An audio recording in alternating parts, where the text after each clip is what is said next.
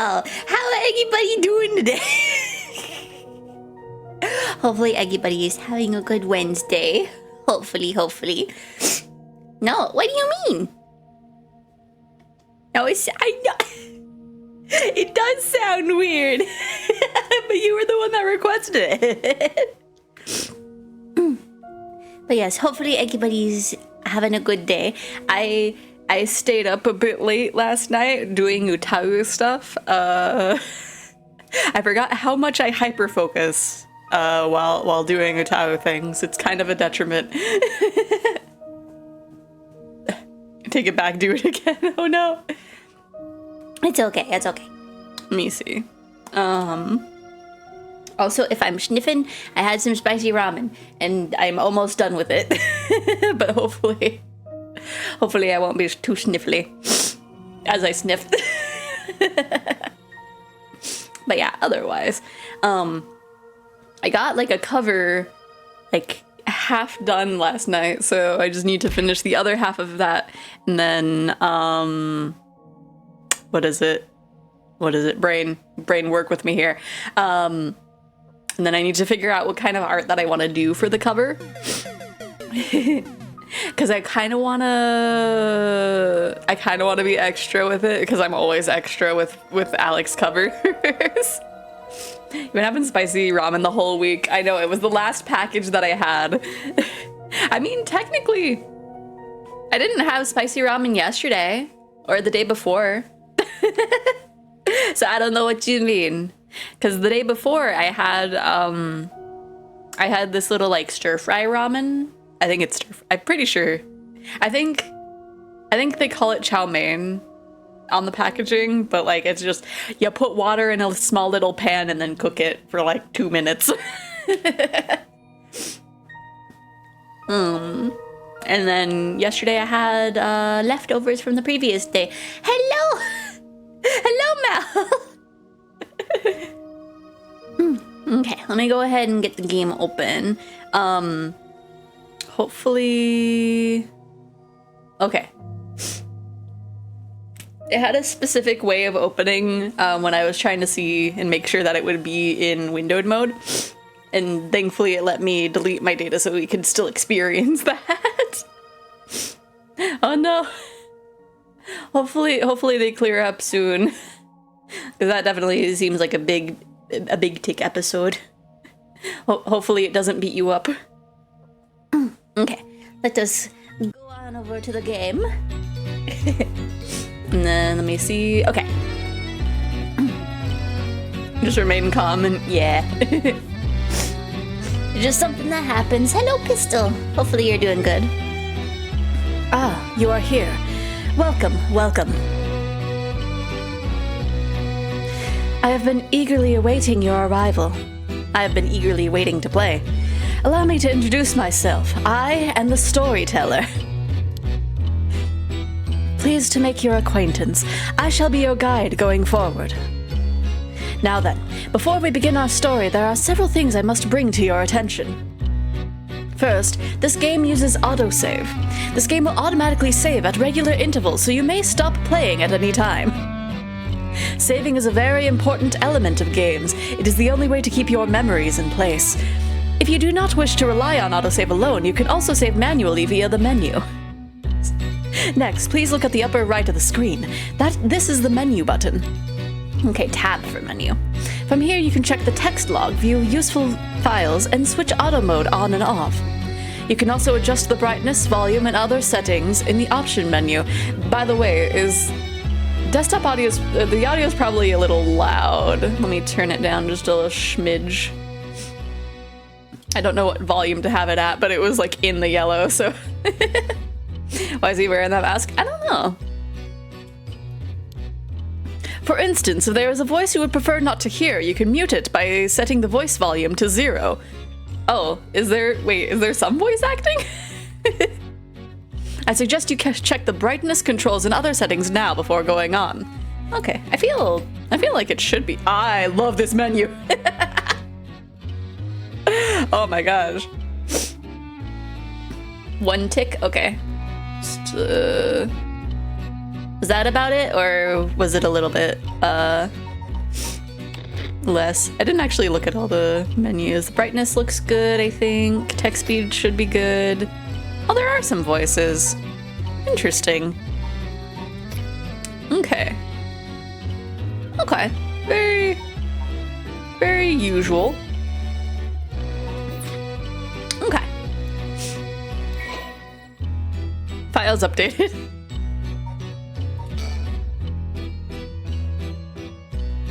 My man, I don't have a controller. Should I plug in my controller? Is that something I should do?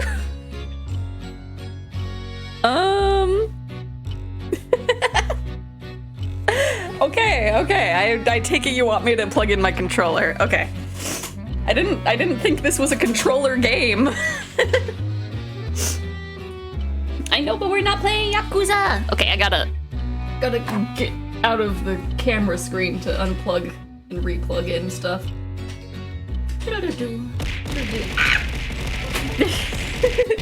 Oh gosh, my sound changed.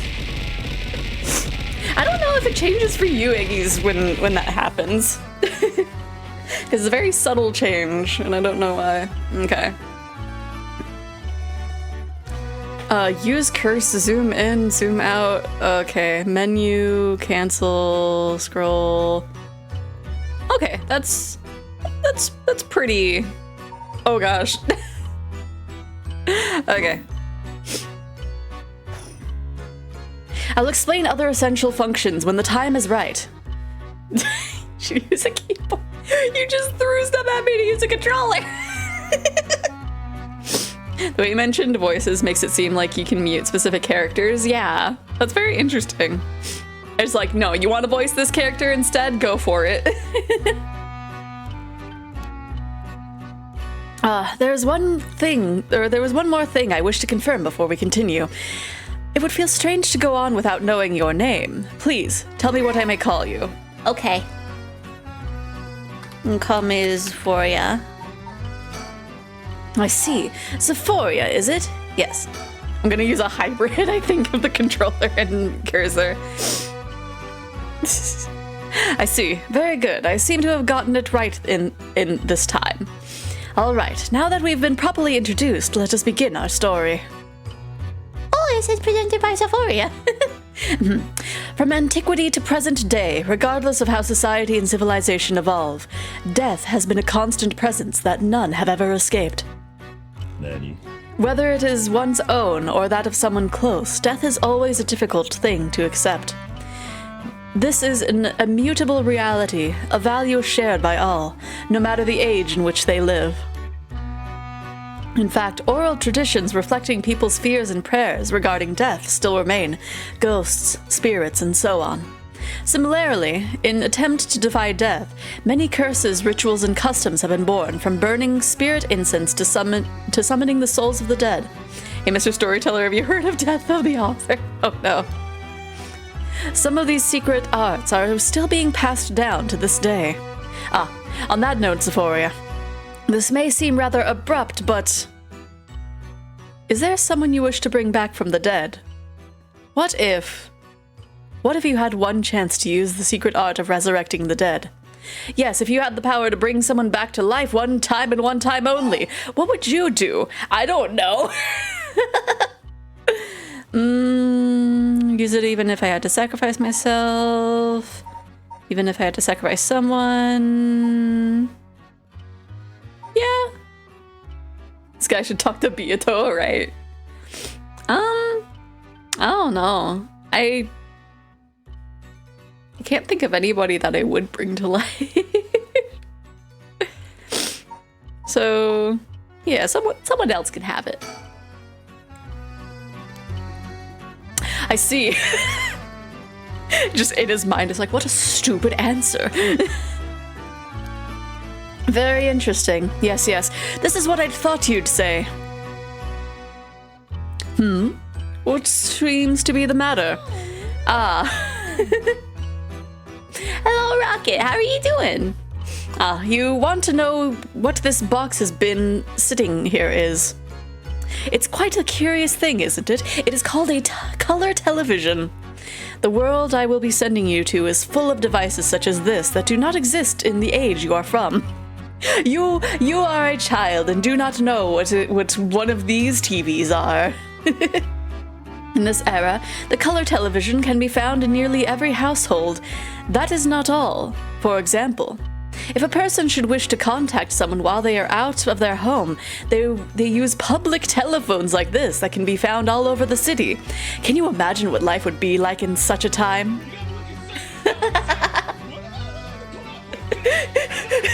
Just, what the heck is a public payphone? I'd be thrilled to have you continue the story, Xephoria. After all, that is why you came here, no? So let us begin. I have kept you waiting long enough. Majima! You know about payphones. I present to you Paranorma Sight, a bizarre tale surrounding the curse known as the Rite of Resurrection, a peculiar yarn ensnaring 9 men and women in a fierce fight for their lives as it unravels. Some of the characters appearing will surely share your views on the Rite of Resurrection. I imagine those who have lost someone dear to them will feel particularly strongly about it, clinging to it as their last desperate hope. The first I shall introduce, a man named Shogo Okie, is one of them. Okay. He's an office worker. Unremarkable. That's pretty par the course for protagonists. Oh. Oh, I wonder what it could be at such a time. That is a man's. So let us begin. Majima Goro shows up just like, Early this morning, the body of a drowned man was discovered in a park in Sumida City. Police have identified the... Boy. What did I do? I'm just reading! What did you confuse your name with? What do you mean? People have identified the body as Shogo Okie, a 25-year-old man who worked at a company in the area. As signs of a struggle were found, the Sumida police suspect foul play and have launched an investigation. Why did that get me? Why did that get me? That was just so chill. It wasn't even scary. I think the game expected you to read his whole biography, maybe. Oh, excuse me, please pay no mind to what you have just seen.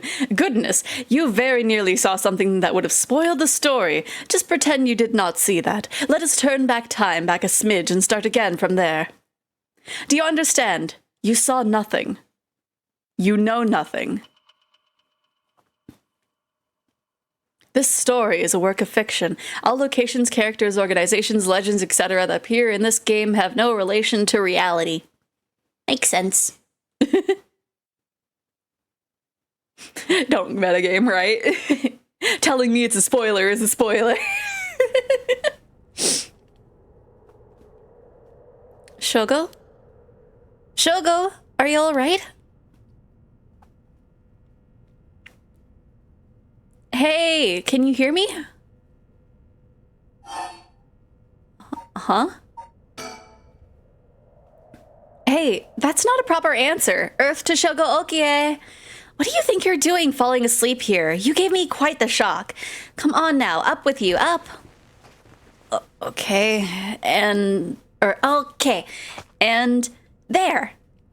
How's that? All right? Do you feel dizzy? Have a headache? Are your humors off balance? My humors? I'm fine, I think. There's definitely nothing wrong with my humors, though my head's still a little fuzzy. There's us. Oh, that doesn't sound good. You need a leech? I have plenty. Oh no! It's not that far back in the past, I don't think. Do you give him a different name from what your device profile says? He'll call you by the profile name and not the name you gave him. Oh, interesting. Funnily enough, I do have my computer set up as having my name be Xephoria, so he probably will, like, I don't know what I would have put in for him to be like, I think not. As a storyteller, it's going to be a bit harder to forget what I see when it's us dying, right? Yeah, my humors are messed up. Thanks to one shot. Uh-oh. That doesn't sound good. Turn your head around a little bit to see if you can walk all right. Okay. When the game is in your control, drag the screen and move the right stick to look around. Try looking around your surroundings now. My goodness. Oh, some clouds. You just straight dead names, yeah, right. Majima, hello! Called me by my full name rather than my first name. Oh gosh. Just, I am Parasitus. I think not Parasitus, Rocket VT. What? Just forcing my... My goodness, I'm jumpy today.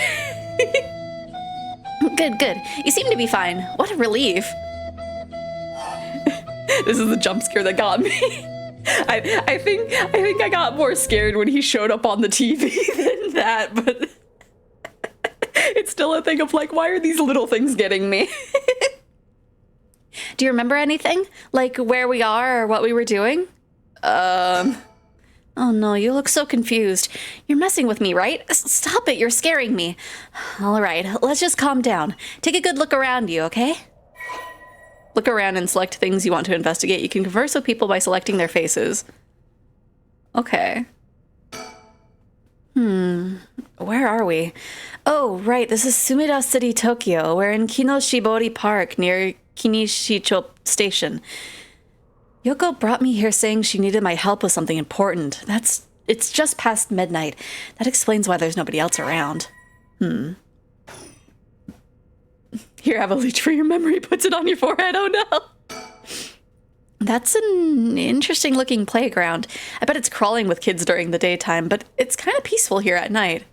A little bit. It's perfect for hide and seek, I think. Oh, a telephone booth. These telephone booths are all over town. The lights are always on so they can be used in an emergency. That's good to know. I guess we should talk to you, huh? Yikes, that was close. If we died before we got our hands on the rite of resurrection, everything would be over before we started. just the fact that, like, we don't know what's going on, and it's just like, if we died before we got our hands on the rite of resurrection, and we're just like, what? Huh?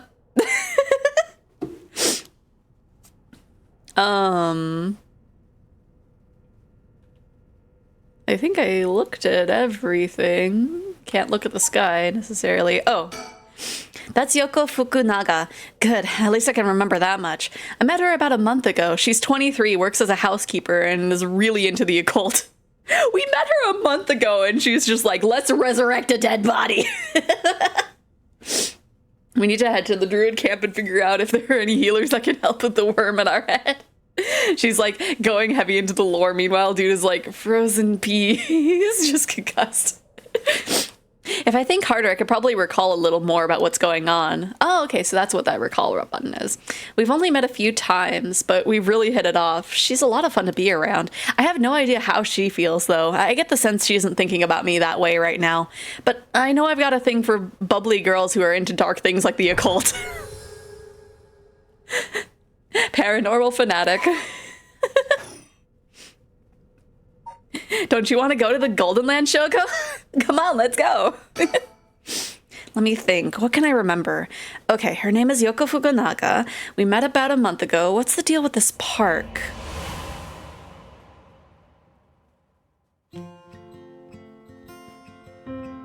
It was around noon on one of my days off. I had just finished running some errands in Kinshicho and was there taking a quick break. I was just looking around absent-mindedly, and then someone heckin' died in front of me. Oh, when I noticed this girl loitering about.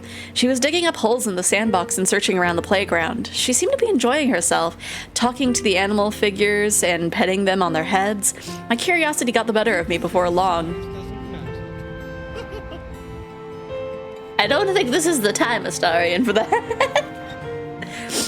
She's really into learning about human sacrifice ceremonies, and I feel safe around her. My curiosity got the better of me before long, and I struck up a conversation. Hey, are you looking for something?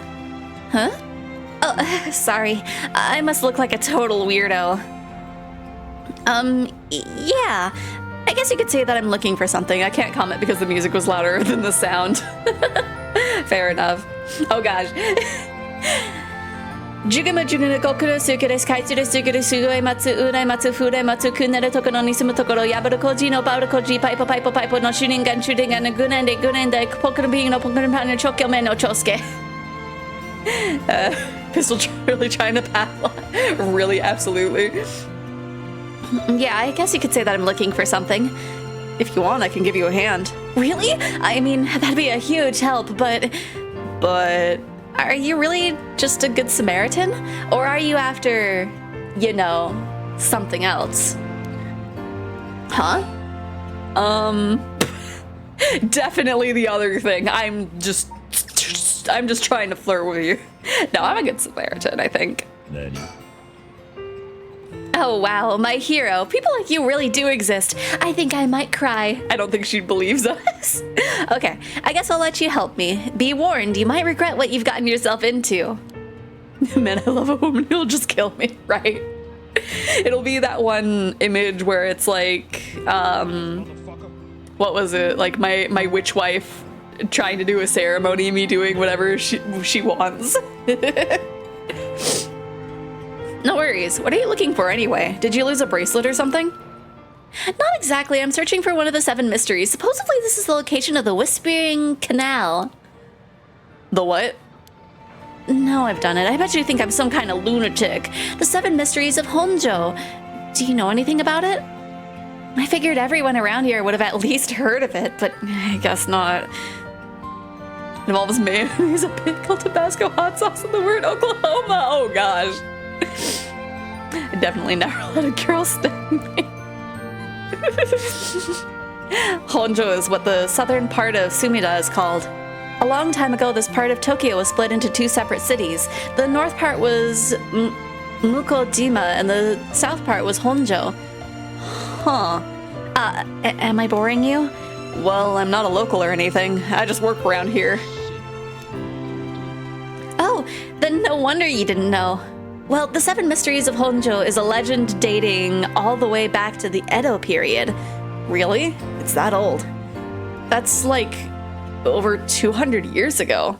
Oh, I've got your attention after all. I just assumed it was one of those fake stories made up to chase the occult craze. I don't blame you. A lot of popular stories going around are pretty fishy. But the 7 Mysteries of Honjo are different because they're all true. They're true? That's what I said. They're the real deal. So, hold on, what does that mean? Are you telling me there's actually paranormal stuff at work in this park? Yep, pretty much. But there's gotta be more to it. After all I've done, I still haven't found a thing. That was the first time I met Yoko Fukunaga. We exchanged contact information and we talked on the phone a few times since. We've even met in person once or twice, but she never brought up the 7 Mysteries of Honjo again. I figured she'd gotten bored of it. Now we have to do a sacrifice. Until today, when all of a sudden she decided to resume her search. There's one legend where this guy turned himself into a pickle. A pickle! It was the most hilarious thing. I gotta figure out more about it. Huh? Wait a second, where did Yoko go? According to Yoko, the Whispering Canal, one of the 7 mysteries of Honjo, is around here somewhere. I'm gonna move my mic because it's like right in my peripheral and I don't like it. But the pickle was arrested for domestic abuse. It was wild. You should have been there. It's apparently the story that the expression left at the canal originally comes from. I think I left myself a note about it. I should check my files. Okay, I'll look at my files. Whispering Canal, I think. Formerly known as Kinshibori, many fishermen once gathered at this section of the canal that ran through Honjo. As their days came to a close and the fishermen gathered up their catches, a terrifying voice would rise up from the canal, whispering, "Leave it behind, leave it behind." Those who ignored the voice found themselves unable to move, and their previously full baskets of fish emptied. They would then be dragged into the canal, never to return. This strange phenomenon continued to occur. The people began to call this body of water the Whispering Canal. Interesting. Sacrifice sex to get to the right resurrection. Oh no. Wasn't Beatrice's ritual also to resurrect her? I think so. I forget. Yeah. Yeah.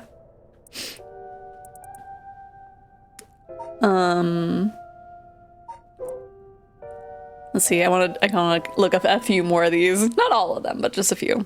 Honjo became known as the hotspot for strange happenings during the Edo period. A number of these stories have survived to this day and became known as the Seven Mysteries of Honjo. While many of these were likely the result of people blaming things they didn't understand on spirits or monsters, the stories continue to be told as urban legends. Despite what the name would imply, there are actually more than 10 of these strange tales. Their roots likely come from stories told by the city's common folk. The most famous of the stories is the Whispering Canal, which eventually became the basis for both an idiom and the well-known rakugo story.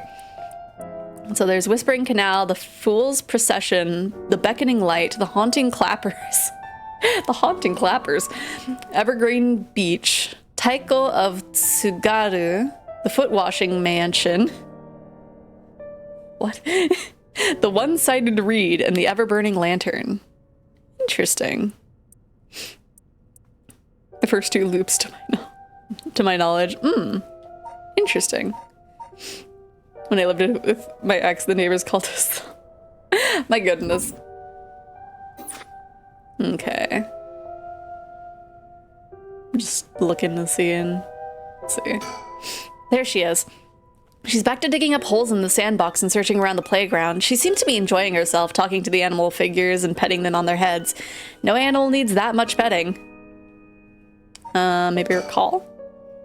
That's right, she asked me to come here to help her look for one of the 7 mysteries. Actually, I think I did some research into the 7 mysteries of Honjo. I can't remember all too well. I should check my files.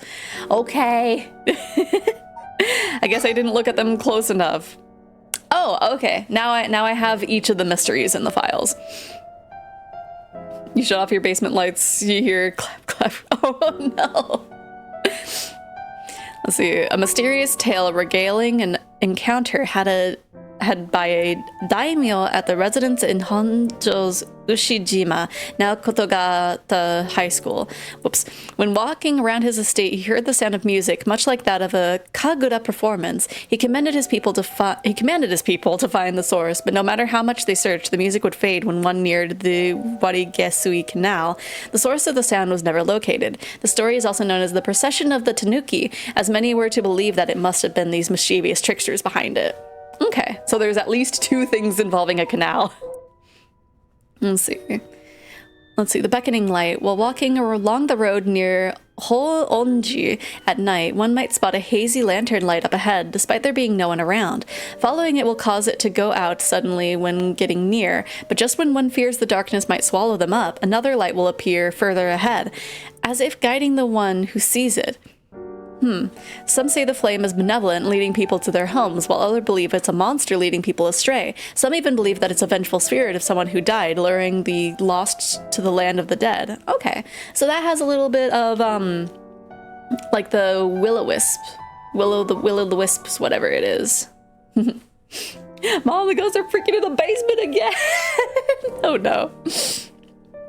Let's see, haunting clappers. As the evening bell rings in Iriecho, near present-day Shomoku Bridge, a night watchman patrols the dark streets and announces his presence by shouting warnings about fires, all the while striking his wooden clappers. But tonight the sound of another set of clappers answers back. He curiously claps his clappers together again. Clack, clack.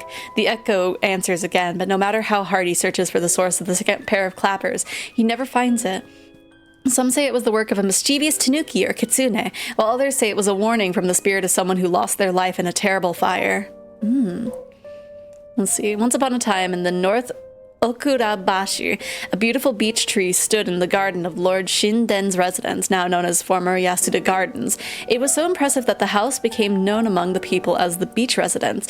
Somehow, no one had ever seen a single leaf fall from the tree. As rumors spread of the eternally green tree, it became known as the evergreen beech.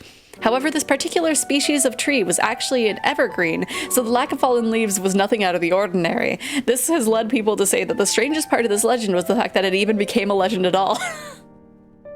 That's so silly. There was once a daimyo from the Hirosaki domain in Sugaru who built a residence in Midori-cho on the large piece of land. In this estate was almost 8-meter tall tower that served as a lookout for fires. Only a designated firefighter was allowed to use the large drum that resided atop the tower in the event of a fire. While most towers used wooden blocks to sound the fire alarm, for some reason this residence was permitted to use drums. The residence and its special privileges led to much speculation and gossip amongst the townsfolk.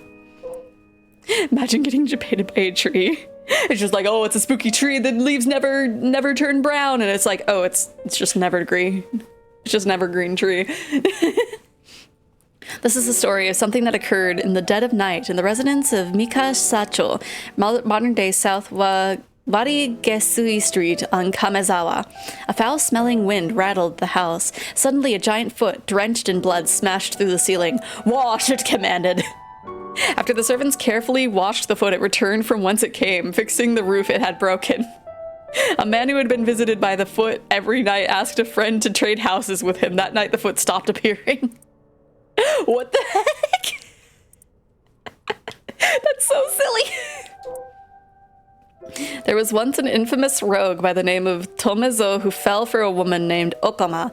Tomezo persistently chased after Okama, attempting to win her heart over and over again, but she rejected his advantage each time. Enraged by her indifference to him, Tomezo brought a dagger to a canal river, Ryogoku Bridge, and attacked Okama. He cut her arm and leg off one side of her body. He then threw them into the canal. Ever since then, the reeds growing along the canal have only sprouted leaves on one side.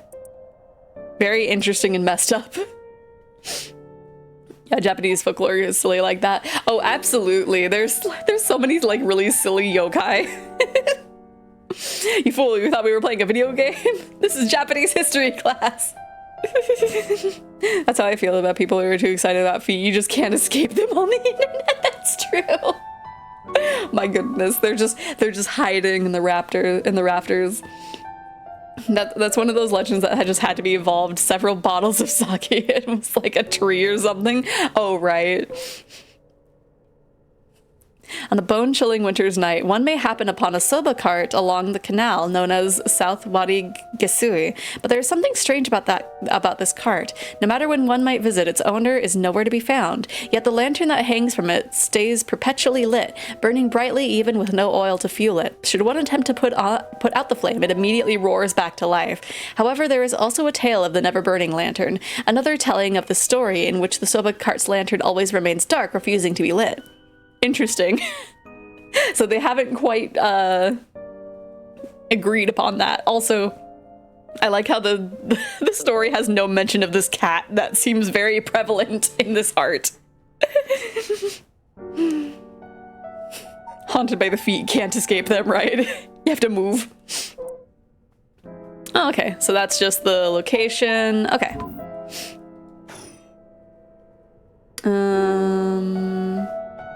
I guess we just talk to her now, huh?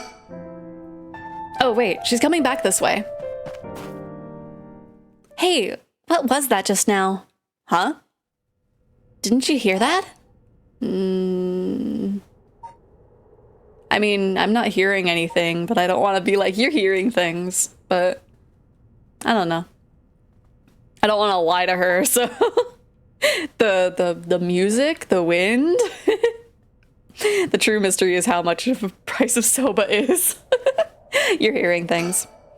No, I didn't hear anything. You sure you didn't just imagine it? Maybe I did. But you're a special talent. You should have been able to hear it. Pay close attention for me, okay? My special talent? What are you talking about? Huh? I mean your spirit sense. You look like you can handle your liquor. What? Huh? I have no idea what drinking has to do with it, but I don't think so. Well, you must. I mean, you can see me, right? Huh?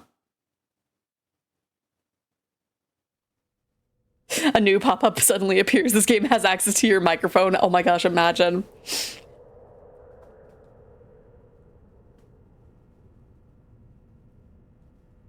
Okay, yeah, I guess it would have been like a play on words kind of joke.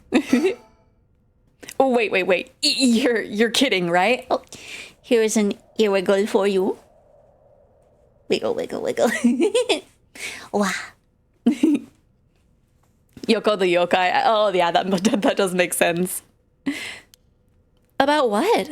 I mean, just now, it kind of sounded like you were saying that only people with spirit sense can see you. Of course that was a joke. Duh. You don't really think I'm some kind of evil spirit, do you? But yeah. I meant what I said about your spirit sense being There's someone behind us. being strong. I bet you could down a whole gimlet in one gulp. Seriously. That's the real reason I asked you to help me with the 7 Mysteries of Honjo business.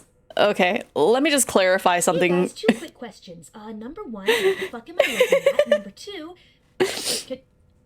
It's fine. It's fine. It's fine, Callie. Don't even worry about it. for 5 seconds. You're stronger than this. I'm gonna take a bite of ramen while I'm getting smacked around.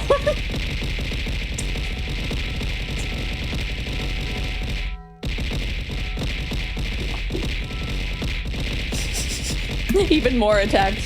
Thank you.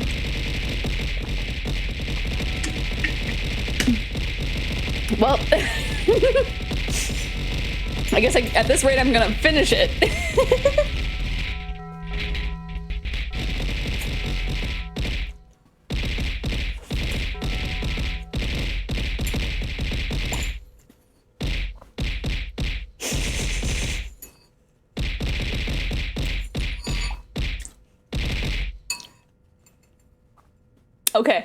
Okay, we good? I finished my ramen. I'm okay.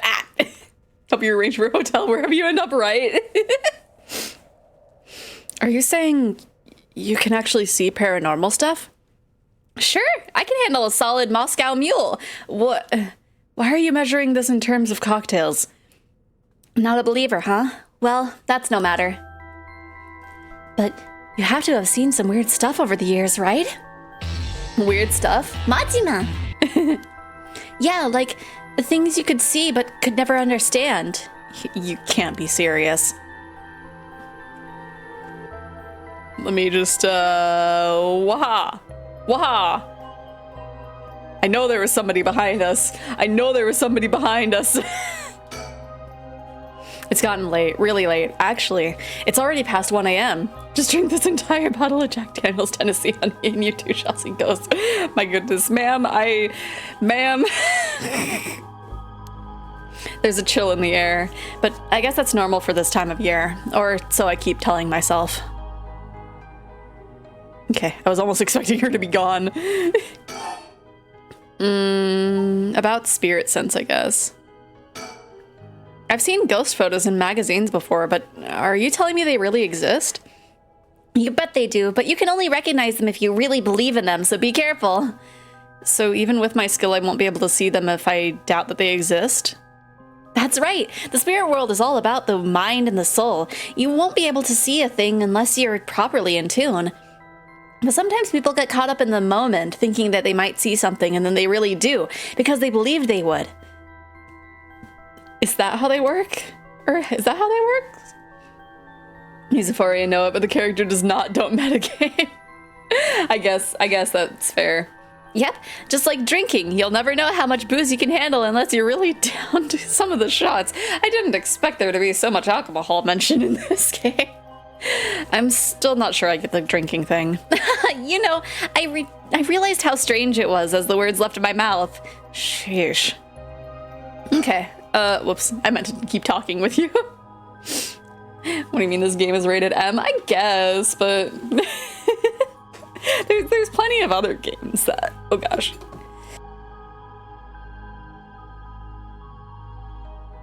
Pardon me. There's plenty of other games that are rated M that, like, don't have so much mention. I don't know how she's comfortable talking about spirits and the paranormal at this time of night. Either she's got guts or she's just used to it, unless... No, it can't be. Maybe she really is a ghost. Yeah, those games have nudity and moida, right? I think, like... I don't think there was a single alcohol I mentioned in Umineko Ogash.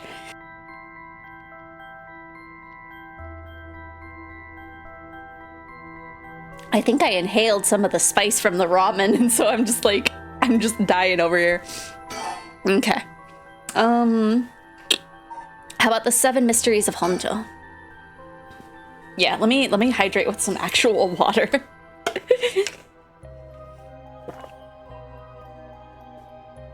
Okay. I just remembered, I actually did some research on the 7 mysteries of Honjo at the library. You did? What did you find? Well, I discovered a few interesting things. Oh, tell me everything. 7 mysteries? There's at least 10. Although they're called the 7 mysteries, the literature lists 9 of them. Oh, I'm surprised you picked up on that. Nice researching. Some people think that there could be up to 15. That's the thing about these old folk tales. Stuff gets added to them over the years. That's more extra stories than main ones. Yeah, but the 7 mysteries rolls off the tongue way better than 9 or 15. If you say so. But it makes sense, don't you think?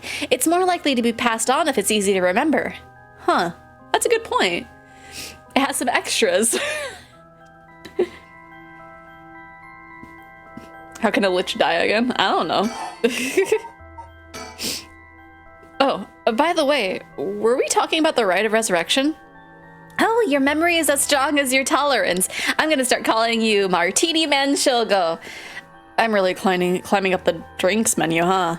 So, you know about it, huh? The rite of resurrection. A magazine ran a feature on it recently that got practically everyone talking about it. Really? Maybe that's where I heard about it. Still, I don't know. It seems a little too far-fetched to be true. So, the rite of resurrection. It's the forbidden act of bringing the dead back to life, concocted by a famous onmyoji from the ancient age. Rumor has it that an old manuscript containing actual concrete details about the rite was recently discovered. This rumor comes from a presentation given by the local historian Hideki Araishi at an academic conference. You must sure know a lot about this stuff. That's because I'm secretly a huge occult buff. Nobody had any idea I like paranormal stuff, but you never would have guessed that I'm a huge occult buff. No siree. I kinda got that. Oh. If you destroy a lich's phylactery, they become mortal. That's true. Is this just Japanese Gravity Falls? Maybe. But if a researcher spoke about it at an academic conference, it must have some basis in fact. Exactly! That's why I believe the rite of resurrection is real. Now I'm starting to believe it too. Good. The pursuit of the unknown starts with belief. I got that from Professor Araishi himself. Okay. Oh, we can talk multiple times about certain things. Okay. And if you can believe that, there might be some hope for you yet. You can't be serious. What about the 7 mysteries of Honjo caught your attention? Are they really ghost stories? Whoops.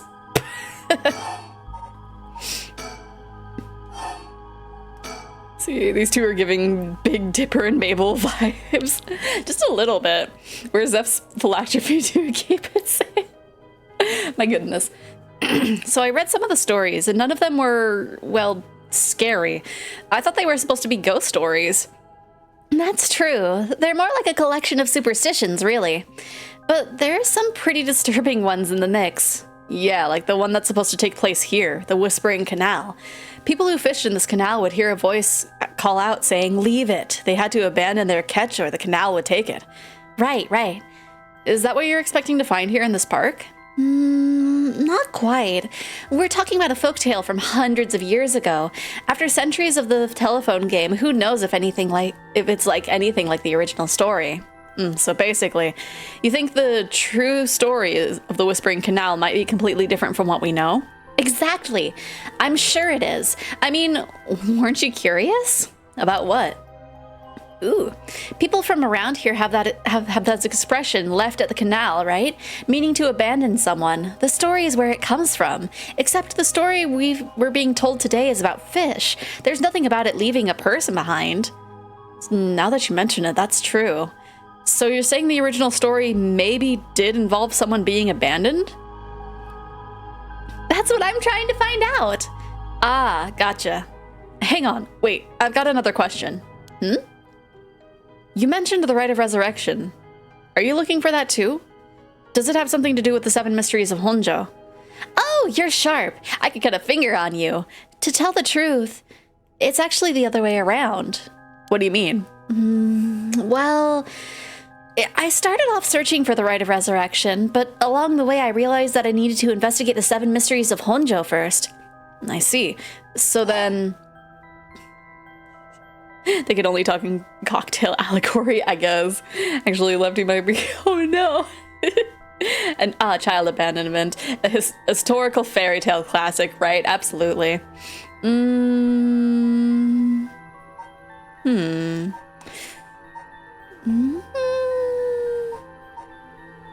What are you looking... Well, we kind of have an idea of what she's looking for the rite. What's that got to do with the 7 mysteries? So, about the connection between this rite and the 7 mysteries, putting together everything we've talked about, my guess is that the original stories behind the 7 mysteries, the true stories, are the key to finding the Rite of Resurrection. And that's why you're here searching for one of them. Do I have that right? Wow, 10 out of 10! You're proving to be quite the capable assistant. Wait, since when was I your assistant? Anyway, this is all just heresy, but... Some say that what led to the 7 mysteries coming to be was the Rite of Resurrection itself. Huh? Don't the stories come from the Edo period? I thought the Rite of Resurrection was supposed to be way older than that. Right. It seems that the Onmyoji from the Edo period rediscovered the ancient art. That old manuscript I mentioned with all the details on how to use the rite, apparently it was written in the Edo period. I know it wasn't like heresy, but like I forgot that it was hearsay. I don't know. Wait, actually, great D&D villain idea. 2 liches that hold each other's phylactery. That'd be cute. That'd be cute. And they both used to be married. Oh gosh. But like they still really care for each other. Heresy is way more fun than hearsay. Only a lich would find another lich cute. But you proposed the thing. Okay. That old manuscript I mentioned with all the details on how to use the rite, apparently it was written in the Edo period. Oh, right, I never told you its name. The manuscript is called The Record of Fates. Whoa, what a name. And it speculates that the secret of the rite is hidden within the 7 mysteries of Honjo. So now the 7 mysteries are the hot new trend. Among who? You know, this whole thing's starting to sound pretty questionable. Come on, remember what I said about the pursuit of the unknown? It starts with belief, right? Why are you looking for the rite? If you're looking into a way to bring someone back from the dead, does that mean you've got someone you want to bring back? You know what? Forget it. It just came to mind, so I thought I'd ask. I didn't mean to pry. Sorry. No, it's fine. I figured I'd need to tell you at some point. It's... Ogopogo. Ogopogo? Yeah, I want to bring Ogopogo back to life. He died in an accident about a month ago. Ogopogo died? Who is Ogopogo? All right, Ogopogo was my dog. I had him for 8 years. Oh, that bringing back a little pet. That would be good. Ah, right. Your dog. Gotcha. You spent a long time together. Losing him must have been really hard for you. Yeah, to be honest, I'm not sure if the rite even works on dogs. But as soon as I find out about it, I knew I had to give it a try. Let's see, that's the whole idea for my soul gems. Oh, interesting. Maybe they were married before they became a lich and then they broke up later. Eternity allows for a lot of time to mess up a relationship, yeah. Hasn't she watched Pet Cemetery? Probably not. When did it come out? Because it might have been like before this time. Let me see. There we go. I don't think I could forgive myself if I just let the opportunity pass by. Definitely. Now I understand why you feel so strongly about it. Thanks for telling me. I know this must be hard to talk about. But you know what? All that led to me meeting you. Yeah, so this might be like very slightly before Pet Sematary came out. So at least something good came out of it. Though it doesn't mean I'll stop looking, obviously. Yoko, I'll do everything I can to help you. Yay! I'm so glad to hear that. Let's keep up the hard work then, yeah? Whoa! What the hell? It feels like the air just changed. I'ma think. What was that just now? Oh shit. Here we go. Hello? Yoko, are you okay? Hey, what's wrong? Stay with me. No, this can't be. No. Oh gosh. Oh, what's gonna be behind me? Majima, protect us. Hello? Hello? Hello? Hello? Why? Yoko! There's nothing there. There's nothing for me to even look at. What? Yoko's pointing over there, but I don't see anything out of the ordinary. Still, she looks really spooked. I doubt she's making this up. Dang it. What did I miss? Or did I miss it? Oh gosh. No. Thing. I don't see anything I should be frightened of. I don't get this. What's going on? Did something happen? Yoko? Hello? Oh. It's me, I'm behind you. Right, at least we're safe that way. Uh-huh.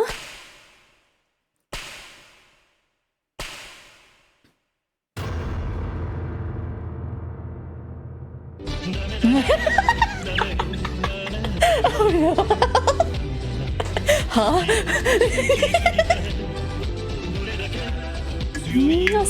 避けても何思い出がバカみたい Huh? What the? What is? Something's. What is it? Why is this happening?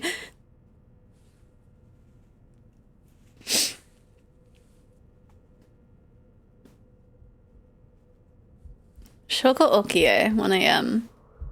Kishinobi Park, or Kinshibori Park. Right.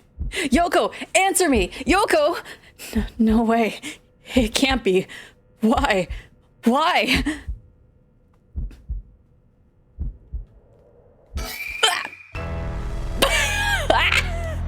What the heck just happened?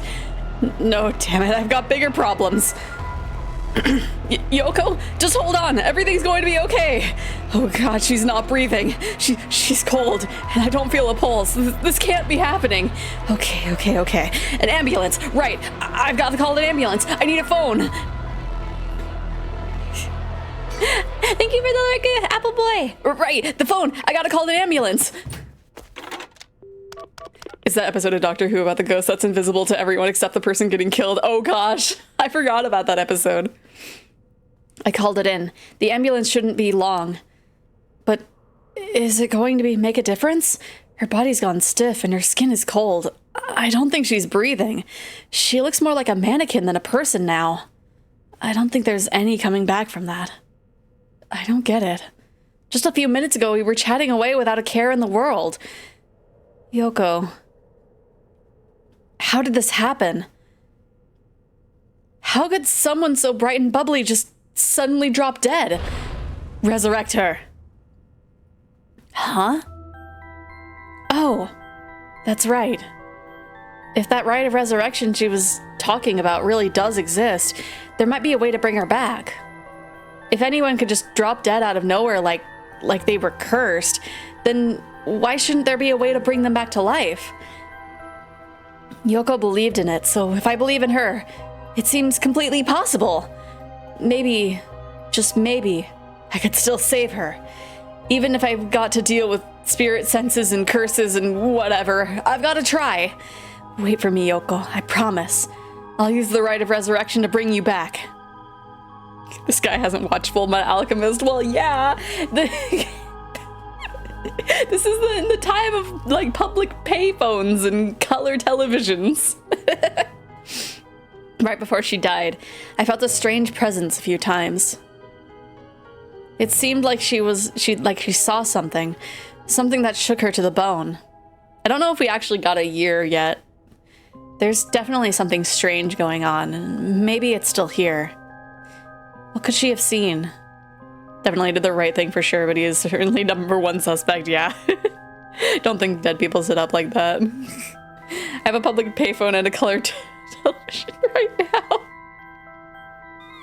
I mean, I don't know. She mentioned that the Rite of Resurrection and 7 Mysteries were connected, so maybe whatever it was she saw had something to do with that Whispering Canal. Whoa! It's definitely between 1980 and 1990. Yeah, I think so. Damn it, that presence again. It must be around here somewhere, but where?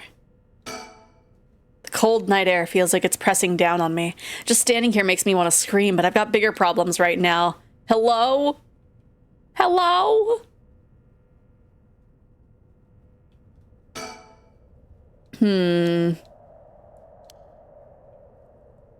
I don't know what happened. Are you gonna jump? What is that? Huh? There's something on the ground. Did Yoko drop this? I didn't notice it until now, but there's a small wooden sculpture by her side.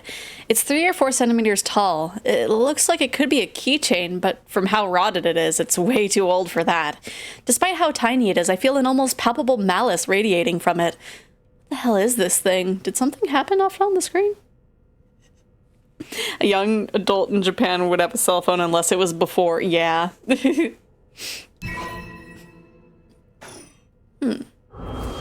Okay.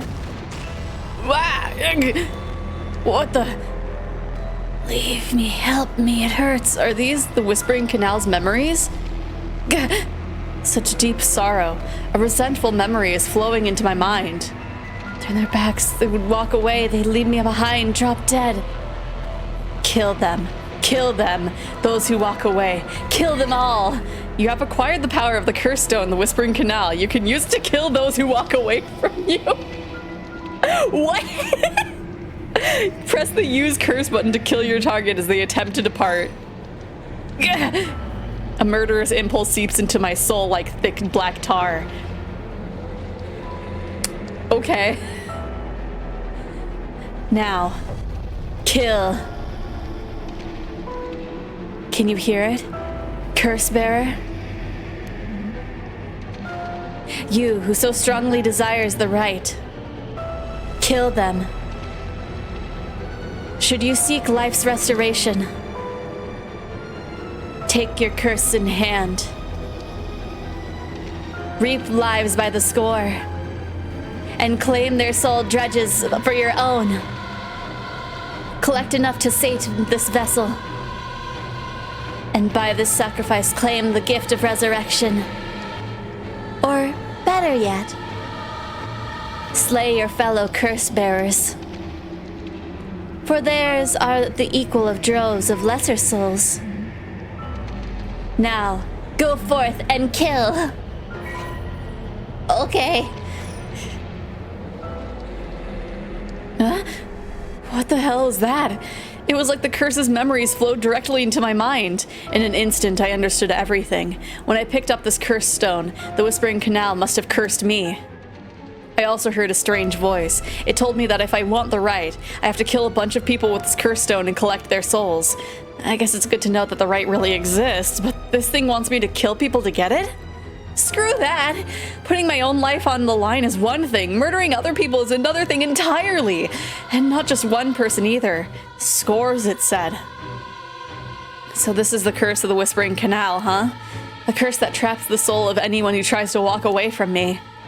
But if I use it, and collect enough souls, then maybe I'll be able to bring Yoko back.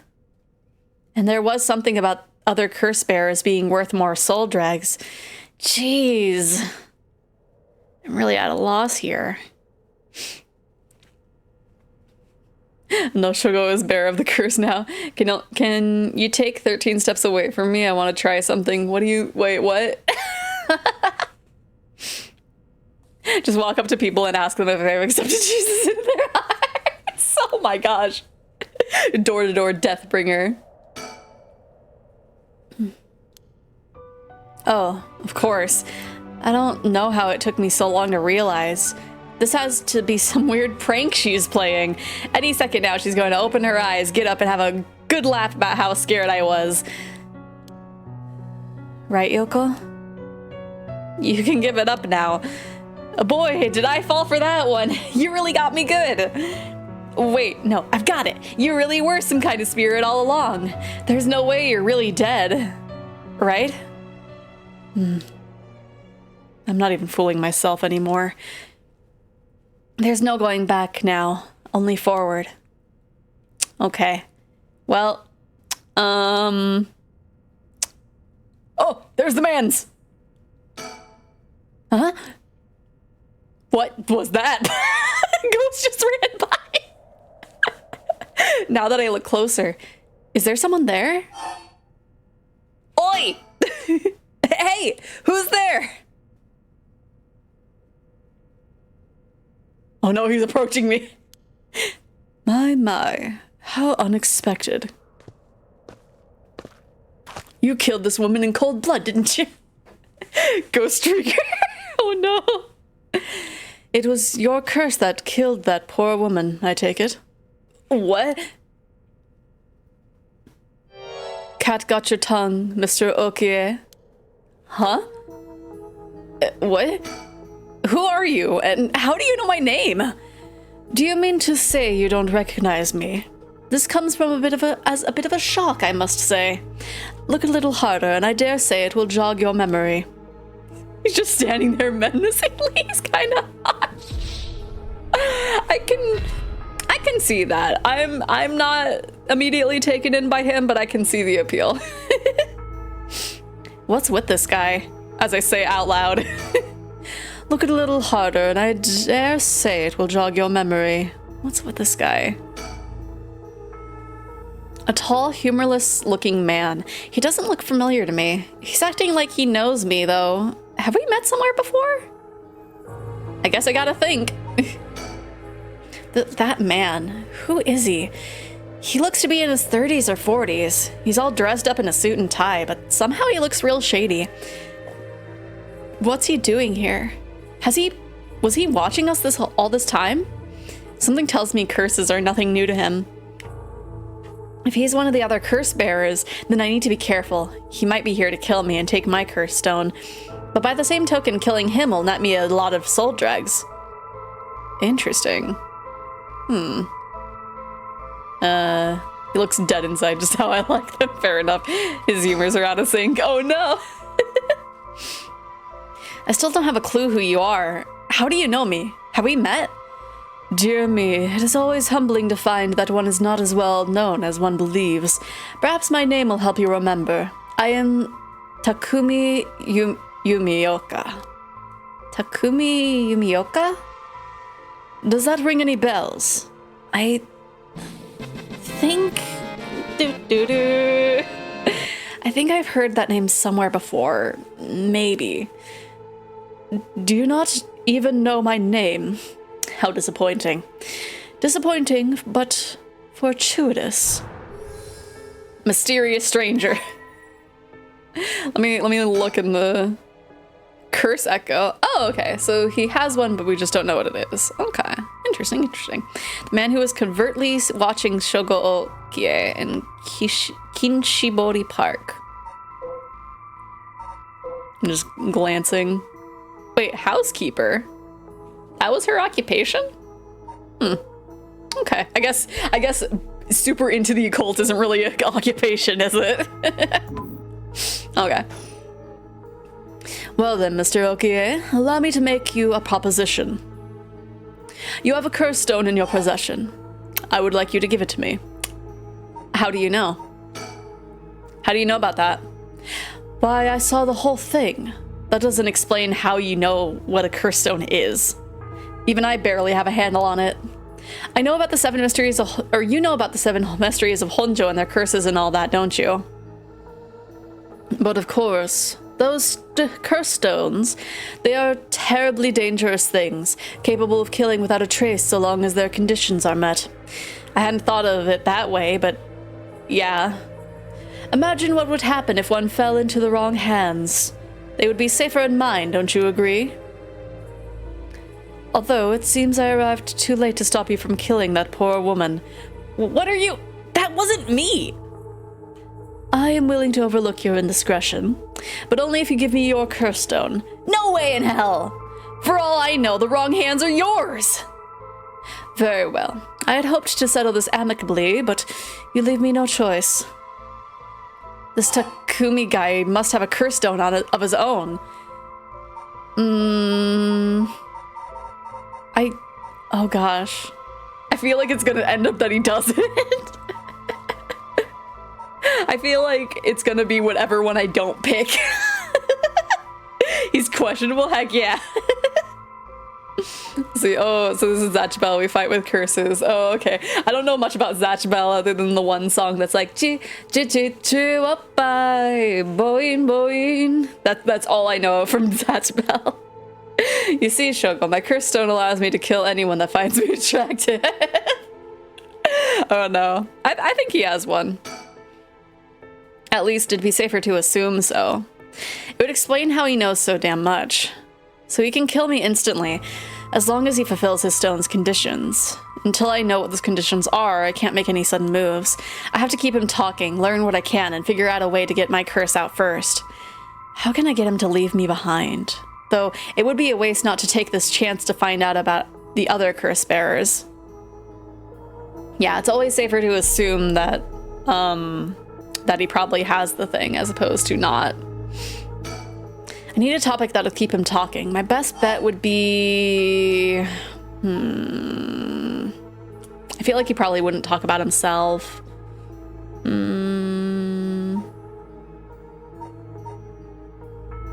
Death Note, but everyone has a Death Note and they all have different rules. Oh my gosh. Curse stone. What do you want with my curse stone anyway? I intend to seal it away in a secure location so it may never be used again. Okay, so he might not actually have one. Like, at least on his person. I'm certain that you too would rather be free of this burden. The power to kill without fear of consequence is, in itself, a curse. There are many ne'er-do-wells in this world who could not resist the urge to use it, all the more so if promised the chance to resurrect the dead. You'll seal it away. How? I will put it in the care of a sorcerer who is well versed in supernatural matters. If I have gained your trust, I must ask you to hand me your curse stone. Okay, how about you, I guess? Before I give you my curse stone, I want to know who you are. I need to know if I can trust you. And your crunchy pixels. A reasonable enough concern. Very well. I am an associate of the great sorcerer Suigen Gamyodo. Suigen Gamyodo. Indeed, you must have heard of him. I believe he was recently featured in a certain magazine. Your unfortunate companion there came seeking his counsel not a few days ago. It was from her that I learned your name. I thought she would have mentioned me to you, but it seems that was presumptuous of me. And when did this happen? Why, just 2 or 3 days ago. Gotcha. Yeah, I'm not buying that. He knows I don't know who he is, so he's just trying to feed me a story. I've only known Yoko for a month, but she never mentioned going to see some mystic. Though it is Yoko we're talking about here, it's hard to say for sure. I hope that is enough to convince you that my hands are more than trustworthy. No! If I gain your trust, I ask you to hand me this curse stone. Okay. How do I know it wasn't you who killed Yoko with your curse? Mr. Okia, if you're hoping to trick me into revealing whether I possess a curse stone, I assure you, you cannot. It is your curse that was responsible, Mr. Okie, no matter what you might tell yourself. That doesn't make sense. I only found this after Yoko died. Oh. Don't play dumb. I know you're the one who did this. Whether you choose to believe me is your prerogative, but you're mistaken. But you should know that multiple curses awakened at once at the stroke of midnight. There are many other curses in Honjo and many other curse bearers. Is it not premature of you to assume that I am the one responsible? Wait, so you're saying that at midnight a bunch of people became curse bearers? There's no point in continuing this conversation. For all I know, he could be telling me anything. Oh, he's trying to get you to reveal how your curse works. True. But like, I think, no, he already knows when we were talking about our curse, right? It's 1 a.m. But yeah, he knows that yeah, it's definitely not us that killed her. Because maybe a lot of the curse stones kill, but like in different ways. Yeah, he knows that it kills, but he doesn't know, because the way that she died doesn't make sense to have been our curse stone.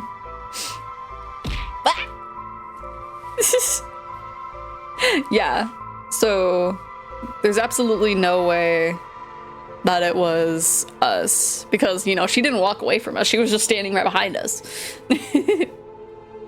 Don't turn around. You can't tell me what to do. Whee!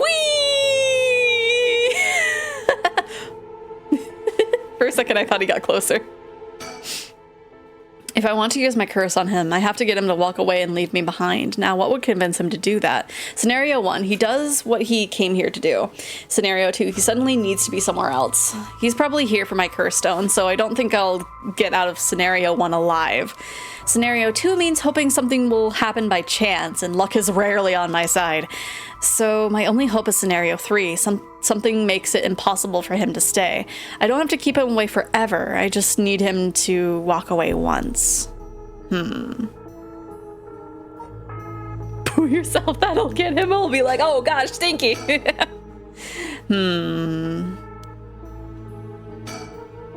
The cold night air feels, just standing here makes me want to scream, but I've got bigger problems right now. Oh, what is that? Hello? Huh? The hell is that? It looks like a light floating in midair. Hey bro, you seeing this? You seeing this, bro? Oh, will-o-wisp. Well, it had a specific name. What was it? I think it was one of the, I think it was the beckoning light. It's the beckoning light in this case right here. I think? No. Yes. Yes. This is why you keep a stash of World War II fart spray. My goodness. Gotta tell him I gotta get some food. Right, it's like, I'm hungry and you looking like a snack. No, that'd be flirty. Oh. Interesting. I guess we'll talk more about Yoko. Why are you so convinced that it was my curse that killed Yoko? Why, it is simply that... Huh?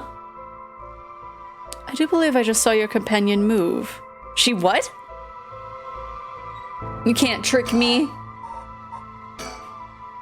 For each of the 7 mysteries, there is a curse and a curse bearer, right? Do you know who any of the others are? And what would you do with that information? Your intentions are nothing untoward, I hope.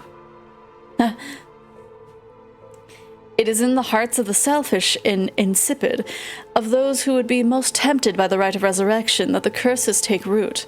And a curse's resentful memories impart a powerful urge to kill, as I am certain you are aware. You are a victim of circumstance, Mr. Okie, but your situation is exceedingly dangerous. You must relinquish your curse stone for your own benefit, before it is too late. Too late? It's already too late! There's no going back! All I can do is keep pressing forward. If you're going to stand in my way, then I'll have to stop you. Am I to take that as a threat, Mr. Okie? I would encourage you to exercise more discretion before you fall foul of a curse. Smack him with some powdered sugar and run away. This is why his curse is called... I don't know. Oh, made you look. Wait, it's closer, I think. Whoa, it's coming closer. Is this another of the 7 mysteries? It looks like a will-o-wisp, maybe. Was there anything like that in 7 mysteries? Yeah, there was. I don't have to keep him away forever. It's creeping me out, but it's staying put for now. I should probably leave it be. Like, do I have to look at the file again? Whoops. Cause we know it's the beckoning light.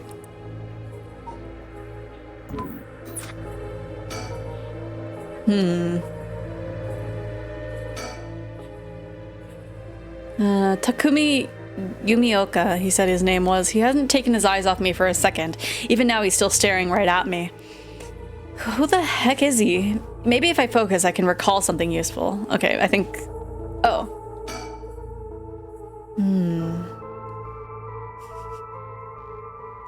I feel like we should have done this earlier. Takumi Yumioka, how the heck does he know me? It's not like I'll be getting out much. I barely have a life outside of work. Wait, that's it! My work! That's how he knows me! I've never actually met him, so it totally slipped my mind. Say size doesn't matter. Astarian, you're so silly. Okay, so now... Secretary to the chairwoman at Hihaku Soaps. Wait, is that the office that we work at? For a soap company?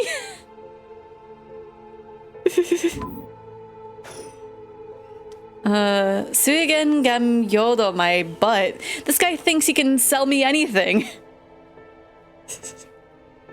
The laugh was the laugh of a gesture. That was the laugh of a vampire.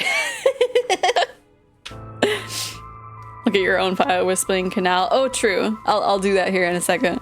This guy thinks he can sell me anything, but I don't know if having figured that out helps me much right now. That's true. Okay. So yeah, let's look, because it did update. Oh, okay. So it updates with the killstone. Interesting. Let's see, kills by drowning one who leaves the curse bearer behind. Oh, it drowns them. That makes sense. Oh. But she didn't leave us behind? But maybe... Let's see, Toki loved fishing with her father, Jinkichi, more than anything.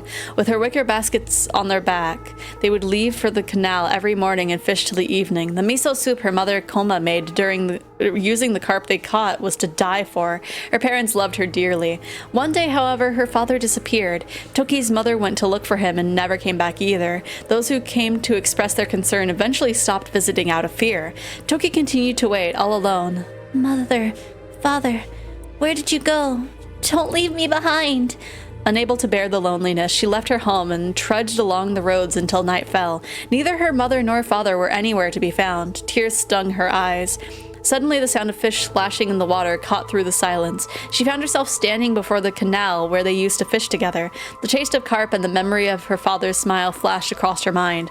Without thinking, Toki walked into the moat. The sound of water splashing echoed throughout the night air. Passerbys thought it was only as the fish in the canal. The splashing faded and the silence returned to the lonely night. Oh. Oh, she might have tried running, that's true. Yeah, so she could have just abandoned us at the last second.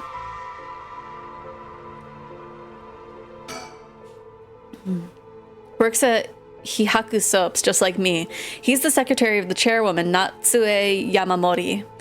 No wonder I didn't recognize him. He's way above us lowly peons. I've only ever seen him in the company bulletins, but he knows who I was. Could he have memorized the names and faces of everyone in the company? That's kind of wild. Suigen gam yodo, my butt. I know who you are. You work at Hihaku Soaps, just like me. You're the chairwoman's secretary. Well, that took you long enough. It's like you didn't even examine me until you spoke of me. Until you spoke to me way too much. Your lack of company loyalty is frankly astounding. Allow me to reiterate my request, then. Not as a stranger, but as your superior. Twirls hair. Thank you for the stretch and hydrate. Oh my gosh. That was my shoulder. Ah. Hey, we're not at the office. You don't get to push me around like that. Why is our chairwoman's secretary even out looking for curse stones anyway? I refrain from revealing myself precisely to avoid such questions, but I suppose needs must. Since the dawn of the Showa era, the land of Honjo has nurtured our company's growth, and vice versa. It is our duty to ensure that curses do not take root in this land we know as our home.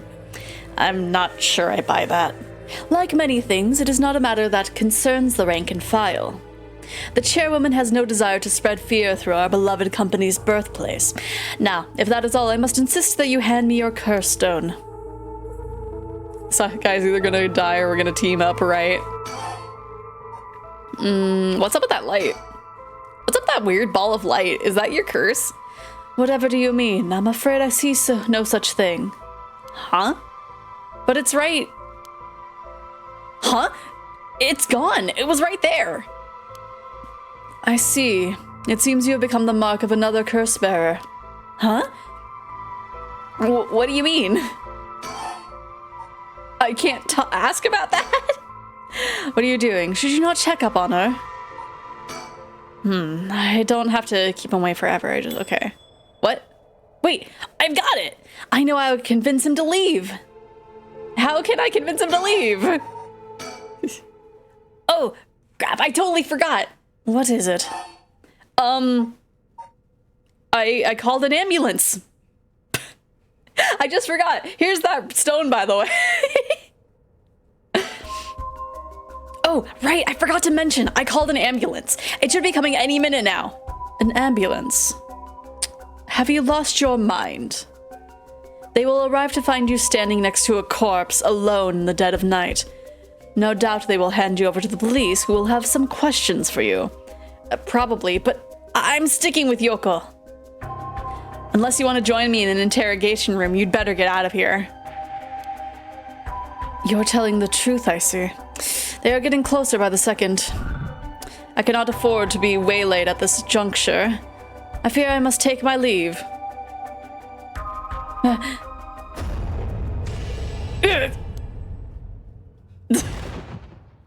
Shigokie, you dare! No,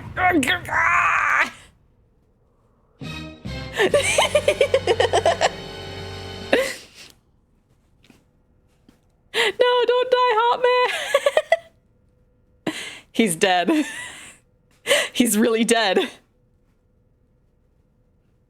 So they don't have to physically leave, they just have to decide to leave. Right, that's interesting. So this is what the curse stone can do. Whoa. Aw, he didn't have one. He didn't have a stone.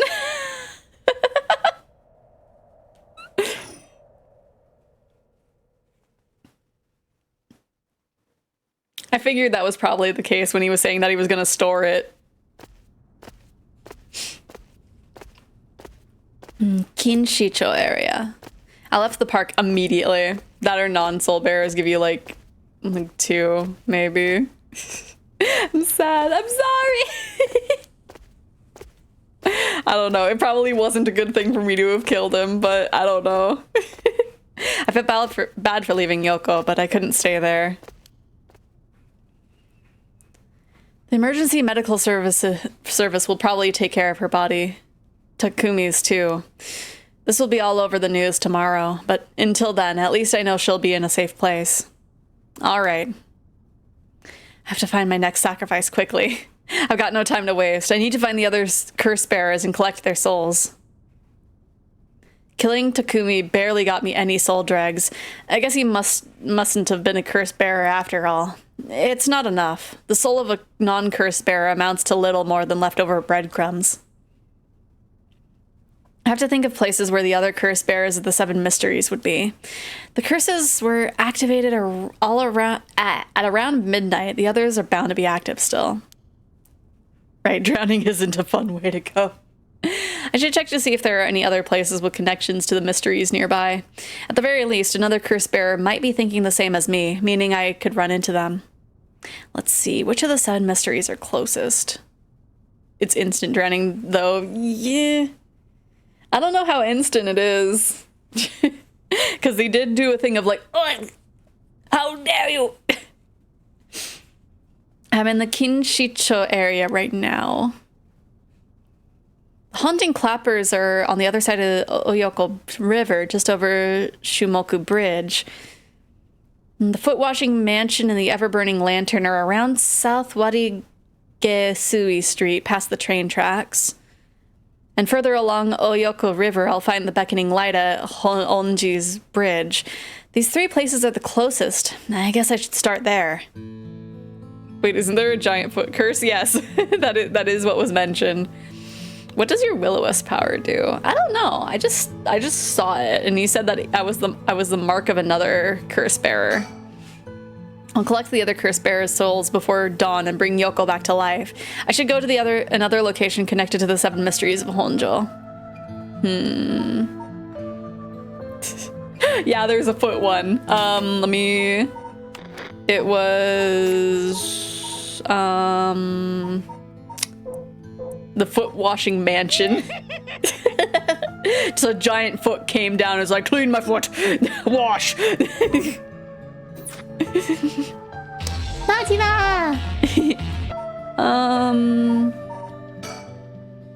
Okay.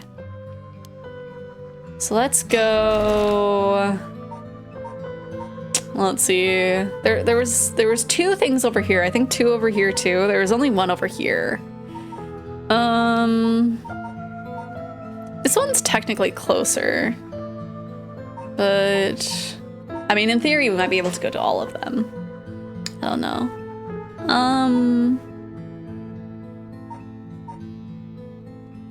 Let's go to the bridge. I think the bridge might be fine. A person with a hat. Unless a curse bearer gives you 50%, you're going to need them all. Yeah, I think so. I'm here at Ho-Onji Bridge, the location linked with the beckoning light. Oh, right. So this is kind of dangerous that we went here, considering, like, we are probably targeted by this man's. Someone's standing on the bridge, silhouetting themselves against the sky. I'm gonna observe. Ah! Ooh. Wait. Fine, I'll go first. Whoa. Don't. No, it's fine. I see. Interesting. Well, now this is a surprise. Eh? Don't throw stuff at me!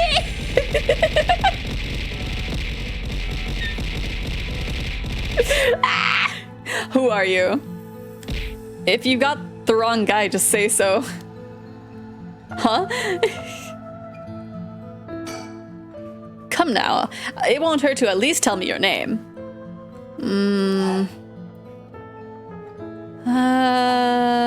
It should be fine, right? I'm Shogo. Fine, my name is Shogo. Careful now, young man. It's not wise to go about giving your name to strangers. This guy is so silly. Gone is the age when one might made right. Nowadays, it's information that rules the world. You'd do best to remember that. You're the one who asked! Your name, your address, your phone number, your age, your occupation, your personal information is much more valuable than you might think. You should treat those things with care. So, I guess you don't plan on telling me anything either, then. You can call me Richter Kai, private detective! Oh gosh. But didn't you just say to... never mind. You say you're a detective? That's correct. I'm a man who deals in secrets. Don't expect me to share any more information with you, though. I only told you so that you could have we can have an understanding. Private detective. Dude's looking like a wrestler, really? He's looking like a JoJo. He's looking like a sand user a little bit. Just a little bit. Has never seen death. No, I have. I only told him my first name. Didn't tell him my full name. JoJo wrestler. And the eccentric man that Shugo Okie ran into on Ho-Onjo Bridge. Oh no, I like him. He's funky. I think it's probably the eyeliner and the little beauty mark. A detective? Really? Dressed like that? He may look ridiculous, but he knows what he's doing. I don't want him finding out about me. I don't think he's a curse bearer, so I'm better off just leaving him alone. Yay, I don't have to kill him, probably. He's a flamboyant fellow. I wouldn't bat an eyelid if this were the inner city, but he stands out like a sore thumb in these parts. The other side is an industrial district. The further down from the bridge is the temple from which it gets its name. What's the detective doing around here? Working. And that's all I'll say about that. I could ask you the same thing, though. It seems like a strange place to stop. What brought you here? I'm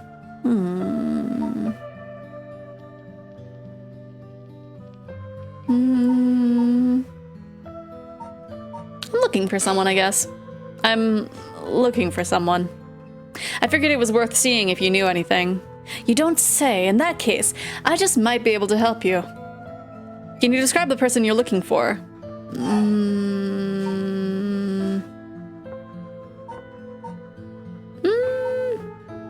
I mean, we can say that we're looking for the 7 mysteries.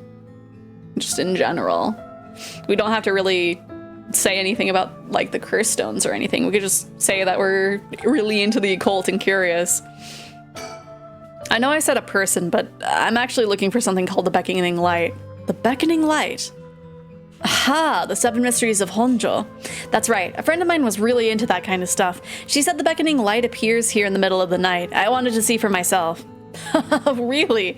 You're the adventurous type, aren't you? Unfortunately, I think you're out of luck. I've been here for a while, but I haven't seen any strange lights. All right.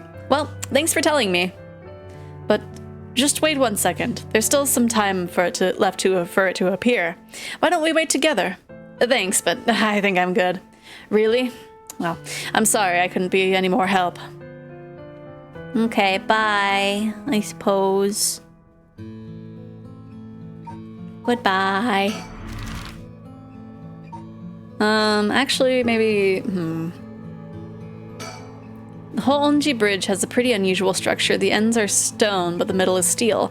The Oyoko River beneath is actually a canal that was dug during the Edo period. Okay, we probably don't have anything else to talk about. Oh, that's right, I meant to ask. Do you have a light on you? A light? You mean for cigarettes? Sorry, I don't. I'm not a smoker. Oh, no, this'll do nicely. Are you sure? What? Anyway, I should get back to work. Once you're gone, of course. Is there a reason I can't be here? Of course. I work as top secret. Okay. We have spoke about everything. It doesn't seem like he has anything to do with the curse bearers. I should move on. If he's here for as long as he says, then there's a good chance he's seen something. But I don't think it's worth asking. He seems like all kinds of trouble. Yeah, we've talked to him as much as we can, so... Okay. So, yeah. Let's go here then. Southwest Barigesui Street. Both the foot-washing mansion and the ever-burning lantern are from this area. It's late at night. Even a road as big as this one is silent as the grave. Is it just me, or is it oddly dark around here? Could this be... Oh, I don't have much room to look around. He has the lantern. Oh no. I know it's past midnight, but it still seems oddly dark around here. And this feeling, it's the same as from before. Oh. Wow! There's something over there. Is that a curse echo? A curse of the 7 mysteries given form. I knew it. There's a curse bearer around here. Is that curse echo, or is that curse echo what's causing the darkness? It doesn't seem hostile. Is it trying to tell me to come closer? What should I do? I'm gonna observe. No, approaching it would be stupid. I should keep my distance. But I don't know what else to really do. I guess think. Decision time. What should I do? If I sit here like this, I risk fulfilling the conditions for that person's curse. It seems like I can still back out if I want, but do I want to?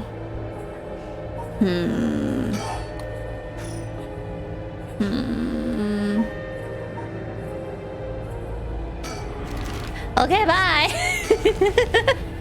I'll come back maybe.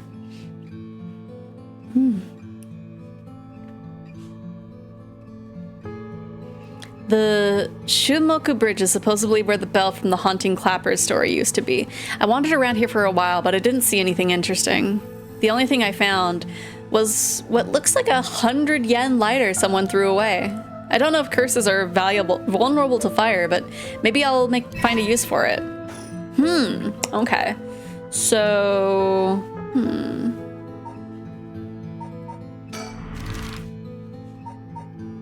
we could bring it to the detective. Because I don't know if a lighter would actually work with the thing, because it seems to be something with the lantern, but it's the version of the light lantern that like can't be lit, as opposed to it's always lit, I think. So I think if I bring a lighter, I'm just gonna die. So let's bring it to the detective, I think. That should be fine. That should be fine. I'm here at Honji Bridge, the location linked with the beckoning light. Something else you need?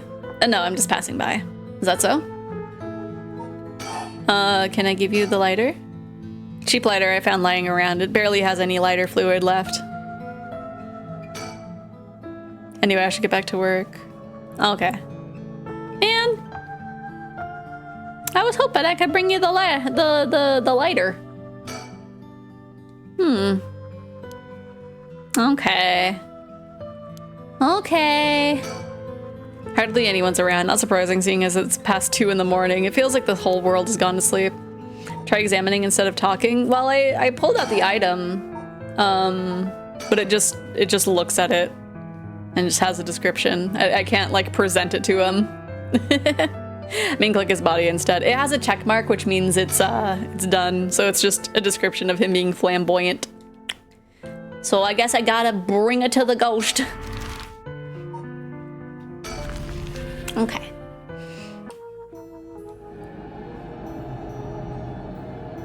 Hey ghost, do you want a lighter? Whatever it is, I think it's still here. Is that curse echo what's causing this darkness? It doesn't seem hostile. Is it trying to tell me to come closer? What should I do?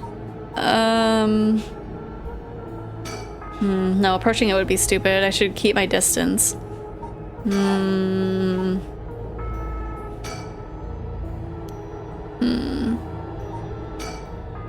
Decision time. What should I do? If I sit here, I risk fulfilling the things I've seen. I guess I have to approach it then, because I have nothing else to really do. I'm just looking, seeing if there's anything to notice, but I don't think so. Okay. Hey, we haven't saved yet. Death by process of elimination, right? Okay. Let's get closer. Nothing's gonna happen if I just sit and wait. Let's check it out. Is this curse about how you read up on it? Oh gosh, it's one of 2 curses. It's either the lantern one or a different one. I feel like it's probably a different one. What? Hello? Darn it, now what? This isn't a curse doing this. Somebody's pulling me in. Ugh, that hurts. It looks like I'm inside a building? Did it toss me in here? I can't see squat. Is this the same darkness from the curse echo? It's completely enclosed. It doesn't seem like there's even a window. There's no telling which direction I'm facing. Can I... That's right. I still have the lighter. I picked it up earlier. Hello? Perfect, it works. Now I can make out my surroundings a bit better. What the? Something... Drat, he's got a light. That ruins everything. Is someone there? Are you a curse bearer? It's over. Time to get out of here. What the? Why?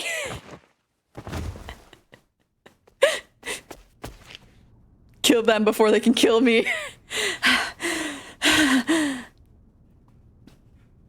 That was a close one. I didn't catch a glimpse of the... Do you need something? I know, Astarion, you'd be proud of me. Didn't catch a glimpse of the curse bearer, but it seems like I'm all right. Oh, nice! Yo! Killing a curse bearer gets so much percentage.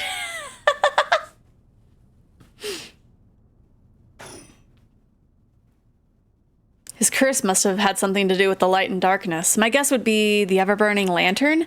So there's a connection between the 7 mysteries and the way their curses work. That might be useful to know. So you just gotta kill 10 normal people and the 3 soul bearers. Yeah, that's not too bad. I want... do I not get their stone? Dun, dun, dun, dun, dun. If the ever-burning lantern is the curse responsible for this, I'd guess maybe its connection is something about me being in total darkness. It's a good thing I had this lighter. It seems to have saved me. Man, I guess you don't know where they died. True. Yeah. Okay. I guess I'm not getting the stone, so somebody else will have the curse stone, I guess. Can I stick a cardboard tube to the ends of your tails? I mean...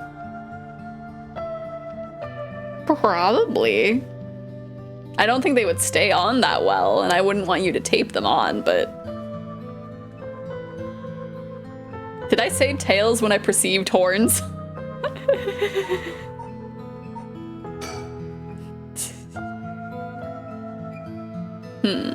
Okay. I've had a look around the area. I should head somewhere else now. Where to next? First, around Midoricho Park at the end of South Wari Gesui Street is the Taiko of Tsugaru. North of there is a school called Komagata High School at the location of the Fool's Procession. It should be around here.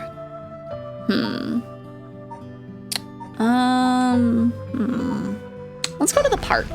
I feel like the park would be a good idea. Time to fix 7-foot-long pool noodle to your horns. Line and naughty go. What? Oh gosh, there's people here. Those look like actual pictures of people. Sonic, we gotta collect all the chaos curses before Dr. Storyman gets us. This is Midoricho Park, location at the Taiko of Tsugaru, one of the 7 mysteries. Huh? There's someone there. There's 2 someones.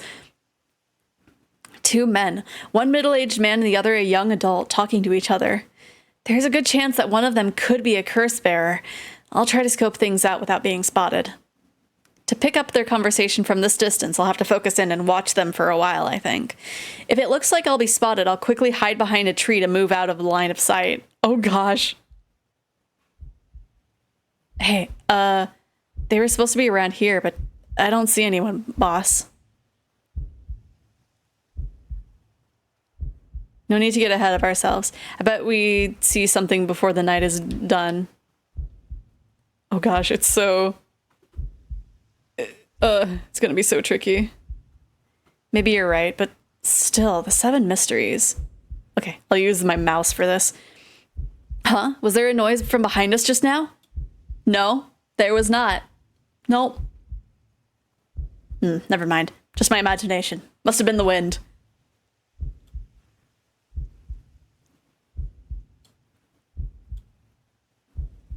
But does that curse really let you kill someone with an object like that? Sorry, something's bugging me. I'm gonna have to check back there. Hello? Don't look at me. Huh, nothing. Guess this place is just keeping me on edge. Ah!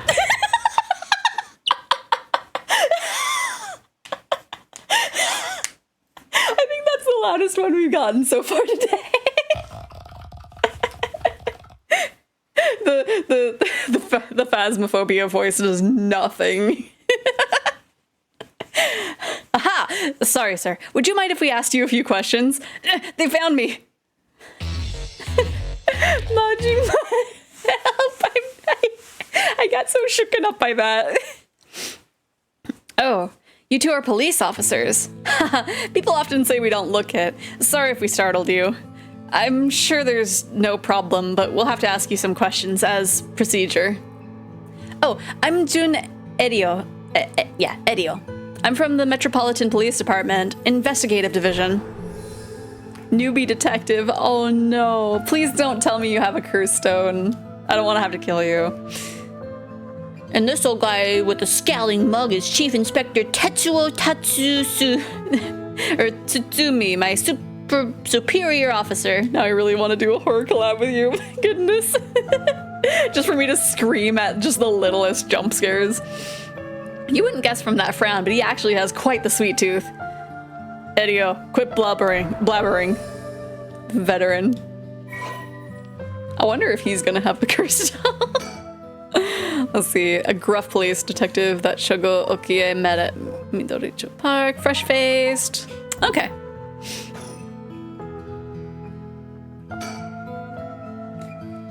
I always imagine detectives as blunt and aggressive, but I guess there are some pleasant ones too. This one, however. He's as intimidating as I expect a veteran cop to be. First that private detective, now police detectives. Why today of all days? So weird. Now first, can you show me some ID with your name, address, and occupation? I'll be okay. I'm better off just going along with it. Wow, you work at Haku Soaps? I heard they've been ranking it in lately, huh? Is that true? I don't know much about that. I'm just a recent hire. People are loving that new hair product you have. I use it all the time myself. Thank you for your patronage. Edio, you use hair products? Get with the times, boss. Guys nowadays all use these things. Isn't that right, Mr. Okie? Yeah, sure. We even make men's cosmetics now. That's so. What a time we live in. Sorry, boss is the kind of caveman who thinks using only a bar of soap for all his washing makes him cool or something. I don't think that. I just don't care enough to use anything else. Actually, we do have all-in-one soaps for just that purpose. There are plenty of people like you. Ha! Hear that, Edio? That's what I'm talking about. You should you should put out more of those. Aren't you riled up? Or aren't you riled up? I'll leave the questions up to him. I got nothing to ask. Okay. Anyway, Mr. Okie, what is it that you're doing here? Actually, I'm searching for the 7 mysteries. Have you heard of the 7 mysteries of Honjo, detective? Yeah, I've heard of them. We were just talking about them a minute ago. A girl I know is into them. That's how I got interested. I see. I seem to remember even Midoricho Park had one of the mysteries associated with it. What was it again? Ba-dum-bum-bum. Oh gosh. I think the Haunting Clappers? Right? No, it was the Taiko Tsugaru, I think.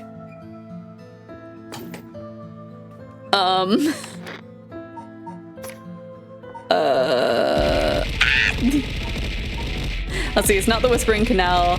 That's the school.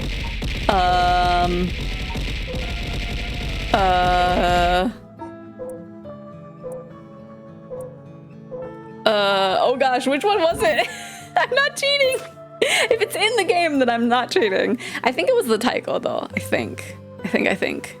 Come back and yeah, I'm always being bullied by Psych. Oh, that's right. The Taiko of Tsugaru. This whole area used to be the residence of the Tsugaru, a clan of samurai. So that's why you were hanging around in the middle of the night. Discover anything interesting? No, nothing. Though I admit I haven't been looking into these things too hard. Right. I think I understand your situation. Thank you for your answers. Now it's quite late, so you'd best be heading home. I'll leave the questions up to him. I got nothing to ask. Okay. Something wrong? You're free to go. Okay, I'll go. The detectives show no sign of leaving. I don't have conclusive proof that they're curse bearers either. The risk is too high for me to stick around talking with them for long. I see. Well, I'll be going now. Take care. They seem like nice people. At least this guy does. This one can go either way. Literally heard one of them saying he had a curse. Did we? Did we? Oh gosh. It was... Oh gosh, I don't even know if it'll let us look. Yeah. Yeah, it doesn't go that far back. Oh no. It's fine. It's fine. We're just going to the... We're going to the school. Whoops. Accidentally pressed a button. It's fine. Because we don't know which one, I think. Here I am at Komagata High School. There's nobody here. Let's see here. Ah! Someone's there! Huh? Whoa, what the? Ouch! I'm so sorry. Are you okay? Yeah, I'm fine, but did you just climb over the school gate? What's going on? Why are you at school this late? Well, I'm really sorry. I'm in a big hurry right now, so I gotta go. Oh no, I don't...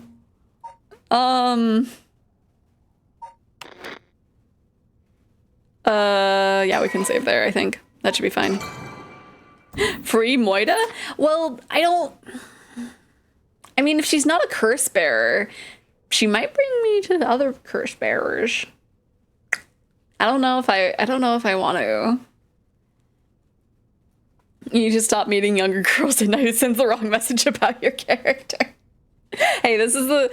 I mean... This is the second girl if you want to count Yoko. I've met more men at night. That even sounds worse. Hey, wait. Oh. Huh? It didn't let me... No! It did it automatically! No! A curse? Why? It can't be. I'm sorry, Ermiel. What the heck? I didn't even... Why did that do it automatically? I didn't press nothing. I didn't press nothing.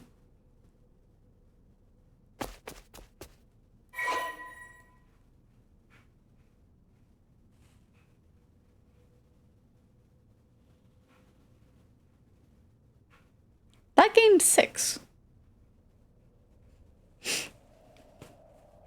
Yeah, I'm gonna load again because I didn't press anything. I pressed not a single thing.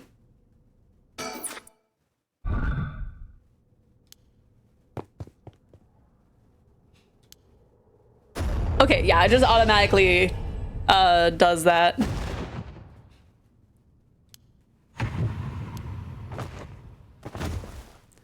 Which is still kind of rude, but oh well. It's like with the police officers, like I had a dialogue choice, but this one it's like, nope, this girl's dead. This girl's dying.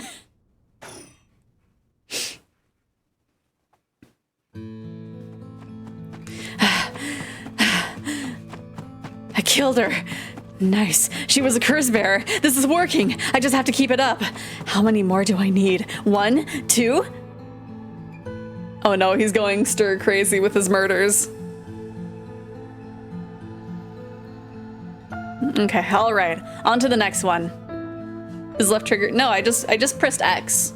I didn't have my finger on any of the triggers. So yeah, it just triggered on its own. It gave me the option of killing her earlier, I guess. First, the one-sided read by Ryogoku River. That does seem weird, yeah. Then the evergreen beach at the former Yasuda Gardens along the Sumida River. Finally, Sumida River.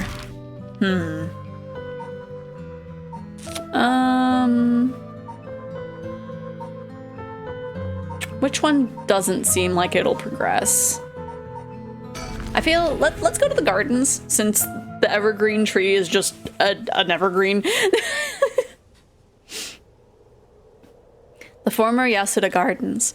There was some kind of incident here recently, so the entrance was closed off, but it was easy enough to sneak in since there are no guards at this time of night. Guys, I'm New Year's. I've actually a bad influence. No! I don't try to be.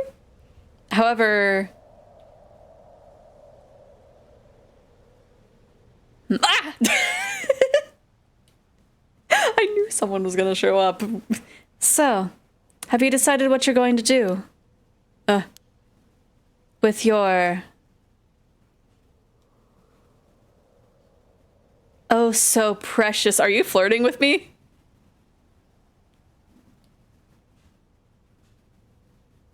Curse.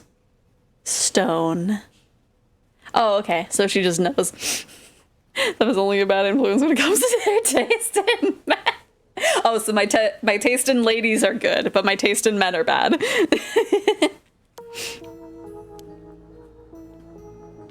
Yeah. As soon as I snuck into the gardens, a woman inside called out from behind me. Oh. I've been waiting for you. I have a curse stone. Her sudden proclamation had me at a loss for words, so the woman continued. I have you in a position where I can use my curse on you whenever I please. What the fuck am I looking at? Number 2. A girl that's maybe flirting with death or flirting with killing us. I don't know. For 5 seconds?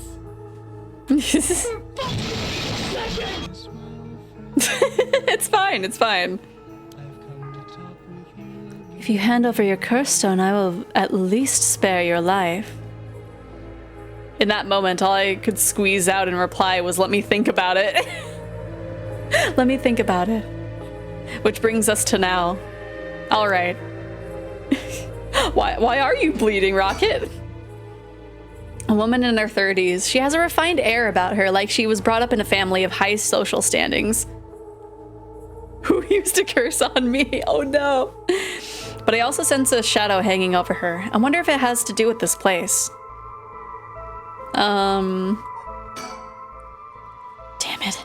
Did I expose myself somehow? She said that she can use her curse on me anytime. I guess I've already fulfilled its conditions. It could be a bluff, but since she seems to have information on me, it's probably true. I can't hand over my curse stone. I need to figure out how her curse is activated and find a way out of here. For now, maybe I can get some information by talking about something that'd catch her interest. Don't tell me you still haven't made up your mind. Such an indecisive man. Wait, I might hand over my curse stone depending on certain things. Will you hear me out for a moment? Sure. Go on.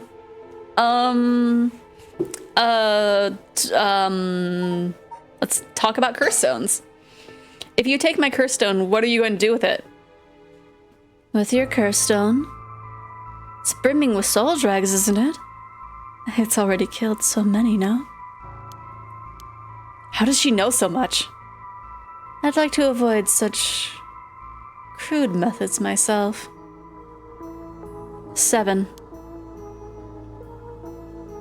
Are you gonna be counting down? Feels weird being in these magnificent gardens after hours. There's not a visitor or groundskeeper in sight except for the woman in front of me. The Ryogoku Public Hall is also on the grounds. Its eye-catching structure makes this place feel even more otherworldly. Yay! We got something in the files.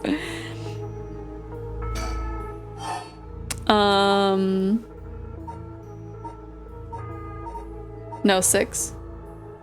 What? She said 7. 7.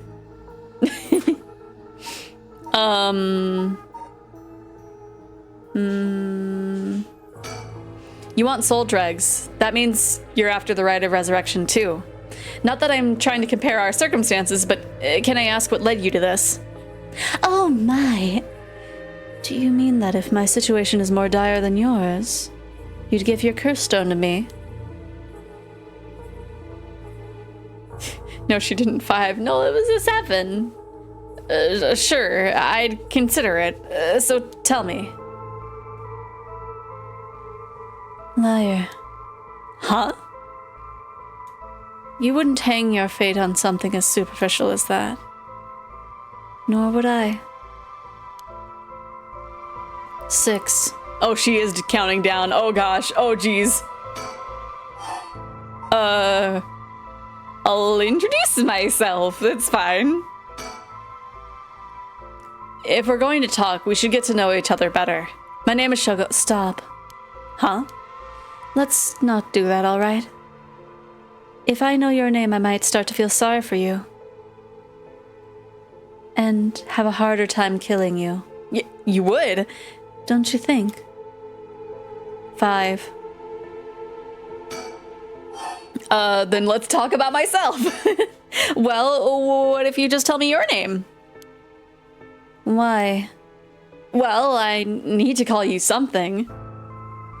Then call me ma'am. Huh? Alright, ma'am. Yes? What is it? Ugh, this is bad. She's completely running the show here. 4.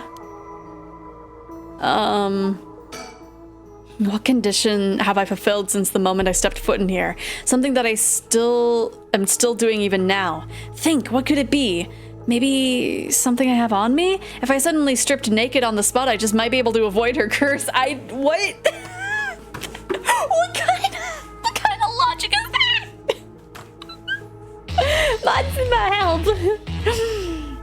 Ma'am, my name is SJ Rocket Time per VODs, and oh jeez. Are you okay, Rocket? I know you're just doing a joke, but like, you did say that you were bleeding earlier. No, that would take too long. She'd probably kill me before I even got my shirt off. Plus, I'd look like a creep. The other possibility is that the condition has to do with the location we're in. If being here is what activates the curse of the Evergreen Beach, then I'll continue to meet that condition as long as I'm here, in which case there's no escape. She'd activate her curse before I ever got away from the gardens.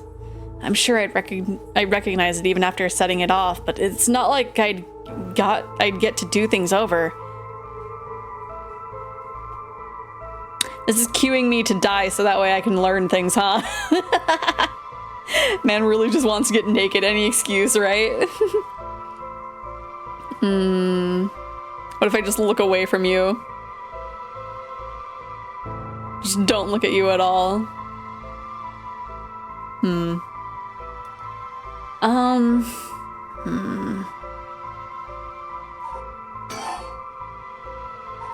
Just throw my empty lighter at her.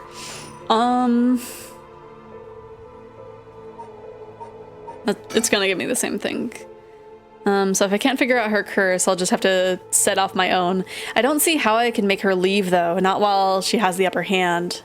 All I can think of is to make her use her curse. Dang it! There's no way I could counterattack after she curses me. Okay.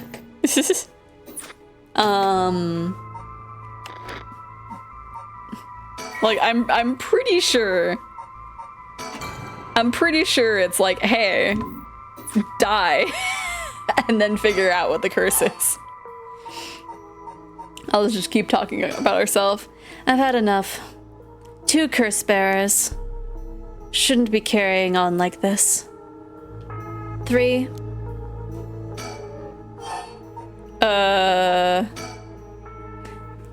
Can you take soul dregs from other curse bearer stones and add them to your own? Who knows? But you have to admit, it's worth trying. So basically, you want soul dregs, but you steal the ones others have gathered because you don't want to get your own hands dirty. You're half right, but half wrong too. I don't mind getting my hands dirty.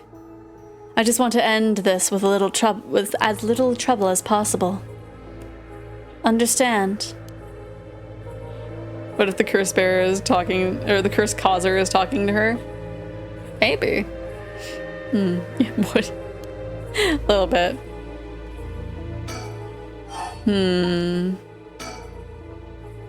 How do you know you haven't already set off my curse? Go on then. Use it. If I had, you could have activated it without all that bluster. And yet, here you are. Damn, does she already know? What, does she already know about it?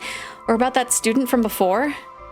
But if she already knows what would activate it, she wouldn't hide it. Because if you know what activates my curse, there's no way you would set it off yourself. So she must have... she must not know yet. I still have a chance. Listen.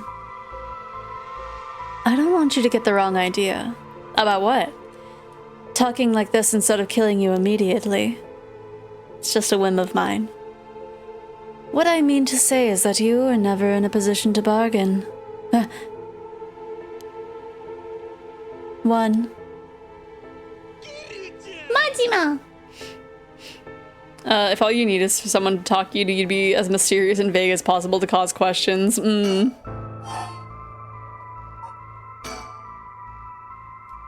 actually can't kill me, can you?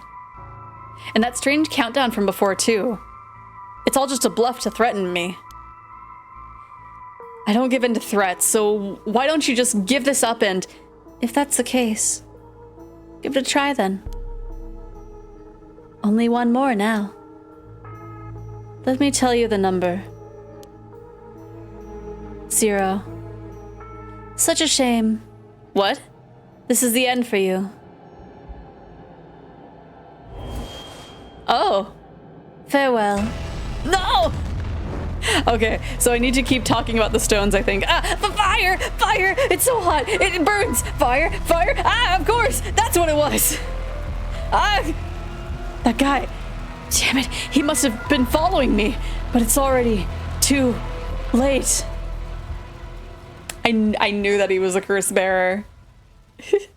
She was just a distraction. Sounds like your curse works similar to Sincho's. Oh! My Xephoria, you seem to have arrived at a less than favorable result. It was not all in vain, however, as you finally realized how the curse is activated. Fear not, you may take as many attempts as you please from the conversation with that lady. Nice, okay. Very well. Remember how to ward off the curse when you return. Bear in mind, Shogo Okue has no way of realizing it himself, so you must react for him. Okay. Hello. So we're in the countdown, I suppose. So I guess we'll talk about the stones, I suppose? Don't tell me you still haven't made up your mind. Such an indecisive man. Wait, I might hand over my stone depending on certain things. Okay, so this is the same. Sure, go on. Okay, let's...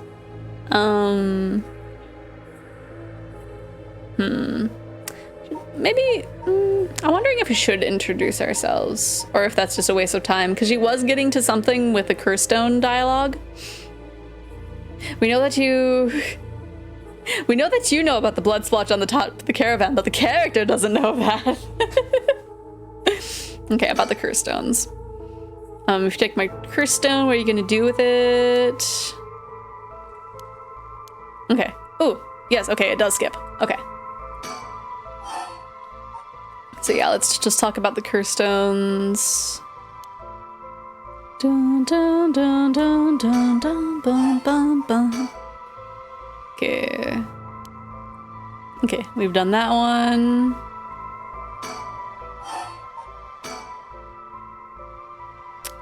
And then, okay, so this was the last one that we had, so everything past this.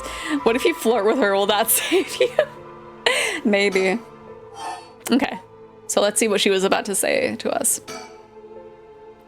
This conversation is over. Oh no. Oh no. Going to talk, we need to get to know each other better. Let's not do that. Okay. Oh gosh. Okay, that's the same. He's like right behind her too.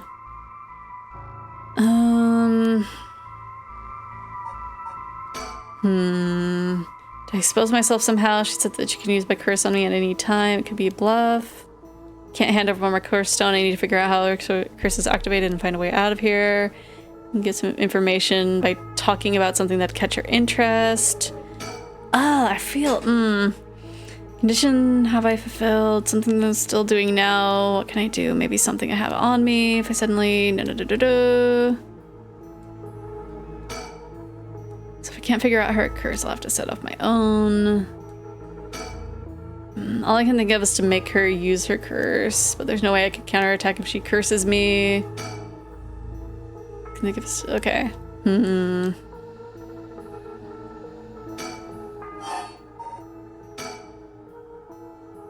If you tell me your name, it's ma'am.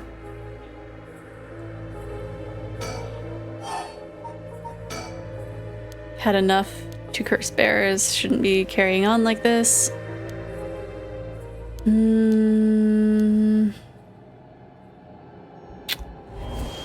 Okay, that...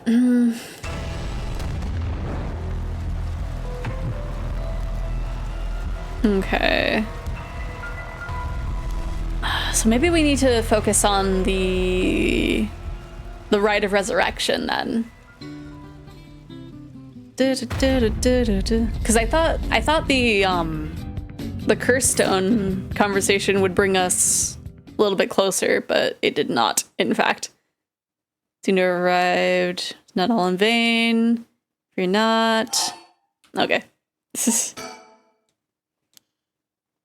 Okay. So let's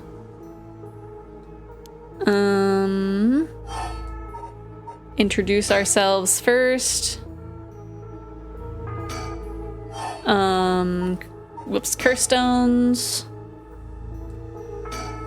Probably didn't even need to introduce ourselves. Okay. So let's just focus on the rite of resurrection. Because I think we only, like, talked about it once. My son. What? He'd be in 6th grade now. If he were still alive. Ah. When I'm one of the big kids, I'll help look after the 1st and 2nd graders, he'd say. He always had a strong sense of justice and responsibility. He wouldn't stand by when he saw other kids getting bullied. He'd defend them even if he was no match for the bully himself. He'd often come home in tears, but only because he was sad when he wasn't strong enough to save others. He wanted to be a policeman when he grew up. Okay, I get it. I've heard enough about your dead kid. Oh, that's enough for you. Yeah. Hearing such a sad story just makes me all the more sorry that I haven't changed my mind. I see. So even after what I told you...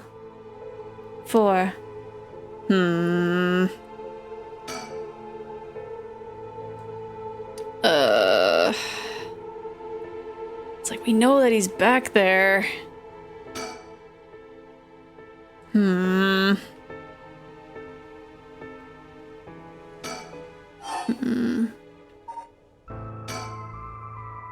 Still won't hand it over.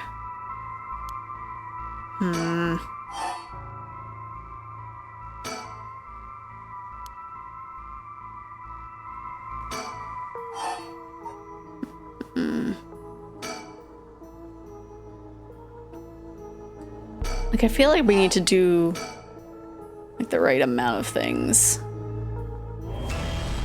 Oh, we're all...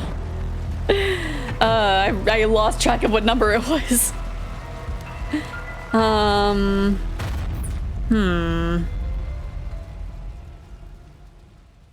Oh, he's actually giving me a hint. Perhaps I should explain further. Perhaps Shogo Oki's fatal heir was carrying something that could be a source of flame. Fear not, you may make as many attempts as you please from the conversation with that lady. Okay, so how do I get rid of the lighter? Very well. Remember how to ward off the curse when you return. But bear in mind, is no really... Okay.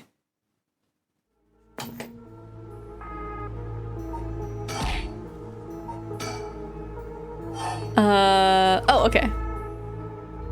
Throw it away. Huh? Throw away this lighter? Why did I suddenly get the impulse to do that? Yes, really, throw it away. Not sure why, but here goes nothing. You never tried using it because like it never let me do it before. What did you just... Why throw your lighter away all of a sudden? Huh? Well, I just kind of felt like it. How? Why is she losing it all of a sudden? Could that lighter have been what fulfilled the condition of her curse? But why? How did I? How could you? Okay, yeah, so it just automatically does it. Ah! This can't be, my shoe, itchy.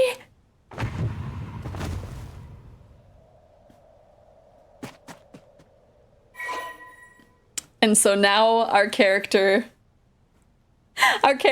doesn't even know that it was the detective guy back there. Actually, no, she had the stone, so he was just watching. What's the total percent now? I don't know how far away from 100% it would be. Because we've got 1, and then 31, 63. Oh, if you open the menu, it'll tell you. Okay. Thank you for the stretch and hydrates.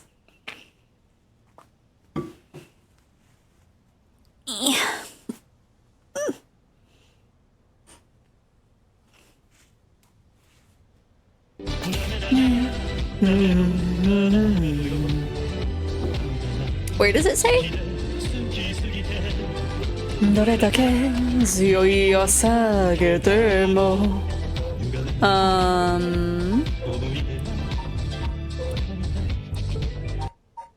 I don't know where it says. It'd be in your inventory. Oh, okay, so I have to get past this to see, probably. Okay.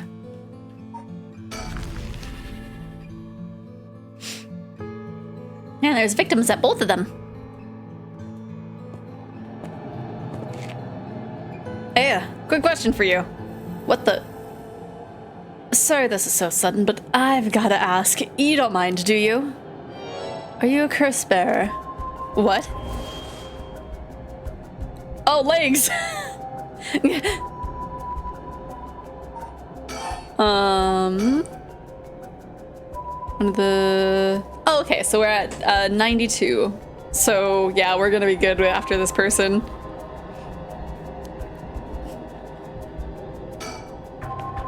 Is this his curse echo? Making it obvious that he's a curse bearer himself. What's he trying to pull? Maybe he's confident that he can activate his curse before I activate mine. Gotta be careful. How should I respond here? Right, not the foot ghost.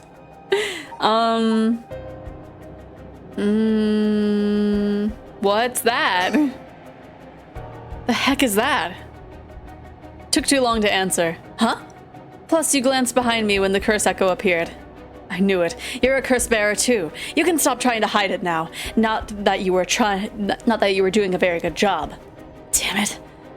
Yeah, you're right. I appreciate the honesty. I just wanted to have a nice, calm little chat. The name's Yutaru Namigaki. My curse echo is the foot washing mansion. Just a young curse bearer. Any other information? Probably not. Just a university student. He didn't hide the fact that he was a curse bearer. Okay. A chat?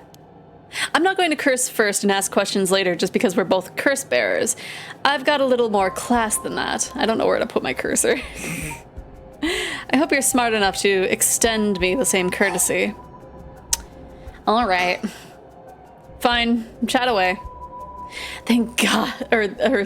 Yeah, I don't know why I thought it was thank God. Okay, thank you. Good to know that I'm dealing with someone reasonable. A young man, probably younger than me, maybe a college student. This guy is quite the bold character. He's got confidence, I'll give him that. A chat between two curse bearers? What is he trying to pull? All right, let's talk. What do you want? Right, I'll cut to the chase. Will you join forces with me? Join forces? To gather soul dregs? Yep, you're using your curse because there's someone you want to resurrect too, right? In that case, it'd be more effective for the two of us to work together than do it all by yourself. Think about it. We could split the work, and we'd have two kinds of curses at our disposal.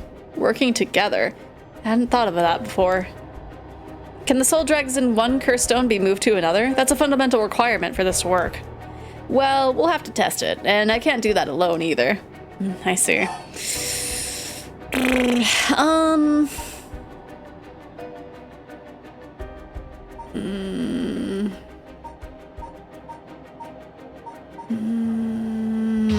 Majima, hi!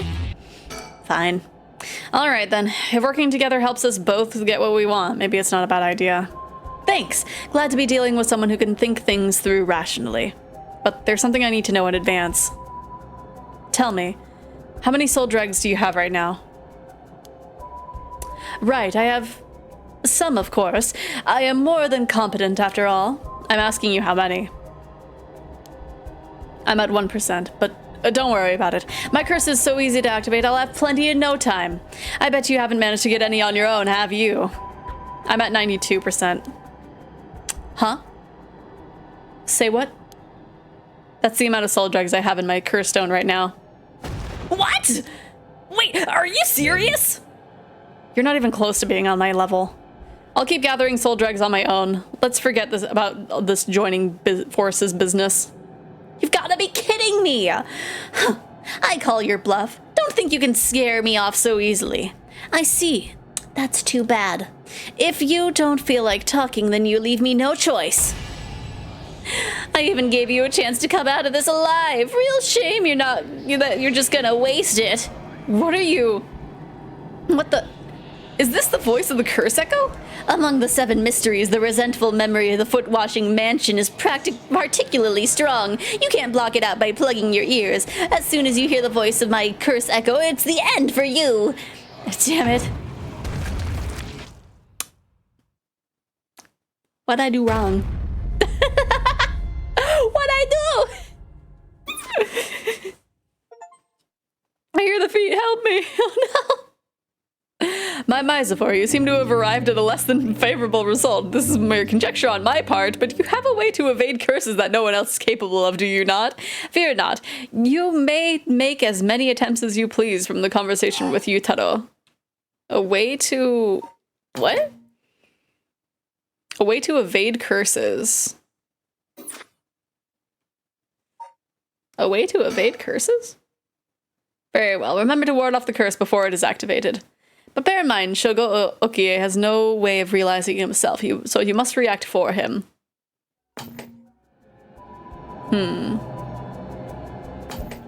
Well, it's... Oh, I guess that is just implying it's like you have multiple chances. The canal where the one-sided reed grew is supposed to be around here somewhere, but now there's no trace of it left. The large bridge here is called the Ryogoku Bridge. Crossing the river leads to Nihonbashi Bakurocho in Chuo City. Okay.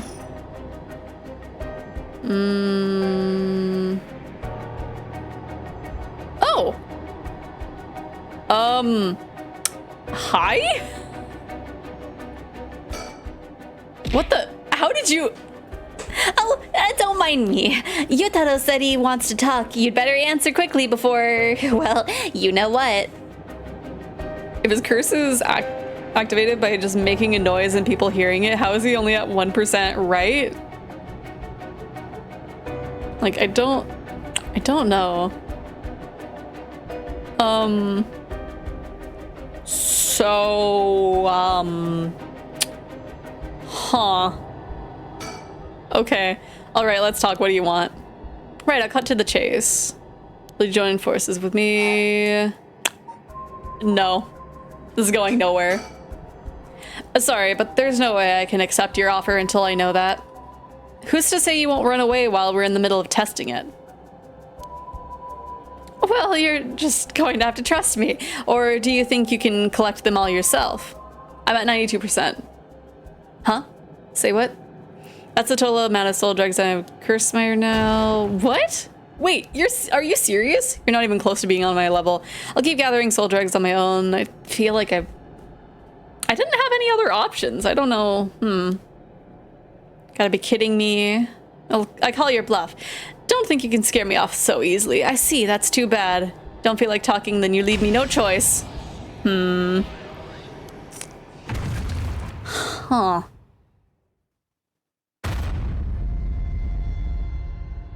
That was the only... I guess I just have to make him think then. Okay. I don't have the lighter on me. What if it's like you needed the lighter? Okay. So let's think. A chat between two curse bearers. What is he trying to pull? Because yeah, I only have the curse stone. Foot ghosts can only hurt you if you have feet. Remove them. Cut off the feet. Because the fact that like that there's just this lady here, and she's like, oh no, don't mind me. I mind you, but like it's a repeating thing, so.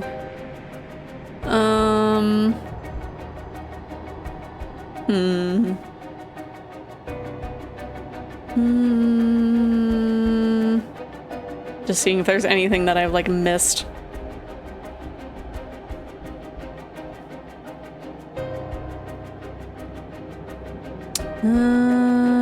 No, I've looked at everything. This curse echo said it was a foot washing mansion. Is that why there's only legs? Read the new piece of info you got. I think it only does that if you died, like, if you died enough times. It looked like the same. A chat between two curse bearers. What he's trying to pull. Cause yeah, like really the only option is this is going nowhere or fine. What was there another option? Yeah, that happens no matter what. When you looked at the bridge earlier, it gave you new info. Oh, that's right. That's right. That's right.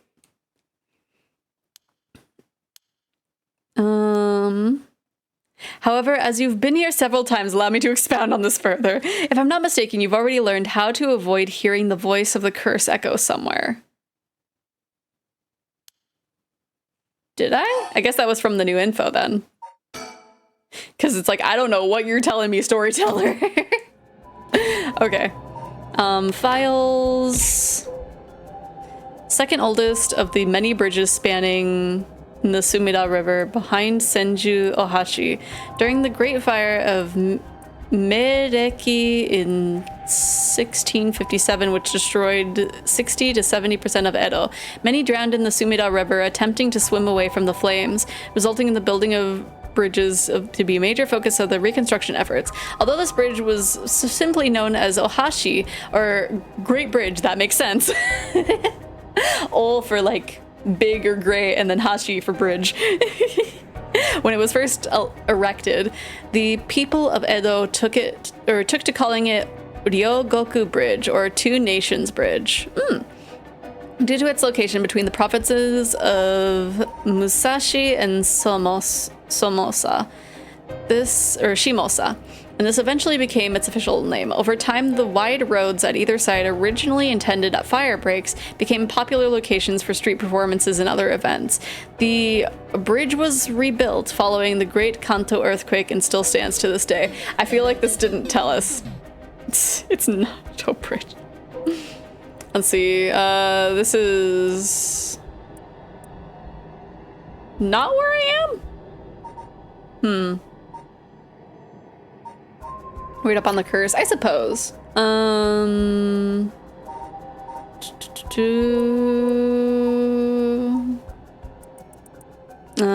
After the servants carefully washed the foot, it returned.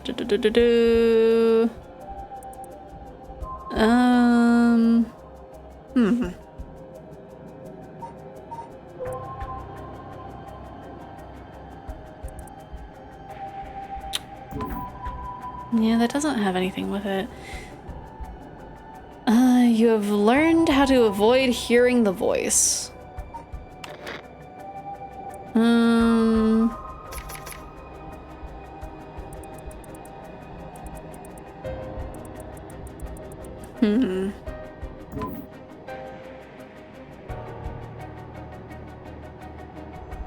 Huh?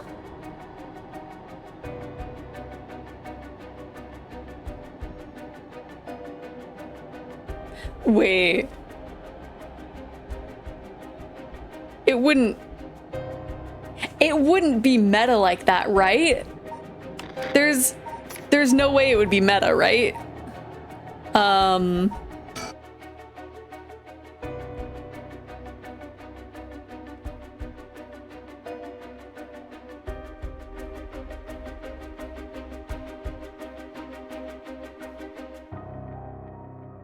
The voices?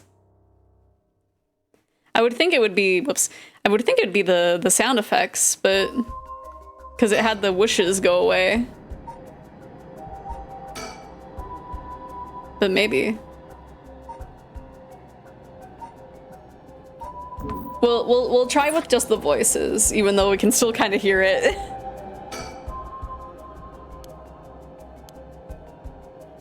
Dun, dun, dun, dun. Let's go nowhere.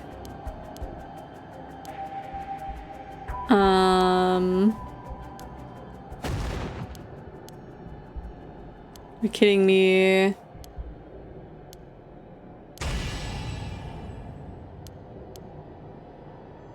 Yeah, I think can't block it out by plugging your ears. As soon as you hear the voice of my curse echo, it's the end for you. Huh? A voice. I don't hear any voice. That's that's really cool that it's meta like that. What? There's no way. And yet there he is, perfectly unharmed. I did it! Don't call me bad! How? What's going on here? I don't completely understand it myself, but his curse's conditions don't seem to have been met.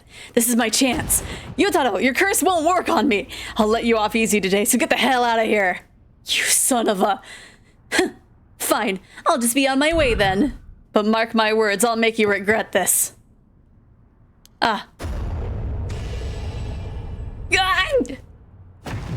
Why? How is this?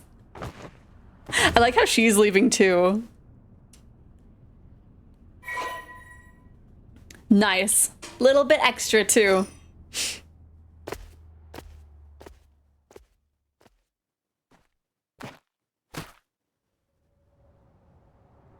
Because I was like, man, where are the voices like gonna come into play? And it's like, wait.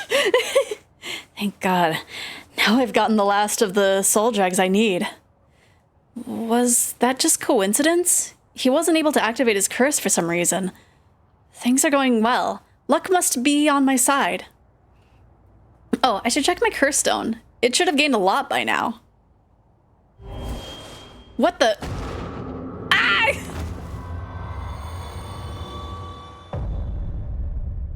Did it explode? Story chart. A story chart? I don't know why I'm surprised it didn't seem like one of those games. Why are you killing them when you outsmart them?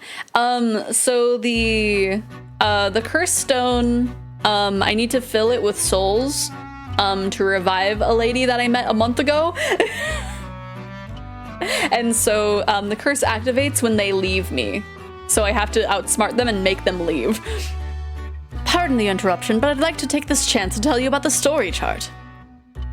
This is the screen which will appear when you open the story chart. From here, not only can you see the overall structure of the current story, you can also progress along different branching routes by playing past stories over again.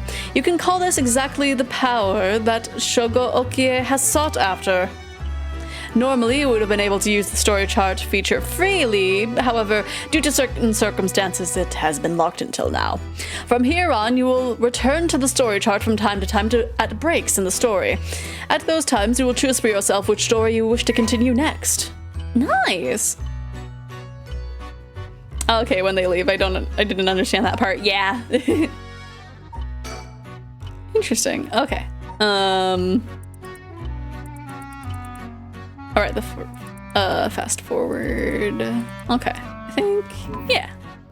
Did you get excited when you mentioned a story chart? I don't know, I like branching path stories. That it's like, oh, you have to go through all the paths. That's why I liked Zero Escape and also Isomnium Files. By the way, should you use the story chart to replay a past event, do you know what you must do and where? Of course you do. After all, you have gotten this far. What trigger did Yoko Fukunaga set off that led her to dying the way she did? You've come this far several times, so I have every confidence you will be all right. As long as you make sure not to do that thing. However, like with the lighter and the voice earlier, Shogo Okie has no way of knowing that himself.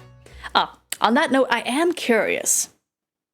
Have you determined how many people Shogo Okie has killed with his curse? What? What kind of question is this?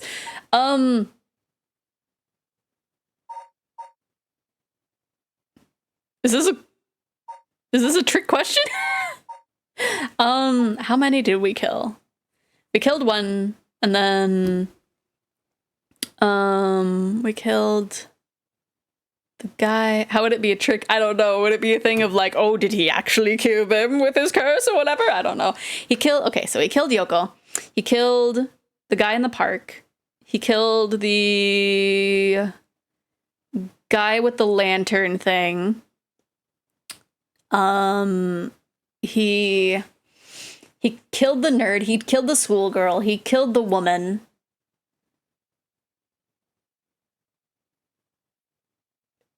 I've put together 6. That is not an answer. I think we killed Yoko.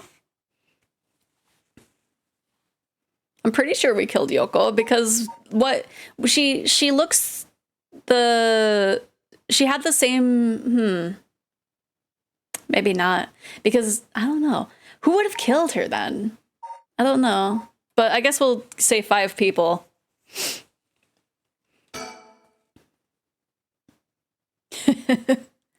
I see. But she wasn't leaving you, right? I think she was like, I need to run away to protect myself, which was the same as leaving and abandoning. That's what I'm thinking. So that is your understanding of things. As it turns out, the correct answer is 3. 3? Well, that is all. So, killed half of the people. Huh. Please continue the story at your leisure from the story chart screen. Okay. So... Ooh, it doesn't... Okay. So let's, I guess, go here. Would we restart or resume? Does he mean we will kill people or 3 people in the true ending, or we've killed 3 so far? I don't know. What did you do to beat the voices? Oh, are you stuck on that part? You go into the options and turn the voices off. Which is very clever.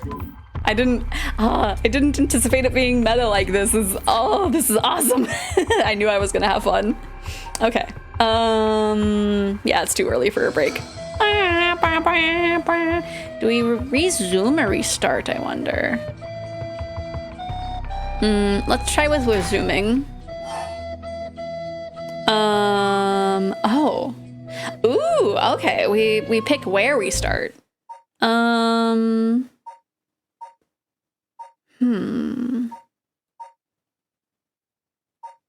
Maybe...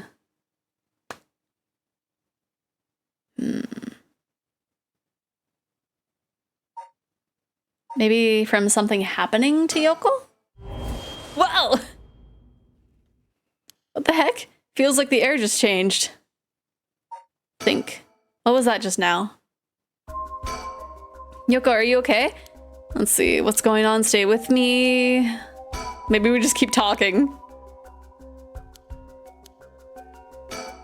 It's no use, she's in no condition to talk. Keep yelling your name. Huh? What? Is calling your name really going to help? I'm already yelling as hard as I can. Shouldn't I look for what's causing this? There's nothing there. Just slap his brain. It's just like, no, shut up. Yoko, hang in there. Yoko, look at me. You're going to be okay. It's all right. There's nothing there. Yoko!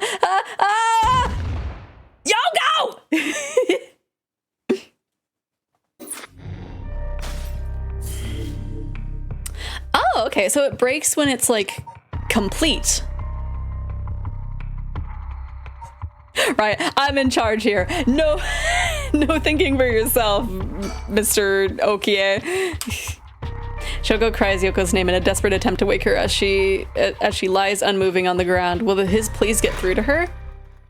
So wait, did he already die? Ooh, you know what? I'm trying to think, like... Ooh, I'm thinking for the number thing. What if the ones that died when I didn't press the trigger button weren't actually me? I wonder.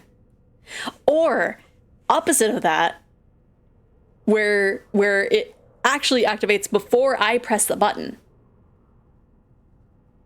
So like he had the agency to do that himself as opposed to me activating it.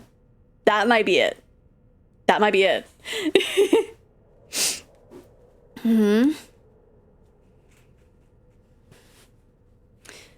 Right, illusion of control. So it's like, because I think it's being established that we are a different entity than he is. Like it's being like kind of it's been established and is being like kind of brought up a few times. I'm pretty sure the 3 was what he killed himself as opposed to us pressing the button. So there's probably one ending where you press all the buttons and one ending where he does the kills, probably, because like I know we pressed the button for the guy in the park. We didn't press it for the girl or the guy with the glasses. We pressed it for the guy in the dark room. Yeah, so I'm pretty sure that's it. He was asking for him specifically and not us, or the other way around, I'm not sure. But I'm pretty sure he asked, like, yeah, that's so cool. Okay, huh? Oh, good, you're awake. What? Are you okay? You were so rattled and confused, I thought you'd really lost it. Do you feel dizzy? Have a headache? Are your humors off balance? Wait, what did you say? I think I've said that before. You're the one who said it earlier. Oh, right. That must have been it. My humors were off balance. What, back there? You ended up like that because of your humors? Yeah, I've heard that at this age your humors being even a little bit off can be fatal. I'm glad you're back to normal now. Yeah, I'm sorry. I didn't mean to cause you so much trouble. But I really don't remember what happened. Sounds like what happened to me. Maybe this place is dangerous somehow? What? Are you backing out? Yeah, it just doesn't feel safe to me, and I'm worried about you. Let's call off today's investigation. Come on, I just started feeling back to normal too. Nope, not happening. Pardon me. Not happening. I'll even pay your cab fare, okay? I ended up having to force a strong, protesting Yoko into a taxi. Even then, she still wouldn't stop complaining. So to placate her, I promised I'd search the park on my own for a little while longer. Why is the place squished? I don't like how it keeps going back here as it continues. That's...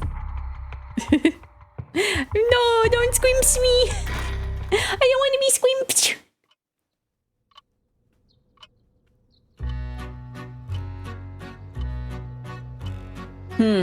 So the other curse bearers probably killed each other during the night since I wasn't there. Thank you for the stretch. In further news, oh no! Before dawn today, a police officer on patrol discovered a man collapsed in Sumida City Park. Oh, because we were The man was taken to the hospital, but his death was confirmed shortly after. Investigations are still underway, but police suspect a connection to the other unexplained deaths found in the area at around the same time. Yeah, we left her and activated the curse.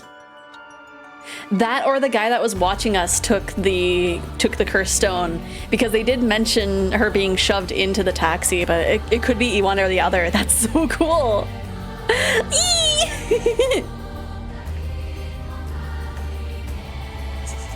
It's not the game over, it was the prologue over.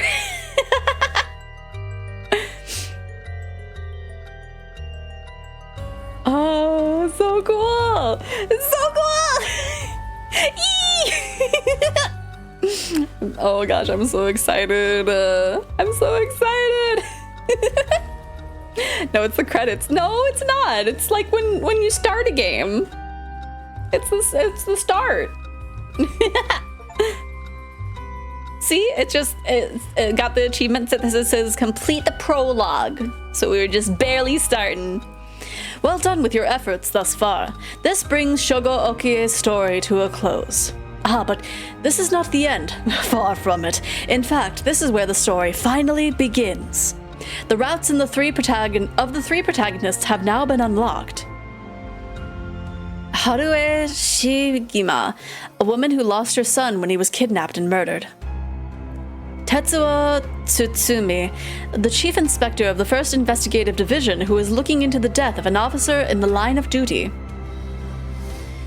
Yako Sakazaki, a high school girl who wants to bring her friend back from the dead, a girl who died in a suspicious suicide. Each of them is burdened with circumstances that leave them no choice but to seek the rite of resurrection. Following these 3 storylines will reveal the full nature of all that is occurring. With that, please enjoy the continuation of this tale. So either he dies at the beginning or dies at the end. Ooh. Ooh, what do we want to start with? I mean, I'm pretty sure... Yeah, let's start a poll. Because I'm pretty sure, knowing these kind of games, we will, like, be hopping back and forth. You know, this reminds me. I wish there was, like, an easier way to stream 3DS games other than just emulation. Because there was this one game, oh gosh, it's not Etrian Odyssey, Radiant Historia, that you just keep hopping like back and forth between like 2 prominent timelines. I got stuck in there at one point, but I definitely had a lot of fun. But yes, please vote in the poll on who we should start with. Do we start with Harue Shigima, a 30-year-old woman, Tetsuo Tsutsumi, a old detective, or Yako Sakazaki, a high schooler? I don't know. We don't know the dark past between Tetsuo and Yako, but we do know that Harue's son died. Oh wait, no. Friend died in a mysterious suicide for Yako. I already forgot what it said for Tetsuo. But yes, and again, more than likely, knowing these kind of games, we will have to be hopping in between these characters, but this is at least going to be for the start. Okay, so far it seems like Harue is in the lead with the flamboyant detective that I really hope we'll learn more of. I wonder if they're together. Probably not. Probably pretty good friends, maybe.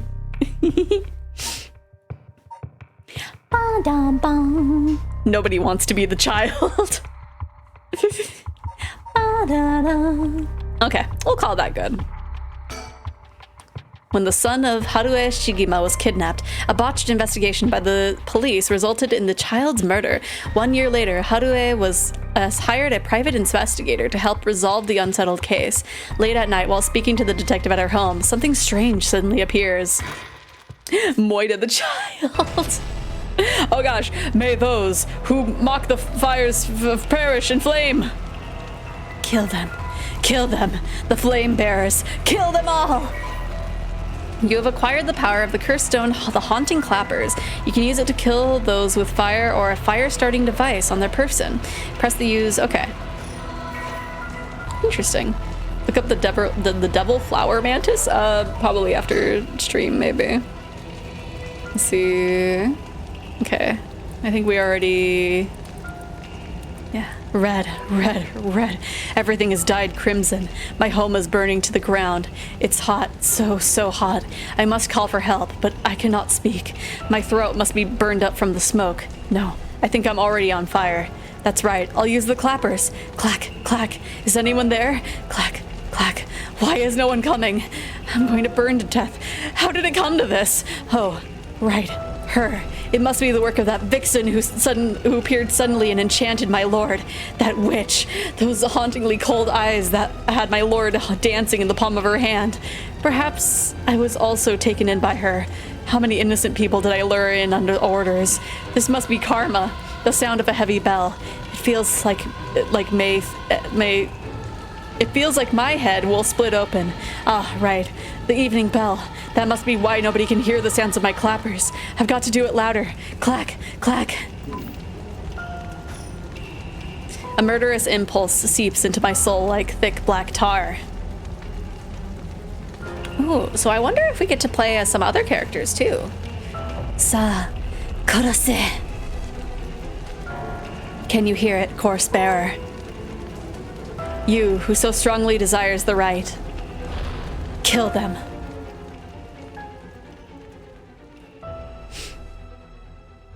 A course bear. Just a course stone.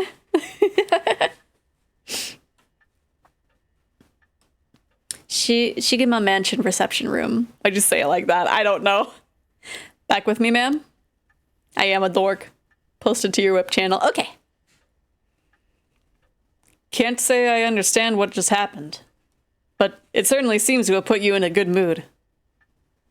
This might be the first time I've ever seen you really smile. Of course you can bear a course. Sweet dreams. Housewife. Ah, okay. It's a housewife who resides in a manor near Shumoku Bridge. Her 11-year-old son, he was only 11. Shuichi was kidnapped and murdered about a year ago. Oof. The death was the result of a mistake on the part of the detective assigned to the case, a mistake which enraged the kidnapper and had him cut off all contact with the police, leaving no room for negotiation. The incident was covered up and Shuichi's killer remains at large, leading to the aggrieved Harue to call on the services of a private investigator, Richter Kai, to uncover the truth. Oh, right, he did tell us his name. I have more time today after work. May work on Thag when I get off work. On Thag? Maybe on that. Yeah, T and G are pretty close together. Let's see. The Shigema family came from a line of samurai who built their residence on Honjo during the Edo period. They assumed important positions in the police force following the Meiji Revolution, thereby protecting their family's elevated status. Even today, many in the Shigema line work as police bureaucrats and senior police officers. Harue's father sits in the upper echelons of the National Police Agency, and her husband, adopted into the Shigema clan through an arranged marriage, is also a highly respected agency official. However, as her family prioritizes work above all else, it wasn't long before Harue's marriage grew cold. Though she wants for nothing, she is isolated from her neighbors and withdrawn from society. Seeing her son grow into a young man gave Harue a purpose in life, but it was cut short by the kidnapping incident. I see. Following the incident, Harue spent many days in a deep depression, breaking into sudden fits of shouting and wandering around in the middle of the night. Her cheerful, loving disposition faded away, and she took to making snide remarks at her husband, which only further soured their relationship. A few months later, Harue's husband was transferred to another area for work and now rarely returns home, with Harue left to live in a large, empty mansion alone. As a housekeeper who has been with the family for a long time comes in to take care of all the housework, Harue has nothing but time on her hands.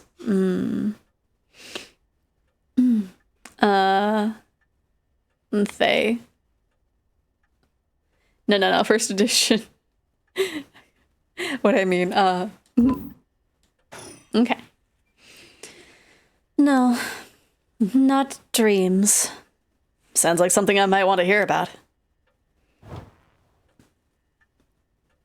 My heart's still racing. This is it, my chance, at long last. Oh no, are we gonna kill Richter? A private investigator I hired. A friend told me about him. They said he's not very well known, but he's good at what he does. When I first visited his office in Ota City and saw how he dressed, I could barely believe he was a detective. But after talking to him for a while, I changed my mind. He says some strange things at times, but he seems like a reliable sort. He's kind of weird, but it's okay. Start playing D&D or building standard grade Gunpla. That's a thing now. Of either one or the other, or I'm confused. Or I guess, or maybe telling this lady to do that. Let me bring you up to speed. We were in the middle of a chat when you suddenly started spacing out, and the whole time you were grinning to yourself like you'd just won the lottery. Care to tell me what that was all about? Well, where to start? Interesting. Very interesting. So the haunting clapper's curse echo appeared out of nowhere, told you how to perform the rite of resurrection, and gave you the curse you'll need to do it. Have I got that right? That's right. So it's all real. Honestly, I still find it hard to believe, but I guess I'll have to now. I saw that curse stone appear in your hand myself. Huh. Looked like it popped clean out of thin air. With evidence that clear, there's no denying that there's some supernatural force at work. I don't think you quite understand. Oh? This isn't about evidence, and it isn't about belief. It's more than that. I know it's real. The moment the curse appeared, I knew everything before it even said a word. It was already there in my head, as clear as day. You just knew, huh? It was etched into my soul, along with the curse echo's resentful memories. So I can feel it, what it is like. Dying like they did, hundreds of years ago. Wretched in flame, writhing in pain as my flesh blackens and my blood boils. I can feel it. All the agony, all the rage. It fills me with bloodlust. I think I need to kill someone. Anyone will do, just as long as they're carrying fire. I see. That could be a problem. You think so? From what I know of you, I was sure you'd see it as an opportunity. The stronger the desire to resurrect someone, the stronger the urge to kill. That's how it seems to me, anyway. Good grief. Talk about a spanner in the works. I say we take stock for the moment, remind ourselves where we've come from and where we're going. That might be a good idea. Just a little killing as a treat, right? Just a little treat. My heart's still racing. Okay. A color television. Father bought one as soon as it hit the market. He likes to have the latest gadgets. Unlike the latest models, there is no remote control. We've had it for a long time. Back when it was new, we all gathered around it and marveled at it as a family. But with Father and my husband being away so often, it quickly fell into disuse. What is this? Well, I'll be damned. Is that what I think it is? Goodness, you made me jump. Or goodness, you made me jump. It's just a silly little sticker my son got from somewhere or other. He put it up just before... Well, you know what happened. I still can't bring myself to take it down. Let me take a closer look. I knew it! The head honcho from way back in set 1. This is a real collector's item. Excuse me? Don't tell me you've never heard of the Mockingbirds. The what? They're the hottest new craze. Cute little birds dressed up like rough and tumble delinquents. I've never heard of them, but this certainly just seems to matter to you. The best part is, nobody knows who made them. They just started showing up around town, and soon enough they'd won everybody's hearts. The story goes that they are made by some anonymous artist who covertly leaves them behind in specific locations. No one knows when or where they'll show up next. They're basically an urban legend of sorts, so this is the Easter egg collect-a-thon thing, isn't it? To think that one would turn up here of all places, this is a good sign, I'm sure of it. Oh, well, that's nice. Collect your first Mockingbird sticker. My goodness, this is the collect-a-thon item. But that's cute.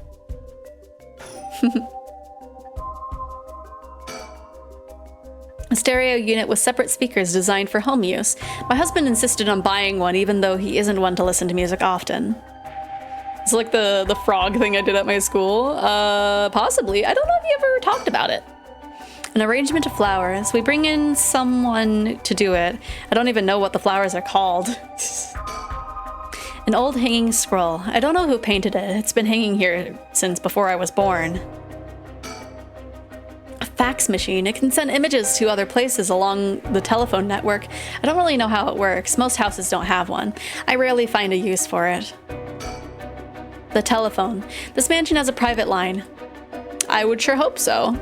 Okay. I'm just looking at everything. The swinging of the pendulum echoes through the room. It feels livelier than usual with Richter here. Usually it's just me. Okay, about the investigation. That's what you hired me for, ma'am. To look into your son's kidnapping last year. To uncover the truth behind the abduction and murder of Shuichi Shigima. Oh, yes, I remember. They did find the one who did it, or they never did find the one who did it. That's what I'm here about today, in fact. Kind of you to let me drop by so late, by the way. I've been turning over every last stone, and I've come up with a grand total of... 1 lead. So you said. For my version of a senior prank, I would sneak around the school and leave a poorly made drawing of a frog and write frog underneath. That's so fun. As far as the police are concerned, it's a cold case, but I've managed to make some headway. I remember. You were just about to tell me. Okay.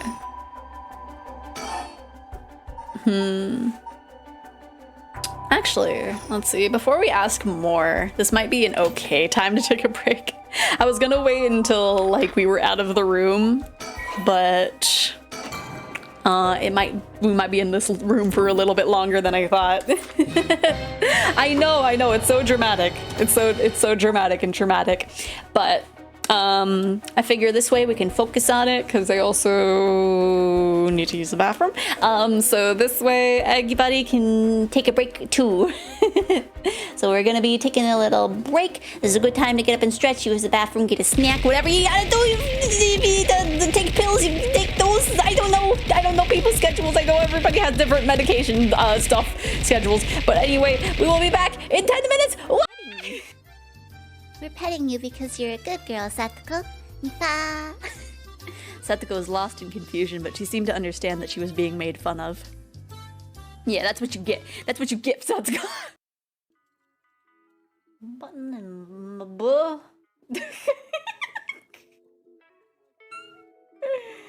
That... I don't know how that was supposed to sound, but that's not how I wanted it to sound. My boo. Let's see.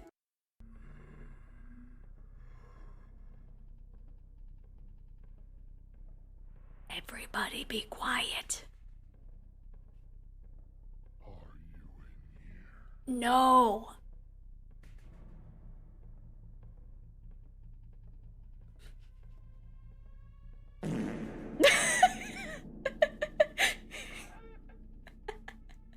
Rude, man. Although, that might have been why he was asking if someone was in there. Only happens when the target is at a point-blank range. If I ask Astarion what his favorite fruit juice and he says dragon fruit, I'm unsubbing. Can you imagine?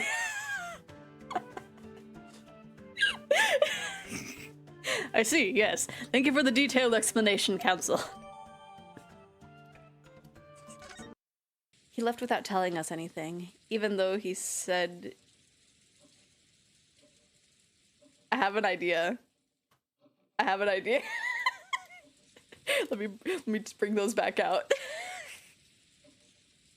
I just want to do this real quick and then I'll continue reading the dialogue.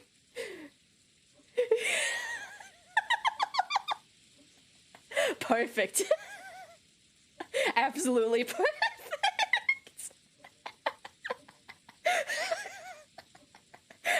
How distracting would this be?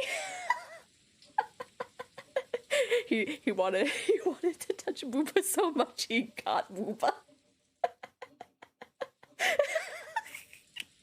Oh no, I'm farther away from the scan. No. Ah! Whoa!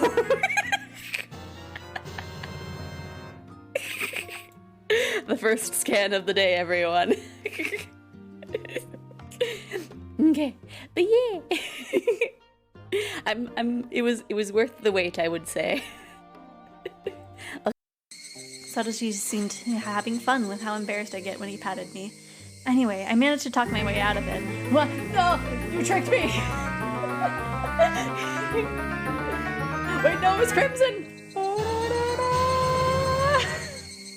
This would be the moment for... That's rigged. That is rigged, Dad.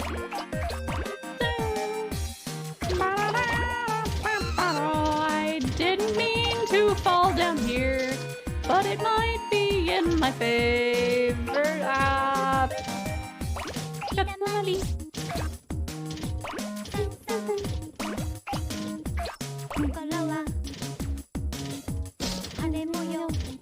I don't think I'm big enough for these mice. So I'm just gonna grab Angel. Yeah, I'll upload a pic to Twitter. Where did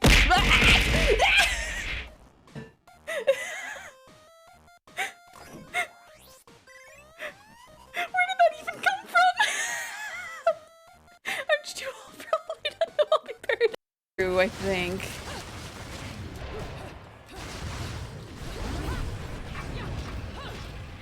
I just wish I remember how to activate breakdance. Yay! We did it! Well, I didn't.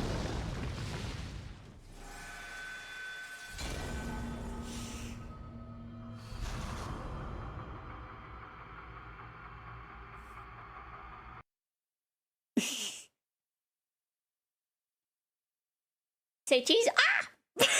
Oh gosh, we got a tiny face. We got a tiny face.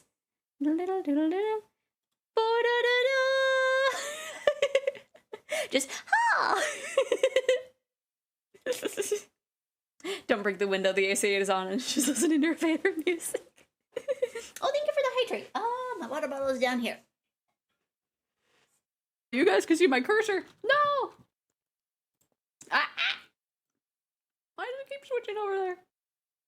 Let me fix this. There we go. I know it bugs me, so I would assume it would bug other people if you see me cursor.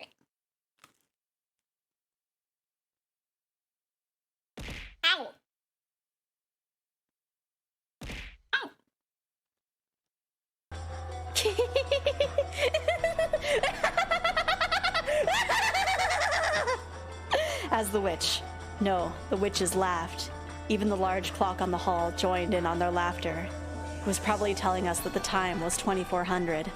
It was about a tone it was both a tone that was telling us we had reached the culmination of this day, and a tone informing us that all had returned to nothing. Wait, what is it? What?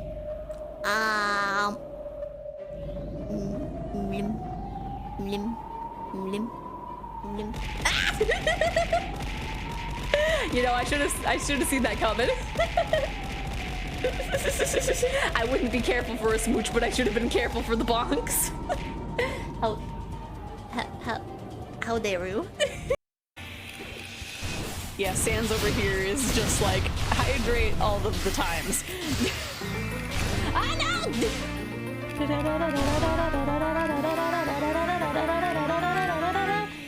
I'm not gonna zoom it.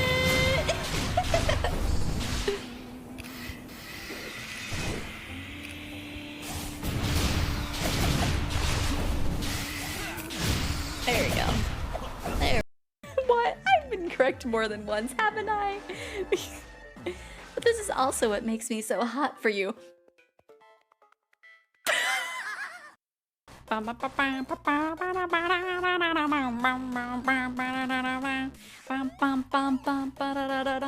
Fight the nerds!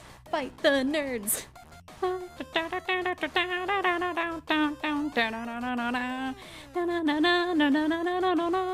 This doctor sure is yummy. Well, I don't know. I don't know the relationship between this guy and the doctor. They could have had a fling. Okay. Scrumptious peepers. No! Not the peepers. Time to find that medicine. I've come to make an announcement. Shadow the Hedgehog is a mother. He pissed on my wife. That's right. He took his hedgehog Quilly, and he pissed on my wife, and he said his was this big. And I said that's disgusting. So I'm making a call out post on my twitter.com. Shadow the Hedgehog, you got a small is the size of this walnut except way smaller. And guess what? Here's what my dong looks like. That's right, baby. All points, no quills, no pillows. Look at that. It looks like 2 balls and a bong. He my wife, so guess what? I'm gonna the earth. That's right, this is what you get. My super laser piss. Except I'm not gonna piss on the earth. I'm gonna go higher. I'm pissing on the moon. How do you like that, Obama? I pissed on the moon, you idiot. You have 23 hours before the piss droplets hit the earth. Now get out of my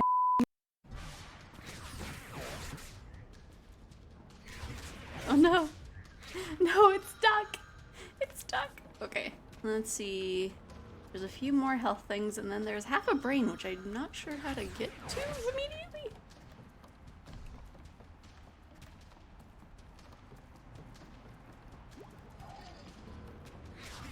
Okay, I think with just this last one, I should be able to be at full, well... no. Xephoria? Ah!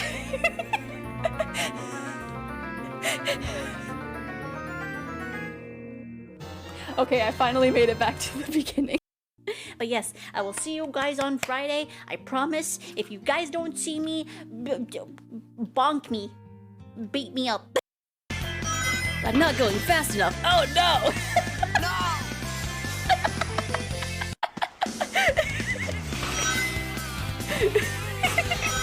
There we go.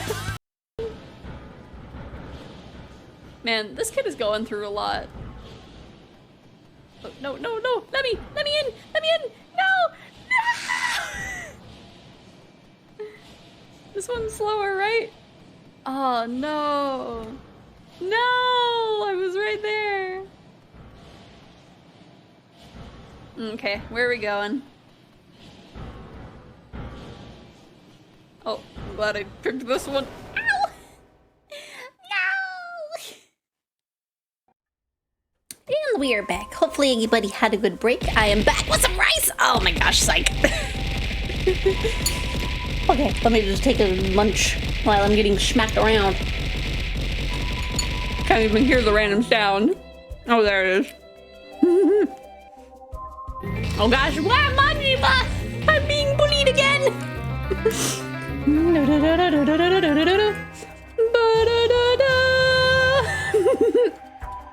Okay, let's continue talking about this lady's dead son.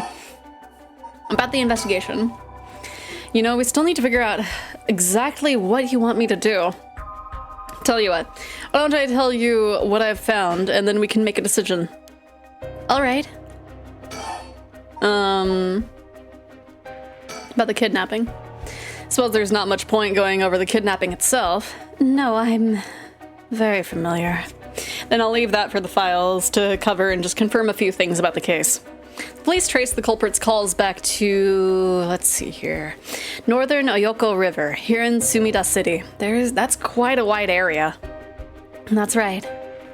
In the end, they never managed to nail down exactly where the calls were coming from, but it was almost certainly the same location Shuichi was being held captive, since Shuichi's voice could be heard during the killer's call. Northern Oyoko River is quite a distance from Shuichi's normal school commute. Factoring in that he was seen at school but went missing before he arrived at his house, it's likely that he was abducted by car on his route home. Maybe, but...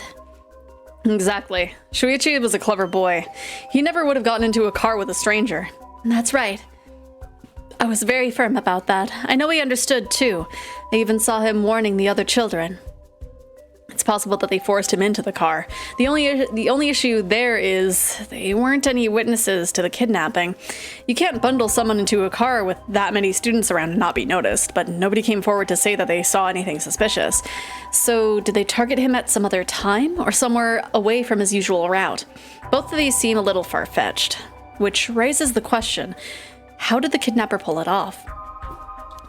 The police never managed to find an answer. In the end, they decided that the kidnapper must have gotten lucky. Well, why not turn the problem on its head? Spin the chessboard around. The kidnapper managed to convince Shuichi to get into his car, but how? The only thing that makes sense to me is if they were somebody he would have had a reason to trust. A teacher, perhaps, or a relative, or somebody else that he knew. But all of the adults Shuichi knew had alibis. The police checked them all thoroughly. They did, huh? No one throws numbers at a problem like the cops. But what if it wasn't someone he knew? Or rather, what if the culprit disguised themselves as a police officer? Huh? That would explain why he didn't find them suspicious. The Shigema family had close ties with the police after all. He would have had a reason to trust them. You might be right.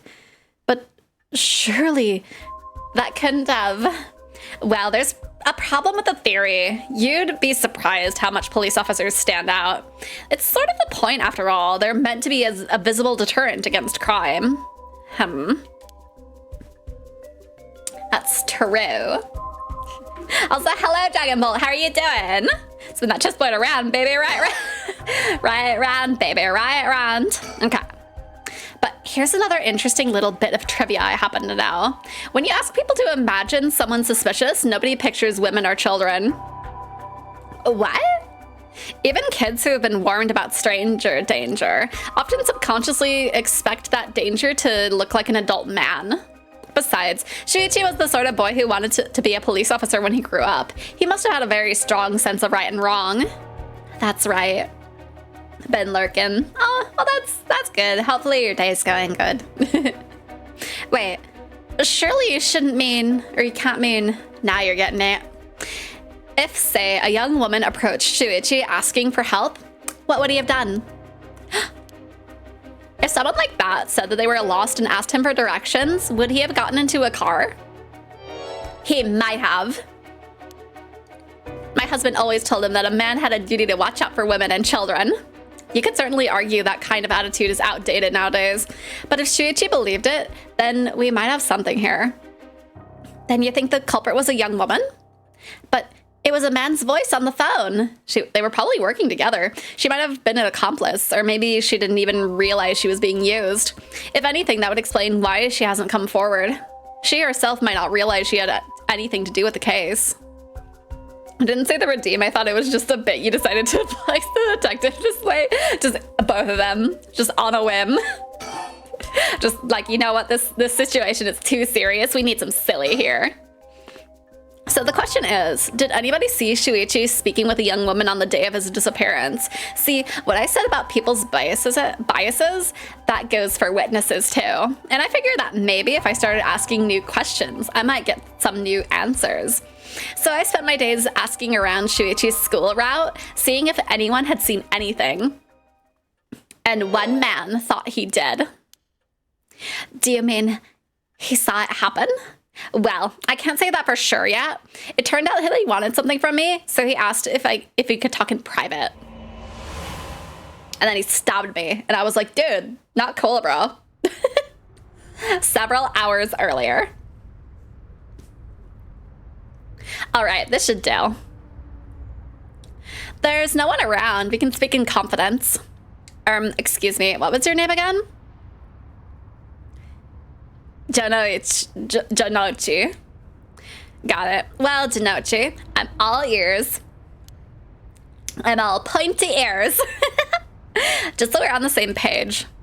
You're a private detective investigating Shuichi Shigima's kidnapping. Do I have that right? Of course. What else do I look like? How should I know what a private detective looks like? Oh, forget it. Look, I'll tell you straight. My life is in danger. I need your help. Huh? You'll excuse me if that caught me a little off guard. Let me ask you straight. Who is trying to kill you? A student named Michio Shiraishi. Interesting. A schoolgirl, eh? Sounds like you've been naughty. It's nothing like that. That girl, she's a murderer. I'm the only one who knows, but I saw what she did. Michio Shiraishi. I saw her kidnap Shuichi Shigima. Come again? I saw her talk to him on the street and let him away. I didn't think much of it at the time, but then he went missing. She murdered him, I'm sure of it. Or at least she got something to do with it. That's what you're here for, isn't it? Then you can't let her get to me. If that's true, you've been sitting on some valuable information. Why didn't you tell anybody? Well, you see, if you can't explain that, I don't have any reason to believe you. I couldn't. She told me she'd kill me if I spoke a word. You're telling me a schoolgirl had you scared for your life? So you've been sitting on that all this time, and you think she's coming for you now that you've spilled the beans? Yes, that's it exactly. I'm begging you, don't let her get me. Arrest her, I'm telling you, she's a demon. Well, you seem to believe what you're saying, but it just doesn't add up. How can a schoolgirl have a fully grown man so terrified? You don't know what she can do. She'll curse me. Curse you? I'm sorry, but you're losing me here. It's true. Her house, forget it. Why do I even bother? You seemed dubious enough to believe me, but I should have known that you'd never understand. He stabbed me. My soul was absorbed into a cursed orb. I forgot all of the existence, and I woke up here, no idea what happened. What if you what? Enough. I'll find someone else to help me. Hey! Ah! Oh no, it's gonna start a wave.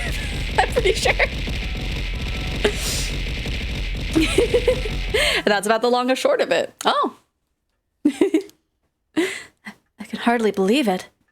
At the time, I thought his mention of curses was just crazy talk, but I'm starting to see that there might have been more to it. Then, if we can just find that girl... Curse or not, if she was with Shuichi on the day of the kidnapping, then there's a good chance she knows something. On top of that, I did some digging on the man I spoke to. His full name's Kohei Jonochi. He's a teacher at Komagata High School here in Sumida. Wait, it was the teacher that did that? A teacher? Then the schoolgirl... Is one of his students? I think that's very likely. Let's beat her up. At last, we've got a lead. Hopefully it'll be a breakthrough we're looking for. You know, we still need to figure out figure out exactly what you want me to do. Tell you what, why don't I tell you what I found and then, okay, all right. Okay, so we need to kind of look at everything else. The Rite of Resurrection, huh? I read about it in an occult magazine the other day. Apparently some old book showed up recently with all the gory details. And they say that the rite can be found somewhere in Honjo. I remember the first time you told me about that. It felt like my prayers had been heard. Like I had hope. Real hope for the first time. Ever since that awful day, I've wondered, what if I hadn't sent him to school? What if I just paid the ransom? Not a day goes by when I don't think that if I'd done something differently, Shuichi would still be alive. You can't blame yourself, ma'am. It was the culprit's fault, not yours. Though, I know that won't help any. Grief is funny like that. I'm guessing that's why you're after the rite. Guess I didn't need to ask. It's written all over your face. I can tell how much he meant to you. But, and this is a big but, if this rite is the real deal, using it will mean killing someone and stealing their soul. Is that a problem? If it comes to that, I'm afraid I'll have to stop you. Oh, that's a shame. A shame, huh? That's it? That's all? I'd thought if I'm going to be competing with other curse bearers, then your detective skills might come in useful. You realize you're talking about ending someone's life, right? Don't you see an issue with that? I think any parent in my position would happily kill for a chance like this. That's so? Is it? Dear, oh dear, what have I gotten myself into? I like how he's just like, I didn't expect my Wednesday to be like this today. No siree. Oh well. If it makes you uncomfortable, then you won't have to get any blood on your hands yourself. I don't need you to kill the other curse bearers. I only need you to find them. I won't party to be a murderer, ma'am. Not even for a client.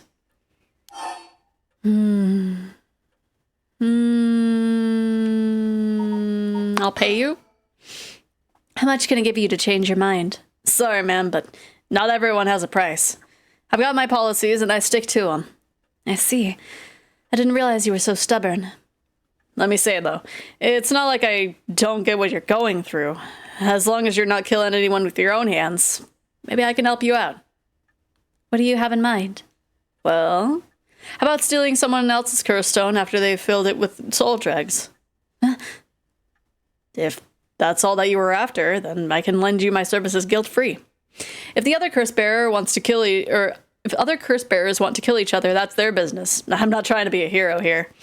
I guess there's no guarantee a stolen curse stone will work, but we can worry about that later. Well then, I suppose we have a deal. Although, what if I stole a curse stone using my curse? Would you disapprove?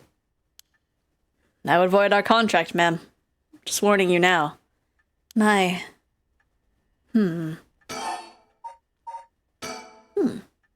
Before we go any further, why don't you tell me about that curse of yours? The haunting clappers, was it?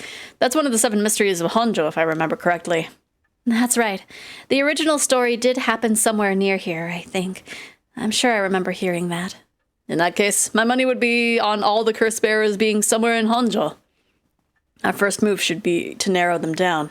Some of them are bound to try and come for you first. You will need to be ready. The curses make their bearers more willing to kill, so an attack can come from anywhere. That sounds sensible. It would kill millions just for the chance to go fishing with my grandfather one last time, but that's not what he would want. Yeah, I feel like he would come back to life and be like, what the heck, Rocket? Why'd you do that? Just whack you upside the head. I don't know how your grandpa is, but... Oh. Imagine if it's the plastic one. Oh, those like plastic like hands that have like the one in the middle and then the 2 on the side, and it's just like I can't do the sand. I don't have one.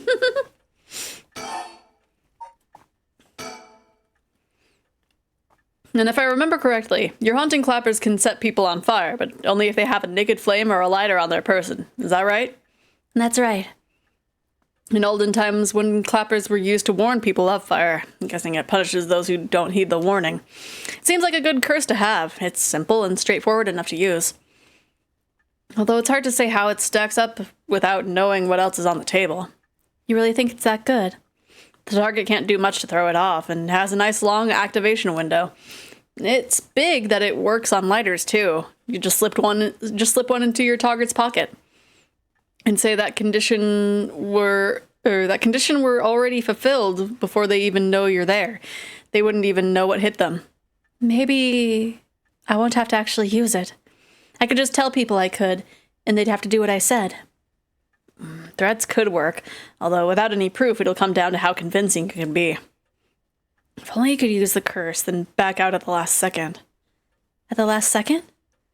What an interesting idea. I have a lighter right here. We could try it now. That's an interesting proposition. But maybe not. I'm not quite crazy enough to make myself a guinea pig. Oh, I see. You're an odd one, ma'am. If you don't mind me saying. And I don't think it's just the curse. You flatterer. No, Gramps Rocket would have me do all the chores from moping to gardening. Oh gosh. As for what we do next, first of all, I think you should still stay indoors. Try not to do anything spontaneous or outside of your normal routine. Okay. Right then. Have you decided what you want me to working on? I feel like this is the big decision that would have the branching path, I think. Yeah, investigate on the kidnapping. That's probably not the best idea, but finally I have a lead. I need to know what happened to my son. Your wish is my command, ma'am. I'll focus all my efforts on looking into the kidnappings. Although, something just occurred to me. You can't investigate the matter at night, can you? At least until the sun rises. Could you search for the other curse bearers? All right, I see how it is. Okay, so it's so it's basically both anyway. Well, I'd be happy to help. Odds are good that the other curse bearers are also working by night. Anyone they kill under the cover of darkness won't be discovered until sunrise. I bet they'll be trying to do as much as they can before morning comes, so it's settled then. I'll look into the other curse bearers by night, and once the city wakes up and I can start asking questions, I'll investigate the kidnapping as well. When will you sleep? I'll even try and find Miss Shiraishi as part of the bargain. Thank you. That's more than enough. Now then. I should get to work. There's only so much time before sunrise. I'll call you if I find out anything new. You stay here and keep a lookout. All right. There's no telling what kind of curses you might find out in the streets tonight. Don't go outside if you can help it, and try to be ready for anything. I will. Well, if that's all, I should be going.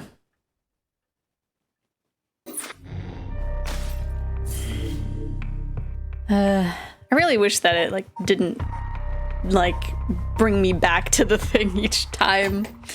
Is there a way of changing that? Because it kind of, brings me out of it. A little bit doing that, but I don't.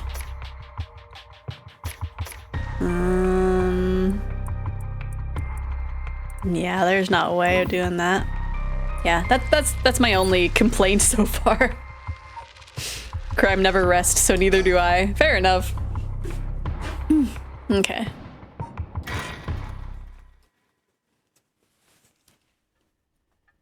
I'm gonna take another bite of rice. In the reception room. So we're still in the same room.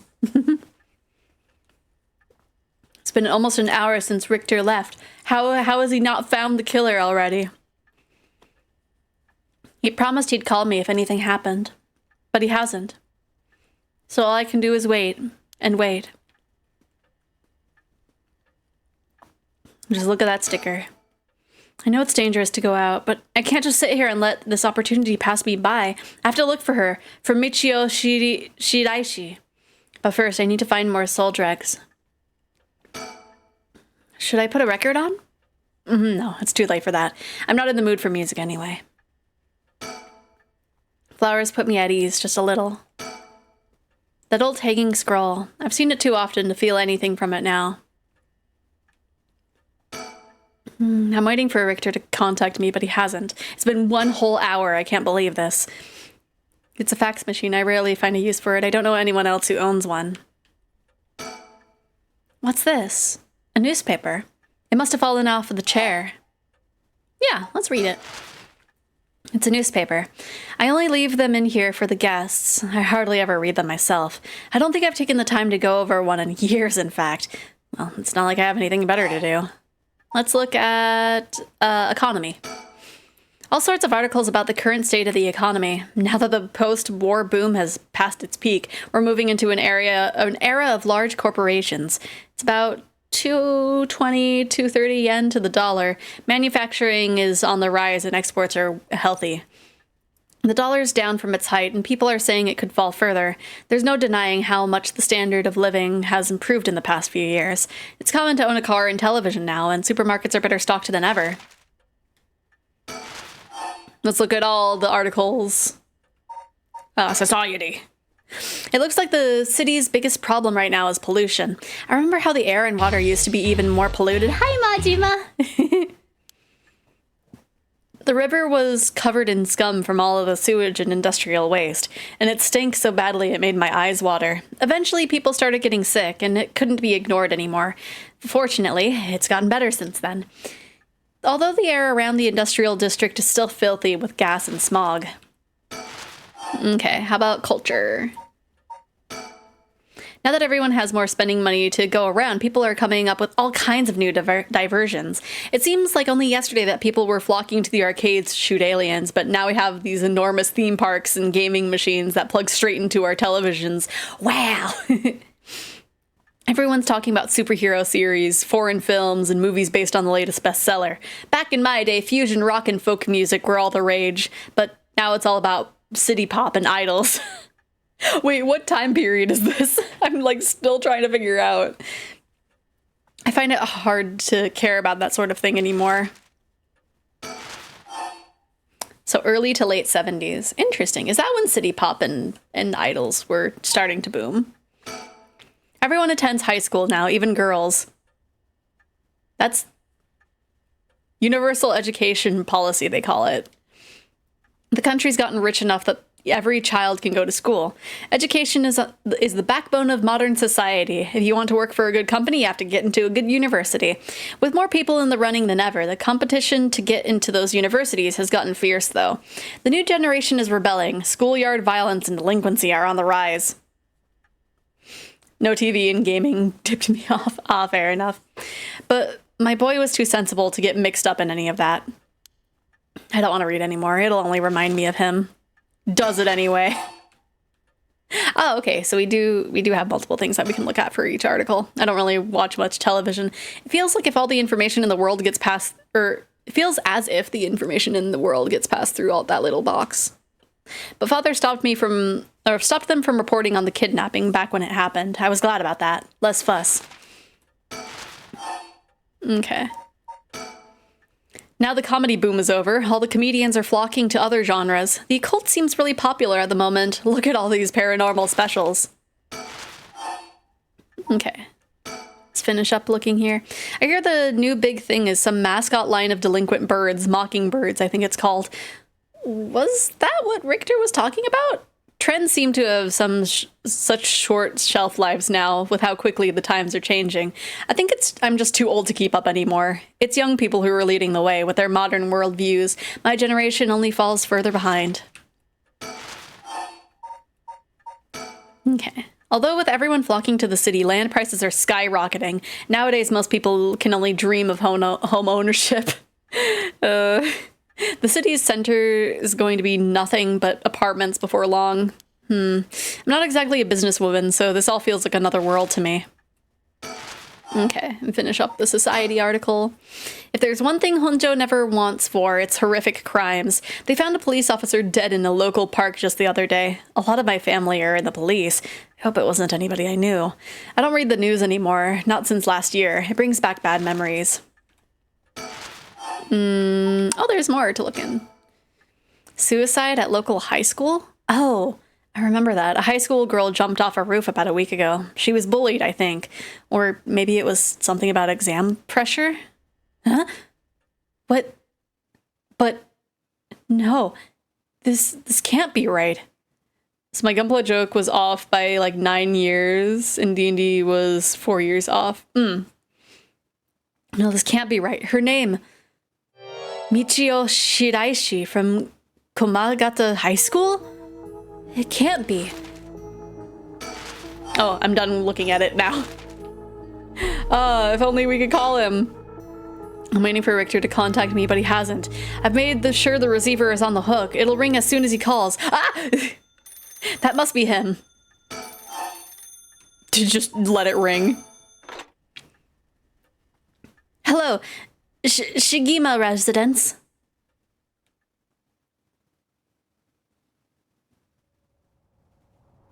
Ooh, okay. Komagata Bridge. Oh, and I should take another bite of my rice.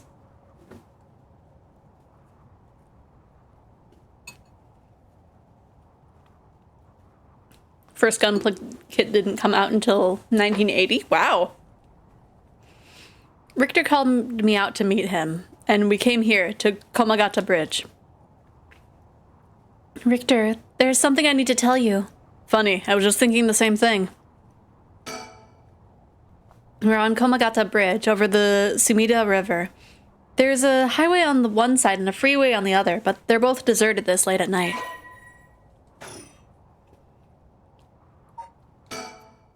Standing around is the last thing I want to be doing right now. This is my only chance to bring back my son. I can't afford to fritter it away. To fritter it? I'll go first. There's something I need to tell you. What's up? Well, that girl, Michio Shiraishi, the one who was with Suichi on the day of the kidnapping, that's her. Well, she's dead. She's what? The student who committed suicide last week. That was her. I heard something about that had happened. Never got the name, though. Talk about bad luck. We finally get a lead, only to find it's turned into a literal dead end. Unless her death was the whole reason Jonoichi was so shaken up. He said she was going to curse him. Was he talking about her taking revenge from beyond the grave? It seems like we're back where we started. Not necessarily. That teacher knows something. I'm sure of it. At the very least, I'd put money on him having something to do with Miss Shiraishi's death. That's why he's so scared of being cursed by her. I see. And also, something tells me he knows more about your son's kidnapping. In any case, I think I've got a good idea of what he's hiding. Call it a hunch. A hunch? Well, more of a theory. Care to take a guess? I couldn't say. I'm just an ordinary housewife. I'm not clever enough for all of this. Are you sure? I'd add you down for sharper than that. It's flattering, but I'm afraid you're mistaken. Anyway, that's enough speculation for now. The truth will out in time. Right now, I think we need to have another chat with Mr. Jonoichi. I feel like I probably should have taken a guess. It's just a theory, a murder theory. Please, go ahead. All right, then. I've been poking around places connected to the 7 mysteries, looking for curse bearers, and... Oh no, it's Crimson! Crimson was one of the curse bearers. Okay. And I think I found a few candidates. Ooh, first a tall man ran into Kishibori Park. Yes, that's right. Oh no. I asked him for directions, trying to probe him a little, but he turned the questions right back around on me. And he was out there the second he was out of there the second he figured I wasn't what he was looking for. I got the sense curses were nothing new to him. I'm about 40% sure he's a curse bearer. I'm doing good. How about you, Crimson? Then there's this middle-aged guy I saw on South Warigesui Street. There's no question about this one. He had one of the curse stones in his hand. He had a nervous air about him, too. It was clear that he was up to some shady business. Gathering soul drags, I bet. He'd make a good target. Next up is a pair, a young man and a woman I saw around Ryogoku Bridge. This time the man came up to me and asked me flat out if I was a curse bearer. I told him I didn't know what he was talking about and he backpedaled and left. Looks like they lurk around there often, looking for kindred spirits, would be my guess. Though it didn't seem like they were quite working as a pair, gathering soul dregs in a group might be a decent idea if you can make it work. But with things being how they are, it's got to be hard to find folks one can trust. They've got brass, though. I don't know what their deal is, but I like to find out. Doing great, came back home with Taco Bell. Nice! The deluxe cravings box for lunch and dinner was really good. Oh, nice! Yeah, I usually get the make your own cravings box. I know there's like a deluxe one where you get like another thing, but like, I don't know. $10 versus $7, I usually go with the $7 so that way I can get some nacho fries. Last is 2 detectives I've seen sniffing around. The police are involved? Not necessarily. A body turned up in a local park a few days ago, so they might just be looking into that. Still, the park's got ties to one of the 7 mysteries. Might be it was a curse that did the guy in. And if they're sending in detectives from the head office, there's something's got to be up. How do you know where they're from? Let's just say that when you're in this business, there are some faces you get to know. Anyway, that's everyone who's caught my eye. You found all of them in so little time? I really did hire the best. It's all in the name, ma'am. Richter Kai, P.I. No, wait. Make that Richter Kai Investigator Extraordinaire. My, an Investigator Extraordinaire. Is that why you can dress like that without drawing attention to yourself? You bet. An Inspector Extraordinaire can blend in like a chameleon in any outfit. Well, that aside, the middle-aged man and the young couple sound the most promising, am I right? Whichever we pick, it's still too early to make a move. It seems like the curse bearers are less involved with each other than we thought. Plus, there's still others we don't know about. I say we hang fire and see how things play out. Once more bodies start showing up, that'll get the pot nice and hot. And once it's boiling, our chance will come. Didn't you want to tell me something? I've already said everything I wanted to say. He's gazing down at the water. What does he see down there, I wonder? The Sumida River. The water is filthy and horrid, but at night, when it's still, it looks almost peaceful. Can I ask you something, ma'am? Is the Sumida River what you Honjo folks picture when you think of home? I couldn't say. All I can tell you is that I can hardly stand the sight of it. Right. Should have guessed. This was where they found him, after he went missing. All alone, floating in that horrible river. All I can think is how scared he must have been. How cold he must have been. What did he ever do to deserve something so awful? I've come here every day since then. And I prayed to the river to give him back. To give back my son. Day after day after day. You know, in olden times, people believed rivers marked where the world met the next. Or where our world met the next. Heading out for today. Good luck with the rest of your stream. And yeah, thank you for stopping by. Hopefully the rest of your day goes well.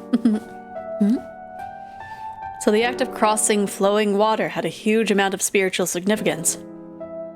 Back when Edo was founded, the people of Cho saw the Sumida River the same way. They associated the far side of the river with the afterlife. That same place would later become Honjo. All their fear and revulsion accumulated there and took root. But then the Ryogoku Bridge sprang up after the Great Fire of Meireki, and just like that, Honjo was part of the city too. And as it turned from farmland into a town, people surrounded it with man-made rivers and crisscrossed it with canals and waterways. Weren't those to prevent floodings? That's what I was told. They were, but that's not all they were for. Their other purpose was to contain all the corruption that had built up on the far shore, and stop it leaking through to our side of the Great Divide. Officially, they were a physical barrier, but unofficially, they were a spiritual one too. So, if I have this right, are you saying that Honjo is a place where the real world meets the afterlife? Exactly. That's why the rite of resurrection is here, rather than anywhere else. I'm sure of it. And that's probably why the seven mysteries and their curses have survived to the modern day. And I guess it would make this spot where we're standing now, right over the water, the border between life and death. If there ever was a place where bringing back the dead might be possible, I reckon it's here. It's funny that you mentioned praying to the river. That might have done more than you think. Is that supposed to make me feel better? Just thinking aloud, ma'am. Well, it's a nice thought. Oh, I guess lore of the river. Yeah.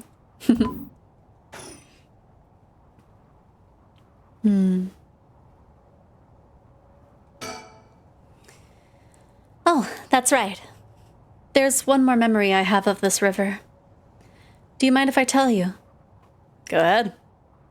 It must have been about 20 years now when I was still a schoolgirl. Back then, the Sumida River was much filthier than it is now. It was full of garbage and industrial discharge. It was scummy and slimy, and it stank. You could look out over the water and see dead cats and dogs and pigeons just floating.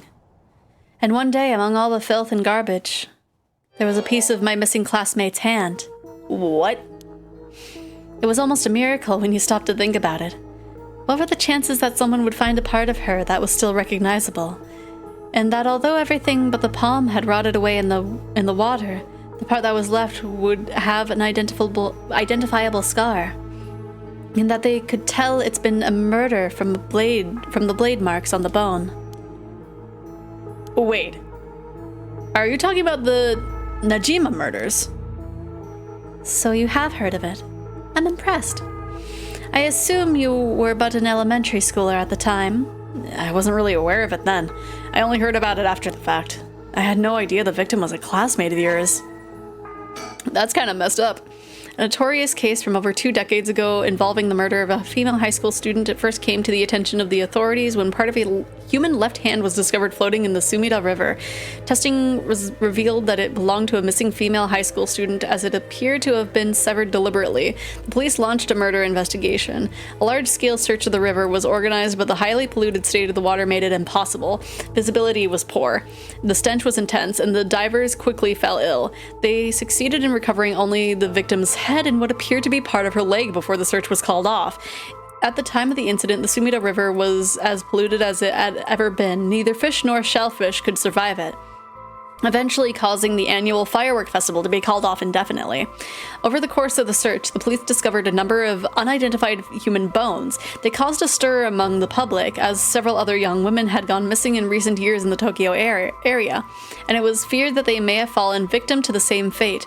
Forensic technologies at the time, however, were not advanced enough to determine the identities of the deceased, so the police were unable to open any inquiries. Due to the overwhelming lack of circumstantial evidence, the investigation ground to a halt until the Xephoria, an unrelated individual, came to its attention. During questioning about a separate incident, Fumichika Nejima, a 36-year-old shop owner with no relation to the victim, divulged details about her that had never been released to the general public. An investigation into his background was conducted, leading to his arrest. Wait, what? Nejima testified that he had snatched his victim from the street and confined her to the underground storeroom in his shop, which also served as his living quarters. He chose her for no special reason, but simply decided that she was an opportune target on seeing her walking alone at night. After keeping her locked up for several days, he restrained her, sewed her mouth shut, and severed her fingers and toes with a box cutter while she was still conscious. As she screamed silently behind her sealed lips, he proceeded to her wrists, her ankles, her elbows, her knees, and working his way inward slowly and methodically. His victim constantly wavered in and out of consciousness. Her ordeal continued until she died of blood loss. Nejima dismembered the rest of her body and disposed of it behind his house in the Sumida River before cleaning his storeroom and returning to his everyday routine as if nothing had happened. The brutality of this action shocked the nation when they were eventually reported. Once apprehended, Nejima readily divulged the details of the murder, but he was less willing to explain his motive. When asked, he would only break down in tears, saying, "I don't know what came over me. I know it was wrong." In the end, the police could extract nothing more from him than expressions of remorse. Although the efficiency of his methods strongly suggested that he committed similar crimes in the past, no corroborating evidence ever came to light. Nejima was sentenced to life in prison at his first hearing. The sentence was imposed with no appeal from the defendant. That's messed up. That's super messed up. Person of interest. Wait. Ew. Why do we have a picture of the killer? Man who made headlines over 2 decades ago as the perpetrator of the brutal killings known as the Nejima murders. Self-employed. Oh. To be honest, it was all a bit of a blur. A wave of chaos just parting around me. Something like that. They said the rest of her body must have sunk to the bottom of the river. They combed the riverbed, but they only ever found pieces. Everything else must have rotted and flowed out to the sea. Afterwards, I heard that all the divers who had been looking for her fell ill. A sorry story for everyone involved, huh? It's funny. Everyone figures the river is filthy already, so one more piece of garbage won't hurt. But every little bit makes it worse. It's a vicious cycle. I know I wouldn't want to go rooting around down there myself. That's right, which is why the riverbed is the last place anybody would go looking. Or so the killer was thinking, I suppose. The times were changing quickly back then. Things were confusing. Everyone seemed to be in a hurry. Young people were moving to Tokyo in droves. Some even ran away from home to make it in the big city. And they made easy targets for bad people. A lot of them ended up disappearing without a trace. You see, back then, if you chopped a body into tiny pieces and threw it in the river, it would rot quickly and discreetly and sink to the bottom, never to be seen again. Are you saying what I think you're saying? They arrested him shortly after. Fukuchika Nejima, the man who killed my classmate and cut her into pieces. He was so methodical about it, it couldn't have been his first case. And people began to wonder how many other girls he'd murdered the same way. The police never found any evidence of other murderers in the end. But the river knows the truth. How many corpses has it swallowed up over the years, I wonder? That same thought spread through everyone's mind, and they started to avoid this area. So, really, this river has been rank with corruption for decades now. Or at least, that's how it seems to me. Well, was that interesting? Well, I can see why you don't have any good memories of this river. With all that darkness lurking beneath the surface, there's no reason that you would. Still, if I may, ma'am, I'm surprised you know so much about the Nejima murders. But how could I not? After all, I was the one who found the hand. I mean, she did bring that up, didn't she? The police actually wrote me a thank you letter. They said it was only thanks to me that they managed to bring Nejima to justice. That was the only time my father ever said he was proud of me. Huh. I guess it just wasn't the killer's day. Sometimes I wonder if he resents me for it. Oh my gosh, we have more. We have more for the river. The Sumida River. I have nothing but awful memories of it. Okay, so that's just finishing that off. Is something wrong? Not really. It just struck me. It's been 20 years since the Nejima murders. So it has. Not to spook you or anything, but I thought you might be interested in knowing. So wait, it's been 20 years? This lady is 30. She found that when she was 10. That would absolutely mess you up mentally. Life in prison doesn't always mean life. There's precedent for first-time offenders being allowed out on parole after 20 years. Oh no. Only if they found to show remorse and the desire to reform themselves, of course. That's right. I'm impressed you know so much.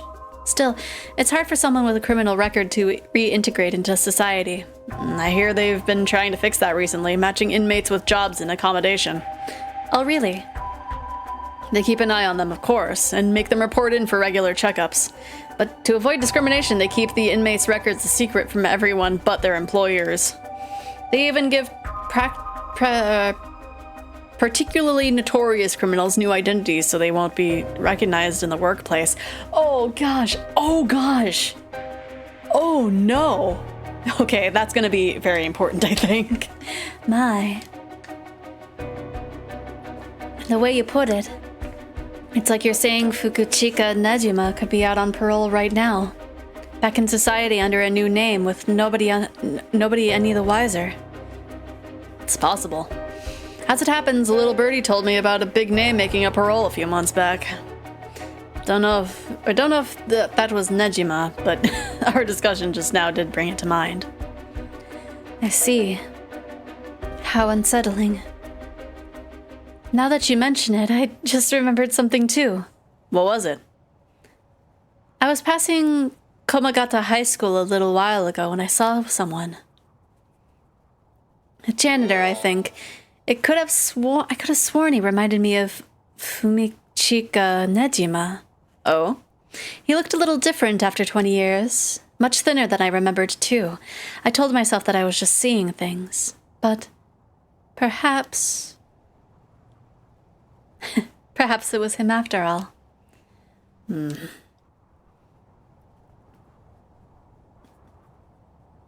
So, what next? The big question now is what the rest of the curse bearers are up to. Luckily, the Sumida River is a good distance from any of the 7 mysteries. It's unlikely the other curse bearers will come all the way here. I can finally have a moment to think. I see. All right. Suspend? What does that mean? What does that mean? I'm gonna see if it does something when it finishes zooming in. Otherwise, I guess we'll suspend. Okay. You cannot currently progress any further. Once your situation has changed, select resume to try again. Oh, okay. Pressing suspend will return you to the story chart. Oh, okay. I mean, ending a thing returns us to this chart, so, Well, it seems like we need to look at Yoko then. Okay. I'm gonna take a munch on my rice.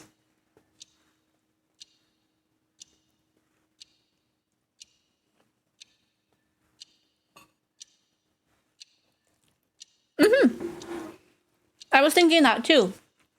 Like Zero Escape and Isomnium. That should be everything. Okay, let's start. Ready for this, Yako? I'm ready. Okay, I'm ready. Okay.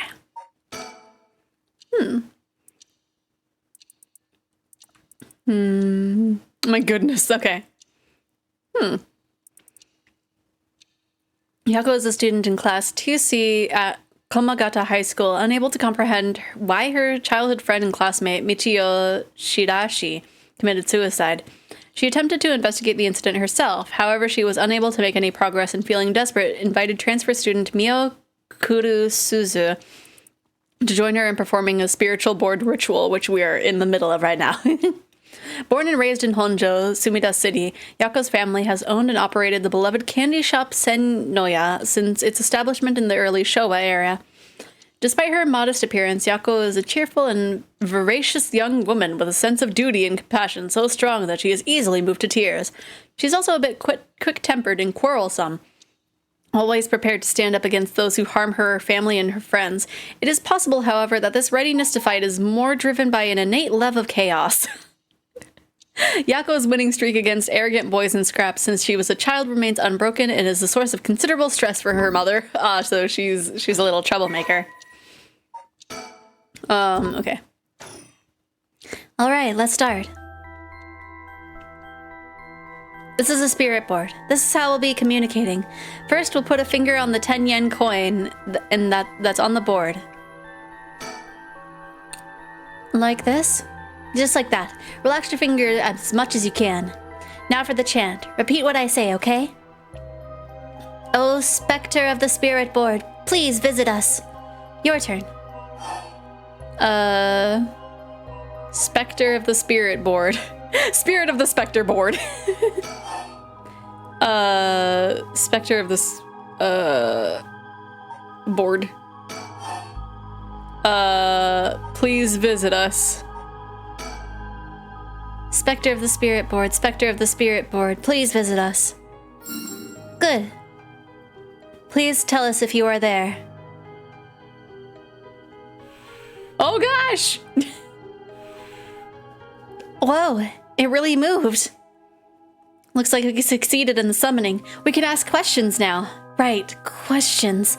Start with a question you know the answer to and see the response.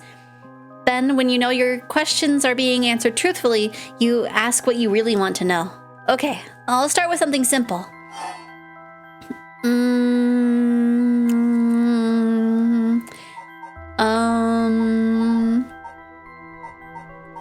What is my name? I think I should know the answer to this. Oh, Spectre of the Spirit Board, what is my name?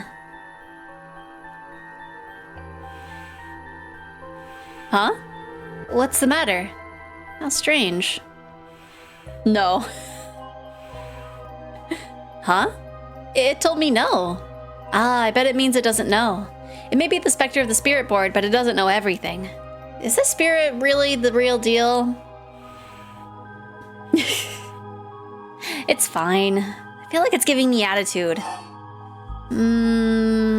What's this girl's name? Fine, what is the name of the girl name of the girl across from me?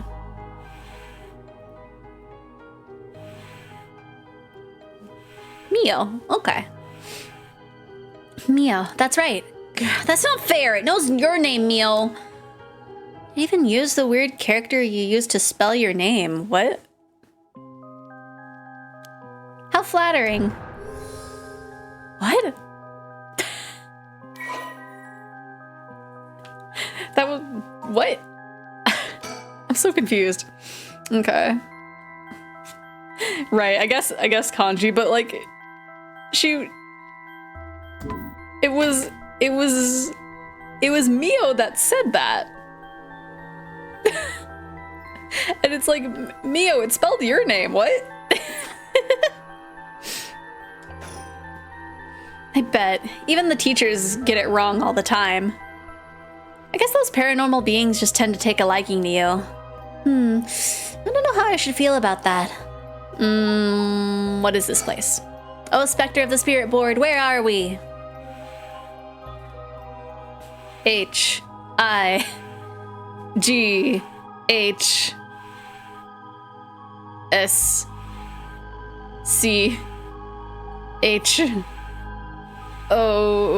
maybe... L... High school. High school! That's right! The answer doesn't seem to be very precise. Is it really you? Oh, Spectre of the Spirit Board, are you truly the Spectre of the Spirit Board? Just no. Huh? It said no? Is it lying? Not quite. The Spectre of the Spirit Board is just a temporary name we call them when using the board. We're actually calling a spirit with a strong tie to this place, or one of the people participating. In other words, a spirit that just happened to be nearby just felt like answering. They don't really think of themselves as the Spectre of the Spirit Board.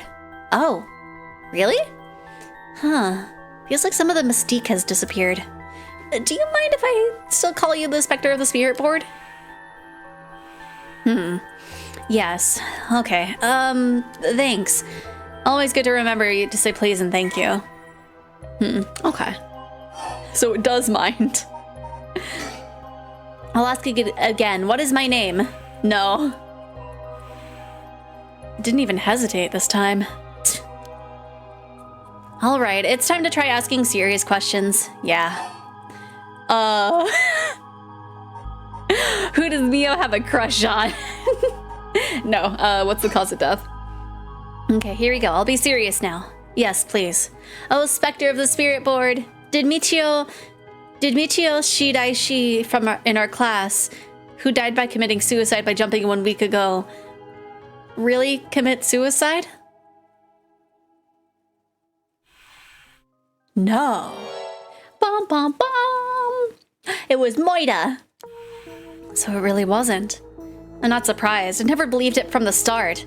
Now's the important part. Yeah. The cause. Oh, Spectre of the Spirit Board. Did Michio Shiraishi die in an accident? Yes. Ooh. It said yes. So it was an accident and not suicide. Michio. Then, did she slip and fall from that apartment building? No. Oh, she was pushed. Huh? She didn't. What do you mean? Michio didn't die falling from the apartment building? Wait. No way! If that were true, then why was she lying on the ground like that in the back alley of the apartment building? It was an accident, but not a fall. Oh, Spectre of the Spirit Board, what happened to Michio on that day? Seems like it doesn't know the details. Then how about, oh, Spectre of the Spirit Board, we want to use that rite of resurrection to bring Michio back to life. Do you know where the rite of resurrection is? I wonder. Oh. Huh? I was looking away for a second. Ah! What is this? Stop! I'm scared, Vio! Calm down. You can't let go before it's over. Oh gosh. Ah! Such deep sorrow. A resentful memory is flowing into my mind. Fools of procession, those who hear it shall fall into the depths of hell. Kill them. Those who hear this sound, kill them all. You've acquired the power of Fool's Procession. You can use it to kill those who hear the sound produced by the curse echo for more than 30 seconds. The effect will be negated if you are seen in that time. Interesting. Okay. Interesting.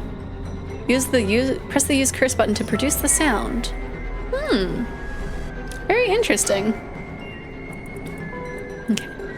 Omio stood atop the tall festival tower. It was her time to shine, and she was ecstatic. It had been years since she joined the troupe, but she had yet to enjoy her day in the spotlight. She wasn't particularly pretty, nor was she all that talented. As a gossip and a loudmouth, she wasn't well liked by her peers. Some of the other girls thought of her as the teacher's pet and bullied her. I don't care about them, she thought. I'll use this chance to make something of myself. Everything was perfect. She wore a beautiful kimono and an okame mask over her face. The stage was set. The accompaniment began. She danced with everything she had. Applause rained down upon her from the crowd. Her breathing hastened with excitement. I've got to catch my breath. That's strange. I can't take my mask off. The smell of glue assaulted her nostrils. So that's how it is. I knew it was too good to be true. Her screams were drowned out by the music as she squirmed and struggled. Omio is giving it her all today. We have to keep up. The crowd livened even more. No, please, someone help me. She fell from the tower, writhing in pain as she begged for those around her for help. The music stopped in time with Omio's heart. That's messed up. A murderous impulse seeps into my soul like thick black tar. Sa Karose. Can you hear it, curse bearer? You, who so strongly desires the curse, or the right, kill them. It's what you gotta do.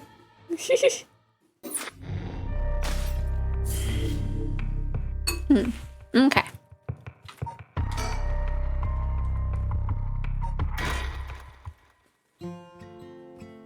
One week ago. Oh no, we're gonna see the victim.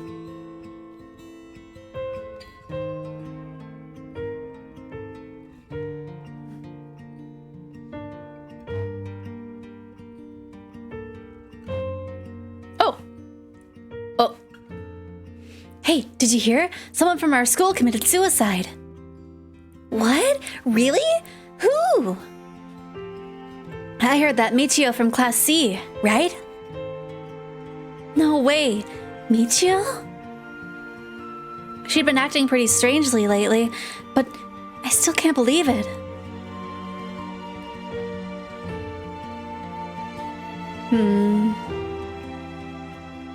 You hear about suicides on the news, but for it to happen here, it's a little scary. By the way, isn't there a girl who transferred into Class C recently? Oh, I heard about her. She's gloomy, doesn't stand out much. Did you know that the school she went to before she transferred also had a suicide? What? For real? That seems like kind of fishy. Did you know? I heard Michio's mom remarried last year. They say her new stepdad is a total jerk. Really? How so? Like, he'd peek on her while she changes and couldn't keep his hands off her. That's more than a jerk. I heard he's an ex-con. Whoops, that's so scary. No way, I couldn't take that. I missed what the other dialogue was. I'd probably think about killing myself too if I had to deal with someone like that at home. Ugh. Did you hear about Michio in Class C?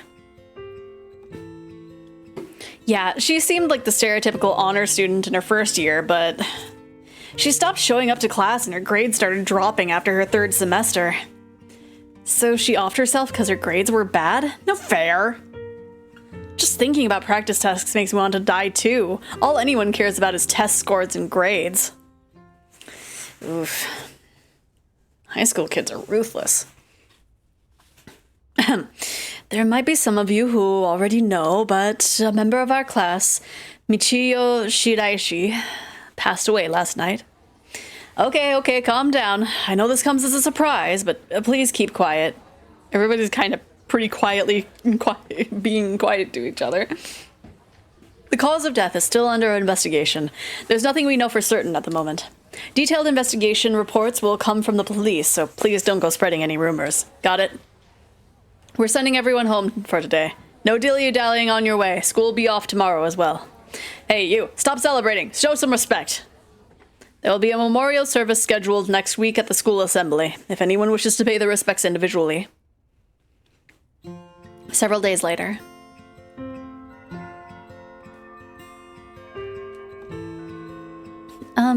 Yoko? Sorry to bug you. It's just, you seem a little different from your usual self. I hope I'm not being nosy. Thanks, Mio. But, thanks, Mio. Was I acting that strangely? Yeah, enough to make me worry. If you want to talk, I'm happy to listen. Yeah, this is perfect timing. There's actually something I want to ask you. Yeah? About the spirit board. You know that spirit board thing that everyone's been doing? Where you summon a spirit and ask it whatever you want? Yeah, I know it. I want to try it out. There's something I want to know. Why are you telling me this? I mean, you seem like the type to know about this stuff. Oh, I do? Yeah, you look like you're really into that occult stuff. You know, you've got that kind of gloomy look. I don't know how I should feel about that. But you do know how to do it, right? Well, yes. I think I probably know a little more than most. Okay, well, please help me. You're my only hope.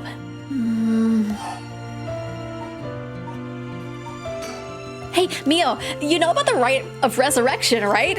Yeah, it's that thing Mr. Araishi apparently discovered and wrote an article about.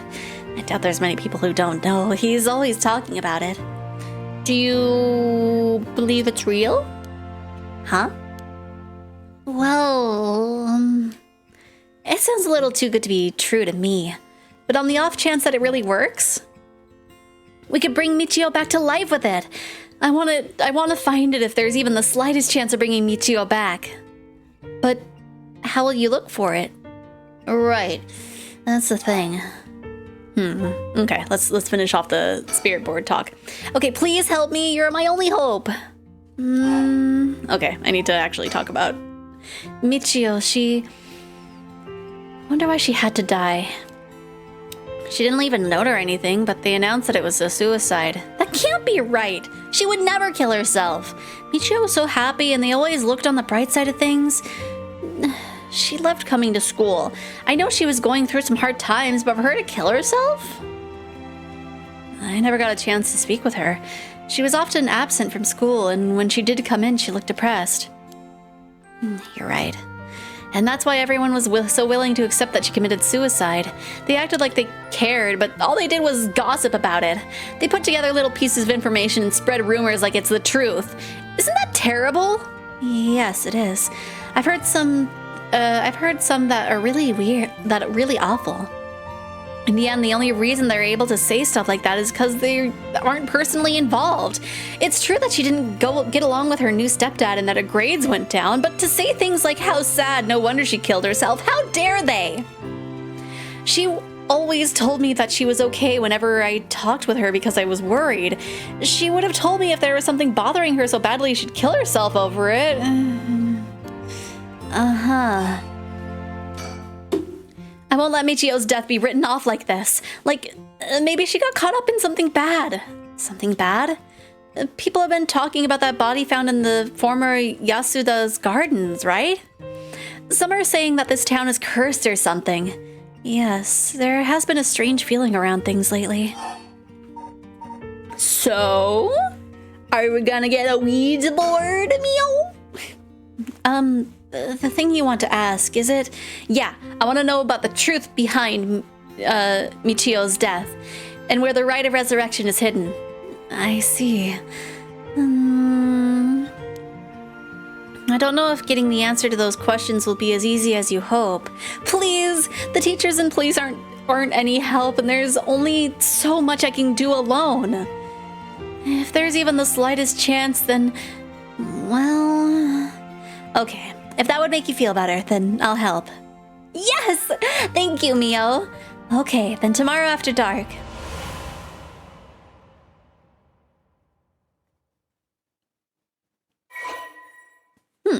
Okay.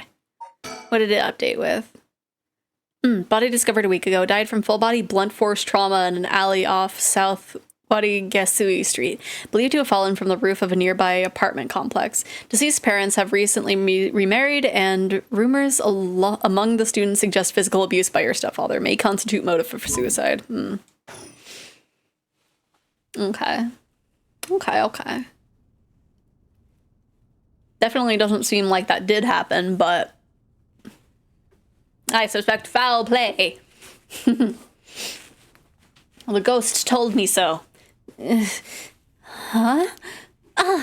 Are you awake, Yako? Yeah, what happened? You can't remember? Let's see, we used the spirit board and I suddenly heard something like this weird voice. And then I passed out? Yeah, as far as I can tell, you aren't experiencing any negative effects. I think it's just a mild shock from how sudden it was. Huh. Was everything okay with the spirit? Yep, it was almost bad, but I got it to leave. More importantly, what is that thing you have in your hand? My hand? Whoa, what the heck is this? It looks so freaky. When did I get this? The Fool's Procession. Oh, there's so much anger and hatred held within it. It looks a little like tools that were used for ancient curses. What? That's so scary! Yako, you just said you heard a strange voice, right? Could you tell me what you heard? Anything you can recall? I think it might be connected to that object. Let's see. It felt like I was at the bottom of a dark place, and then this voice felt like it was echoing in my mind.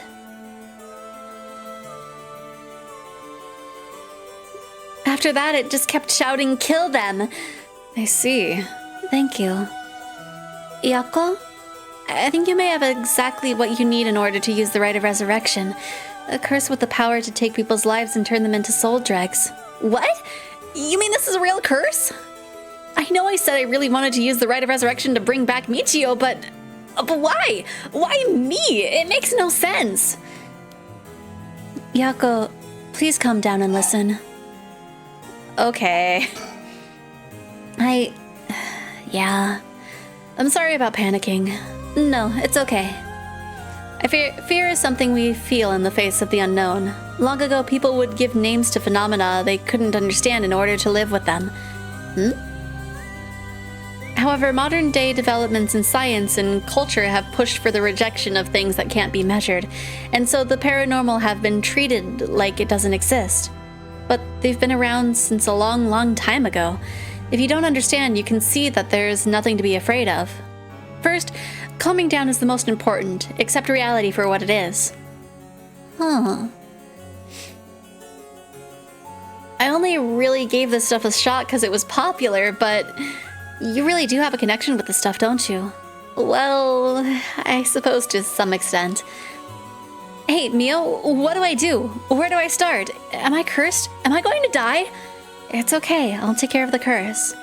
That's why I'm here in the first place. What?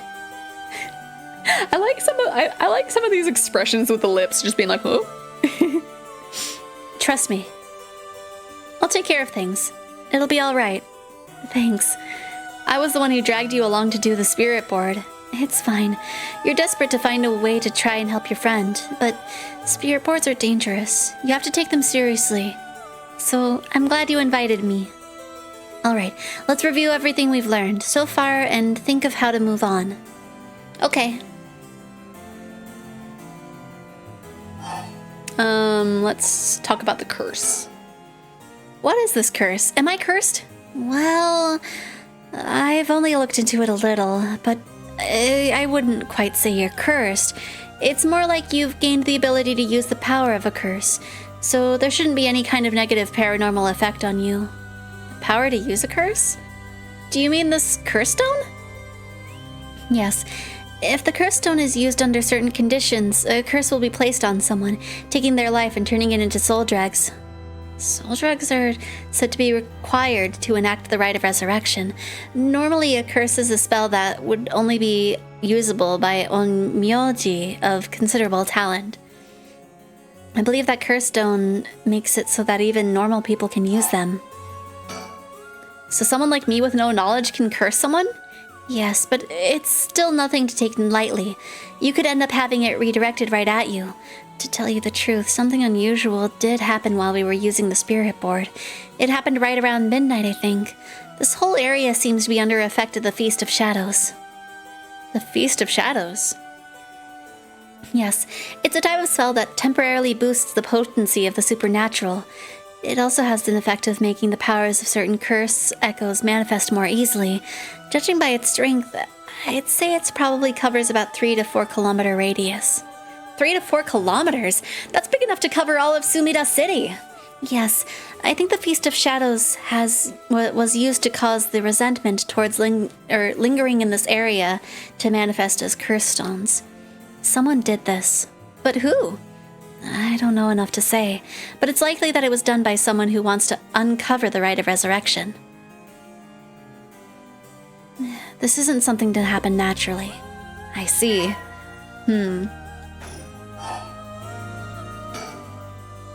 Curse Stone's power can only be used in this area under the influence of the Feast of Shadows.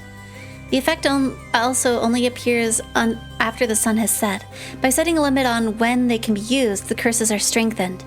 So the curses can't be used outside this area or during the day? Correct. But speaking of limits, to actually use a curse to kill someone, it seems like there are conditions that need to be met. Conditions? You mean like how my curse echo needs someone to listen to the sound it makes for 30 seconds? To be honest, I don't really understand it. Like, how do I even summon the curse echo or make the sound? Do I just like will it? Do you mind if I try? Stop. You shouldn't be using curses so willy-nilly. Even if there were conditions that have to be met, the power to kill someone without leaving behind evidence is dangerous enough. In that sense, maybe you really have been cursed. I'm sorry that you got wrapped up in this situation even though I'm here with you. Okay, let's talk about the mysteries. The mysterious voice said the curse stone is called the Fool's Procession, right? Yeah, that's from the 7 Mysteries of Honjo, right? Our school is said to be connected with a story of the same name, one of the mysteries. Right. I don't think it's a coincidence. This is just a guess, but it's possible that you were chosen because it could feel your desire for the rite of resurrection. If this is a curse of the 7 Mysteries of Honjo, then it's possible that there are others who received curses associated with the other mysteries. Majima! Yeah, that voice also said that there were other curse bearers or whatever you called them. Not only that, apparently you can get a lot of soul drugs by killing another curse bearer. Right, that's certainly not good. Even if we have no intention of killing others with a curse, there's a chance you may be targeted if other curse bearers find us. Eep! We'll have to avoid anyone who has another of the curses. That means we should avoid people at night as much as possible. Also, I like how she said that, like, she asked if she could test it, but didn't it also have a thing of she needs to be in hiding to use it? But, Mio. Yes? If this curse is real, that means I could bring back Michio if I used it, right? The Rite of Resurrection would be real too. Yes, that's true. But you can't do that, Yako. But feels like it's not the time to worry about that kind of stuff. If Michio died in an accident, then I'm sure she didn't want to die. What's the issue with putting a little curse on a complete stranger? I sort of feel like it wouldn't be a big deal. What's going on with you? You're not acting like yourself, Yako. You would never even consider taking the life of another person. Is this the curse's influence on you? Maybe the curse echo's grudge is rubbing off on you. Will you show it to me for a second? Huh? Is there something inside it? No! Stop! Yako? I'm sorry. But it's like I just suddenly really didn't want you to touch it. I understand. I'm sorry. But you need to give up on the Rite of Resurrection. What? Because that's the real curse. Using resurrection as a lure, it tempts curse bearers into using their curses. You have to resist it. Don't let yourself be deceived by some curse. But Michio could... I think for tonight we should get you home to rest. I'll walk with you.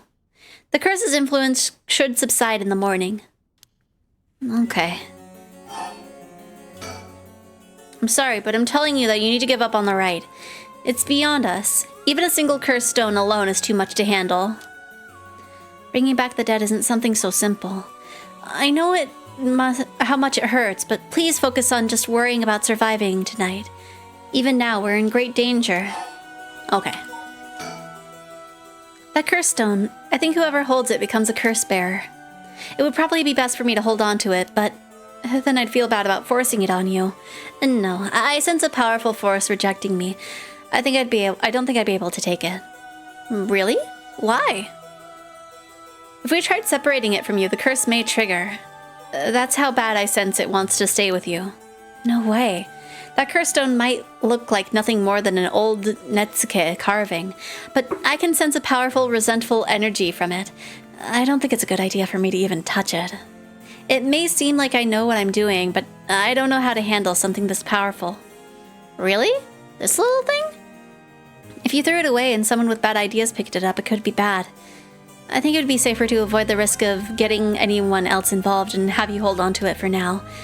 Well, now I'm kind of freaked out. Anyway, we need to make it to daybreak. I think the curse should weaken once it's morning. I'll help you find a way to deal with it then. Okay. So there are two things you should remember. First, do not fulfill the conditions while it's night. Secondly, should you happen to fulfill the conditions, don't use the curse. Right. Okay, let's get going then, shall we? We'll take the same route we took to get here. Right. We'll be fine, right? There's no one else at school, is there? I think so. The night shift janitor shouldn't be patrolling this late at night either. Oh no! Ah! What?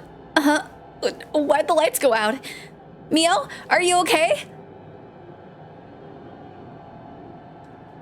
Oh gosh, it's really hard to see. Oh gosh.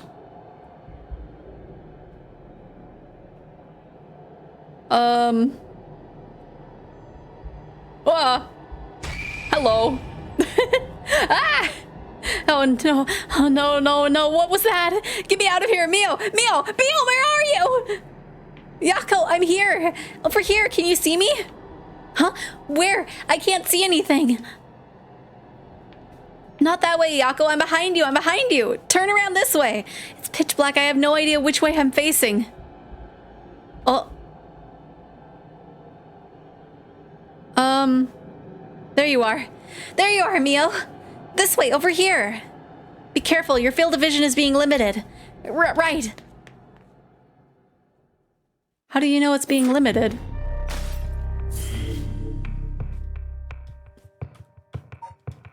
Dun dun. Oops. Yeah, I really wish it didn't like throw me to the track every time, but oh well.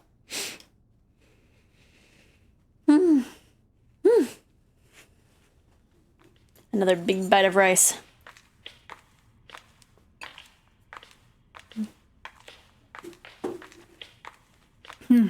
Pardon me. Hey, Mio, what was that just now? Could it be another curse echo different from mine? I think so, yes. We may have been discovered by another curse bearer. Oh. What's wrong? Shh. Someone's there, in that classroom. What?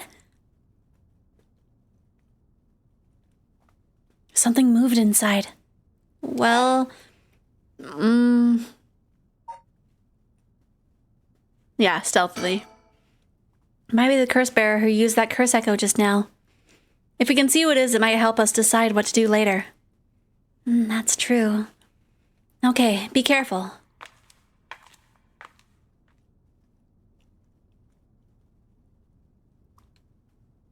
Well, can you see anything? Try to get a look around. Ooh. Oh! What is a teacher and a student doing after hours? Ah! Huh? Is that our homeroom teacher, Mr. Nojochi? And the person with him is Hitomi from Class A? Huh? What? Oh my. Well, what's going on here? That word that I don't know whether to say or not. That Stinky, he's at it again. I have to kill him. I won't let him get away with this. Let's do it. Hey. Die, Mr. Janochi. What is that sound? No, Yako, stop. You'll kill Hitomi too. I have to do something. Ha! Huh? Hey, over there. Who's there? I was seen. It didn't work. Run, hurry. How dare you interrupt me? Seen alone with Hitomi in the classroom late. Okay, let's see. Oh, he never aspired to be a teacher, but figured it was the least he could do with his talents. He considers his students to be beneath him and largely looks down on them all. Oh gosh. Except for Hitomi. He was an honor student and took his class back, top of his class in the back in his high school days, the apple of his parents' eye. He was placed under immense pressure to attend a first-rate university. The family's plans came to naught, however, when the pressure caused Kohei to sink into a deep depression and fail his entrance exam. Even at the university he was able to enter, Kohei struggled to keep up with his classes, leaving him a vain but wounded young man. Oh, oof. Oof. What did you do exactly? Well, it's like late at night after school. Like, it's like 1 or 2 in the morning, and he's at the school with a student all by themselves in a room. You can only assume what's going on there. Yeah, he's very sus. It seems like they're not coming after us. Let's hope they didn't see our faces. But, Yako, what came over you all of a sudden? Sorry. Thanks for stopping me. Did he do something to Michio? Possibly. I'm not 100% sure yet. It's like this uncontrollable rage suddenly welled up inside me. I wonder what's gotten into me. I can barely even remember what happened. I'm really sorry. I don't think it's I do think it's partially the curse's influence on you, but we certainly saw something shocking. My heart's still pounding. I'm a little surprised he told me from Class A. She tends to stand out a lot. Gotcha. Well, she certainly does dress like a delinquent, though she barely shows up to school. But could Mr. Janochi and Hitomi really be a curse bearer? Probably, considering what's going on over here. I don't know, but we should be careful just in case. Yako? When I give the signal, run. Go straight to the entrance. Don't look back, no matter what. Huh? Why? Did something happen? Something happened, didn't it? What about you, Mio? I'll be fine. We'll meet up outside the school gates. If I'm not there in 10 minutes, go straight home, okay? Okay, go! Right! Don't look back. Don't look back. I think Mio's dead. I have to get outside. Let's see. To get to the gates, I go by the gym and... The gym... Huh? What are you doing, miss? Eek! Oh, you shouldn't be here this late. But do you know what time it is? Oh, Mr. Ashimiya. Well, if it isn't Lil Yako. Anyways, students ain't supposed to be outside playing around tonight. Definitely didn't raise any death flags. No, absolutely not. Let's see. Makoto is the janitor of Komagata High School. His predecessor was nearing retirement, so he began working as his replacement about 6 months ago. Makoto is popular among the students for his friendly and caring nature, going so far as to remember the names and faces of all those attending the school. He is affectionately known as Old Man Ashimiya. Though he appears to be a simple, amiable man, Makoto's occasional shrewd remarks have led to speculation among students that he may have led a far more interesting life than it seems. Whatever the truth may be, he will be remembered as one of the 7 mysteries of the high school for some time to come. Interesting. Where was the one? I'm just comparing. It's possible. The nose shape... I was gonna say the nose shape is pretty different, but I'm not 100% sure. Because I was looking at the eyes. It's possible, but I'm not sure. I know you're rough around the edges, but I didn't take you for one to act out like this. I'm sorry. Sorry, I forgot something back in the classroom. No sass today, huh? Realized you were in the wrong, did you? Yes. Forgot something in the classroom, huh? You're a piece of work. But you don't have nothing with you. Oh. Wait, you do? What's that in your hand? Huh? Well, this is what I forgot. I, got it from my grandma. It's really important to me. Girls these days sure have weird tastes. Well, okay. Better head straight home if you're done. Won't tell on you. No, wait. I can let you walk home, or I can't let you walk home alone this late. Alright, wait just a little. I'll hurry and lock things up. But... Oh gosh,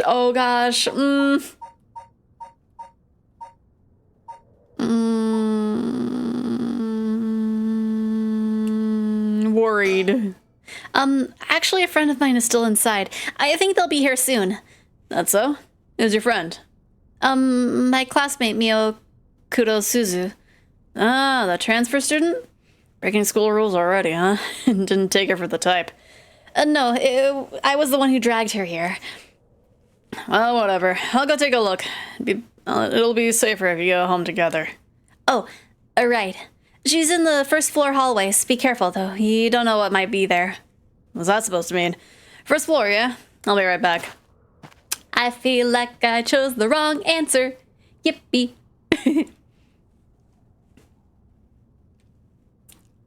Oh. The janitor's dead, probably. Just janitor is dead. She's late. I've been waiting for 20 or 30 minutes, but there's no sign of her. I'm starting to get worried.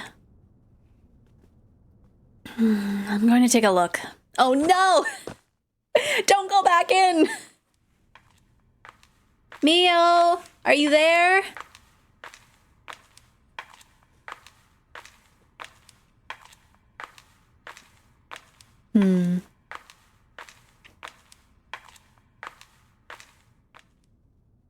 Huh?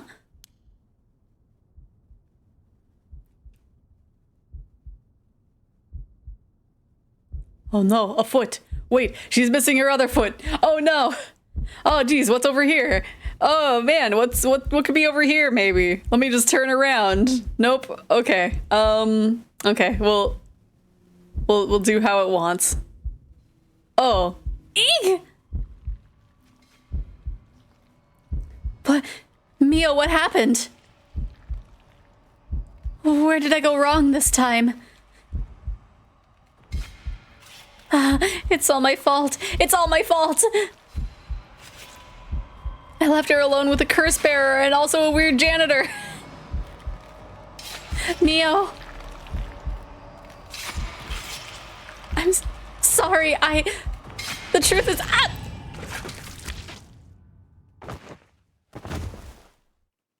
Yeah. Yeah, that's not good. That's not good for us. Did we make the wrong choice? I think so. I think we needed to leave. I'm by Xephoria. You seem to have arrived at a less than favorable result, but this was bound to happen. There is someone who must not be trusted. That sounds familiar, doesn't it? If so, you may choose to withhold important information from that person. Fear not, you may try as many times as you like from the event in question. Okay. I figured it wasn't gonna be a good idea. Very well. Okay. So yeah, just go without checking. Oh, right. Mr. Jonochi was actually looking for you inside the main building. Was that? He's here right now? What's he thinking? I don't know. He was in class 3B on the second floor just a bit ago. Well, I suppose that means I can't be locking up yet. Second floor, you said? I'll go take a peek. Be back in a jiff. My house is really close by. I'll be fine on my own, really. That's so? Ah, the snack shop, right? Suppose you'll be fine then. Be careful now you're here. Stay on the big, well-lit streets. If something happens, shout fire. Okay, you worry too much. Well, we wouldn't want to be losing any more students. Though, I imagine you'd know better than anyone. Yes, you're right. Okay, don't trust the janitor. Thank you, TV man, right? It's like, we had a feeling. I had a feeling that it was gonna be the wrong choice. But, oh well.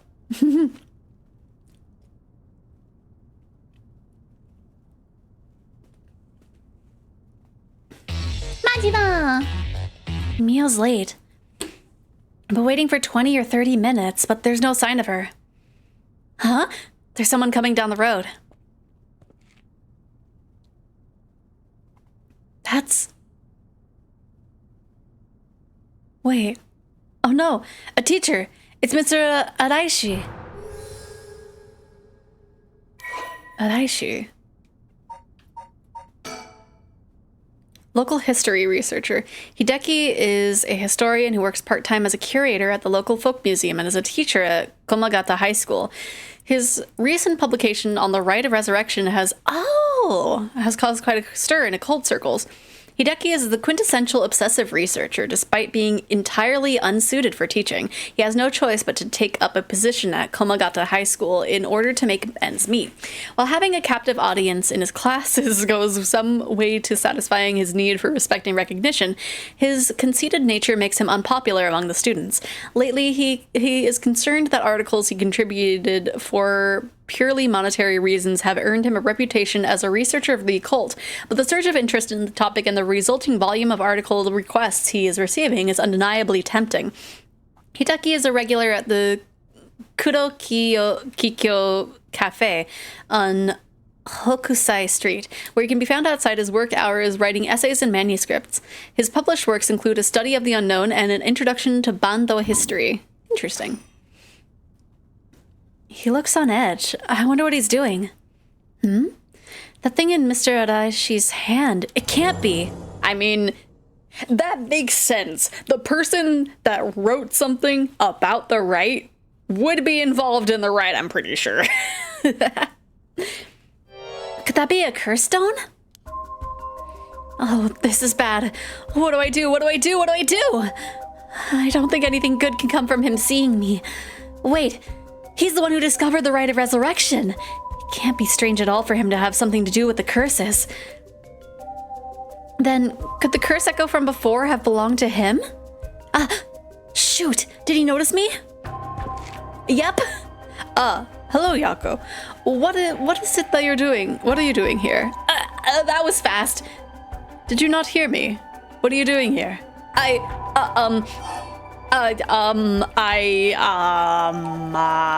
was waiting for someone. I'm waiting for someone. They totally wouldn't kill me if I said this, right? Oh great, it's a battle royale of curse bearers. In the middle of the night. Very disappointed in you. Bad children who get in trouble at night need to be punished. Oh no, just immediate, you made a bad choice. Anyway, what are you doing here? Special night tonight. Did you know that? A special night? Oh, because of the Feast of Shadows. Oh! Well, you know a lot. Did you hear about it from someone? No, it's just a rumor that's been going around. Oh no, there's no such rumor. It must be that transfer student. She has it, you know. You must as well. Take out what's in your pocket and show it to me. Stop it! I knew it. I see, you have one. It's not... That Netsuke is of great historical importance to the area. But it's dangerous to speak here. Why don't you come with me? This is important. No! That hurts! Stop! You're hurting me, Mr. Adaishi! Stop pulling me! Fire! Fire! There's a huge fire! Stop that! Someone will come! Damn it, get over here! Where am I? It's completely dark. What's the meaning of this, Mr. Adaishi? Wait, my stomach! It hurts! I'm bleeding! Yeah, the second he said naughty children need to be punished, I was like, yep, I made a bad choice. I made a bad choice. Don't give me an achievement. My Xephoria, yep, that was bound to happen. It was difficult for Yako to escape from Haraishi while he's in possession of a curse stone. Please come here again if things should change. What? Oh, I have to go back and change something. In the meantime, that shall remain as incomplete until we meet again. No, she's doomed right now. Okay. So, I guess we gotta go to the police. Might make sense to kind of, advance roughly the same amounts. Okay, let's see what these guys are up to. 11 p.m. Not that late. Ooh, just like a little bit before the suspension of the curse stones. It's the gardens.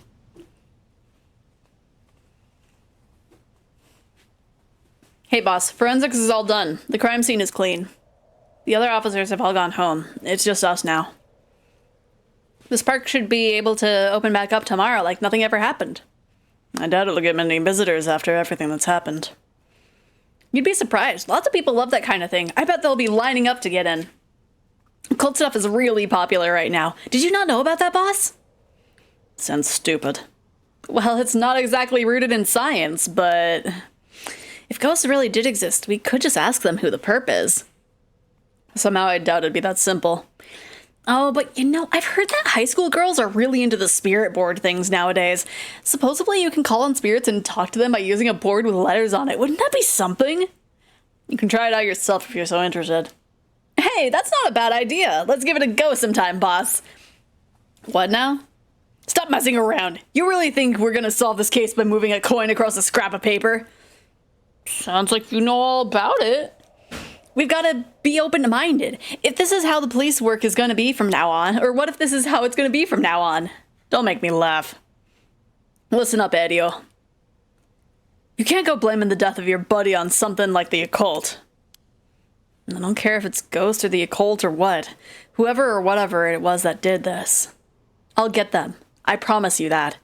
Well, you've got the right attitude, but we don't even know if this is a murder yet.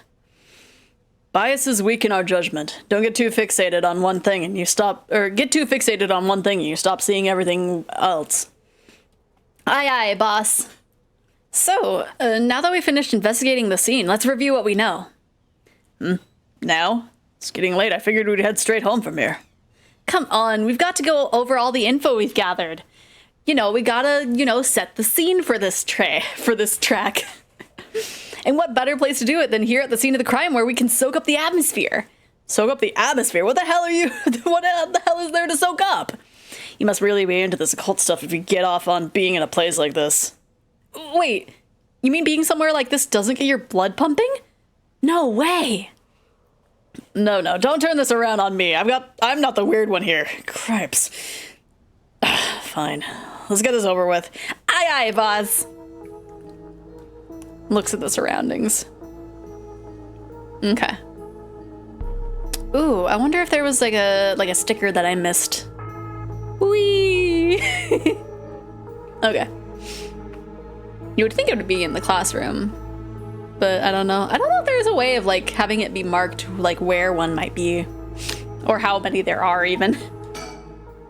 Got a bad feeling about this case, and my gut is rarely wrong. I knew this would be a treacherous case from the moment we were dragged into it. Okay, let's talk about... But either way, I'm so glad you're back in the 1st Division, boss. I've always admired your work. You were like a god to me. You were the whole reason I became a detective in the first place. Yeah, about that. People have been saying that ever since you first entered the academy, but... Yes, that's because it's true. I can't believe you got transferred out of the 1st just as I was assigned to it. So getting to work on a case like this now, just the two of us, is like a dream come true. Happy as I am to hear that, well, how should I put it? What is it? If that's true, I'm not sure you've been showing me the appropriate amount of respect. Huh? But I do respect you. Don't tell me you're going senile, boss. That's exactly what I'm talking about, when you run your mouth like that. It's getting late. You must be sleepy. Don't worry, boss. I'll make sure we get out of here soon. Yeah, I get it. This is so fun. I've been wowed by your shrewd detecting abilities all day today. Oh, really? Funny. I've been wowed by you too, or wowed by you too. Okay, that's the same. Okay, so I need to finish talking about the case first. So early in the morning yesterday, a staff member found the victim collapsed here in the park and called the police when they realized he was dead. While there was no obvious external wounds, the fact that he was a police officer and the evidence of a struggle means it's likely that it was murder. The Sumida office sent it over to us since it involved the death of an officer and we were tasked with the investigation. What we need to do is figure out what happened and whether there was foul play involved. I think that about sums it up. Interesting. But, boss? Yeah? Is this case really important enough to assign to someone from the investigation division? I mean, a friend of mine died, so it's important to me, but it's all up to the higher-ups. I'm sure they've got their reasons. Boss, you know something, don't you? It's all become clear in time. Try not to worry about it too much. Thinking about it, the only thing we know for sure is the identity of the victim. That means there must have been something special about him, right? Maybe he knew something he wasn't supposed to. Some kind of secret or something. Isn't that right? Or isn't that right? You're pretty sharp sometimes, you know that? If you picked up on that, you should be able to put the rest together yourself. Okay. Let's talk about the victim. The victim is Hajime Yoshimi of the Juvenile Division and the Sumida City Community Safety Bureau. 27 years old, single. He mostly dealt with cases involving juveniles in education. His rank was senior police officer. You knew him well, didn't you? What was he like? Yes, we were in the academy together. We still went out for drinks together every month or two. He could be a little rowdy, but he was like a big brother to us all. He was kind and cared about his friends. For better or worse, he wasn't the uptight type of cop.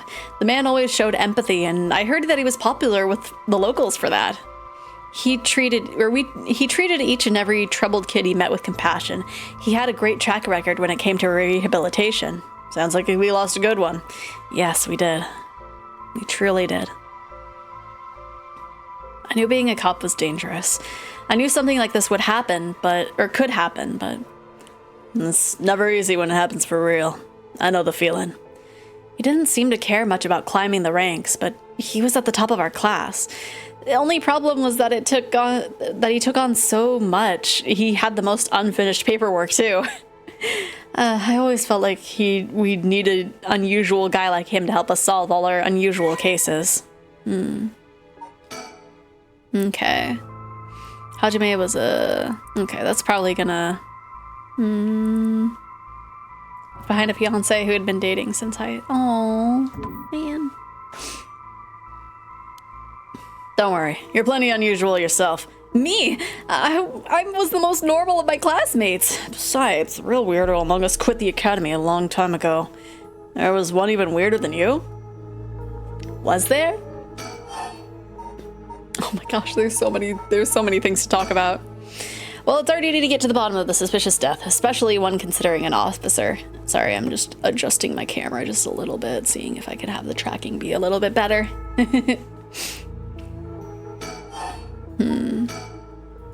Hajime was quite the bad boy in school, apparently. He ended up with the police a lot. He said the officer in charge was good to him, helped him get back on track. The reason he wanted to become a cop was to pay his kindness forward. Said it was the first time he ever took his studies seriously. That's a good story. Love that kind of thing. Makes me want to have a drink in his honor. Please don't make fun of my dead friend. Hey, I said in his honor. You should aspire to become the kind of cop people miss when they die in the field. You say that like it's a sure thing I'll die. I mean, everybody dies at one point. Besides, if you end up biting it, I'm sure you'll be the one who misses me the most, boss. Come on, don't be like that. You'll hurt morale. Well, I guess how much I'll miss you depends on how this investigation goes. I can already see it. Edio, no! Why'd you have to go and get yourself killed? I have no idea what's going on in that head of yours. Yeah, that'll be a sight to see. I can't wait. Can't wait for your own death. Get it together, kid. Sheesh, you really are something. Thank you? Okay, more about the victim. What about the victim's family? The Yoshimi family is from Kaitasengu in Adachi City, but Hajime's parents died a long time ago. He lived there all alone, no siblings or anything. I went to his house a few times for drinks. I was surprised. It was huge and old-looking place. Like, you know, the kind of place that seems super haunted. He lived there alone? It looked like the home of an old noble family. It was hard to imagine him being such a delinquent living in a house like that. There's that bias I was talking about. If he's from an old family, I'm sure things were complicated. That's a bias too. He never talked about any of that, even when we were drunk, so I don't know much about it. Oh, one more thing. Yeah? Hajime was engaged. He'd been seeing his fiancée ever since they were in school, over 10 years. They'd just started talking about getting married. My apologies for the noises. What was her name again? He showed me a picture once. She was a beautiful woman. That's so. How terrible for her. But she may know if there had been anything going on with him lately. We should speak to her. Yeah, the fiancé may have been his only confidant.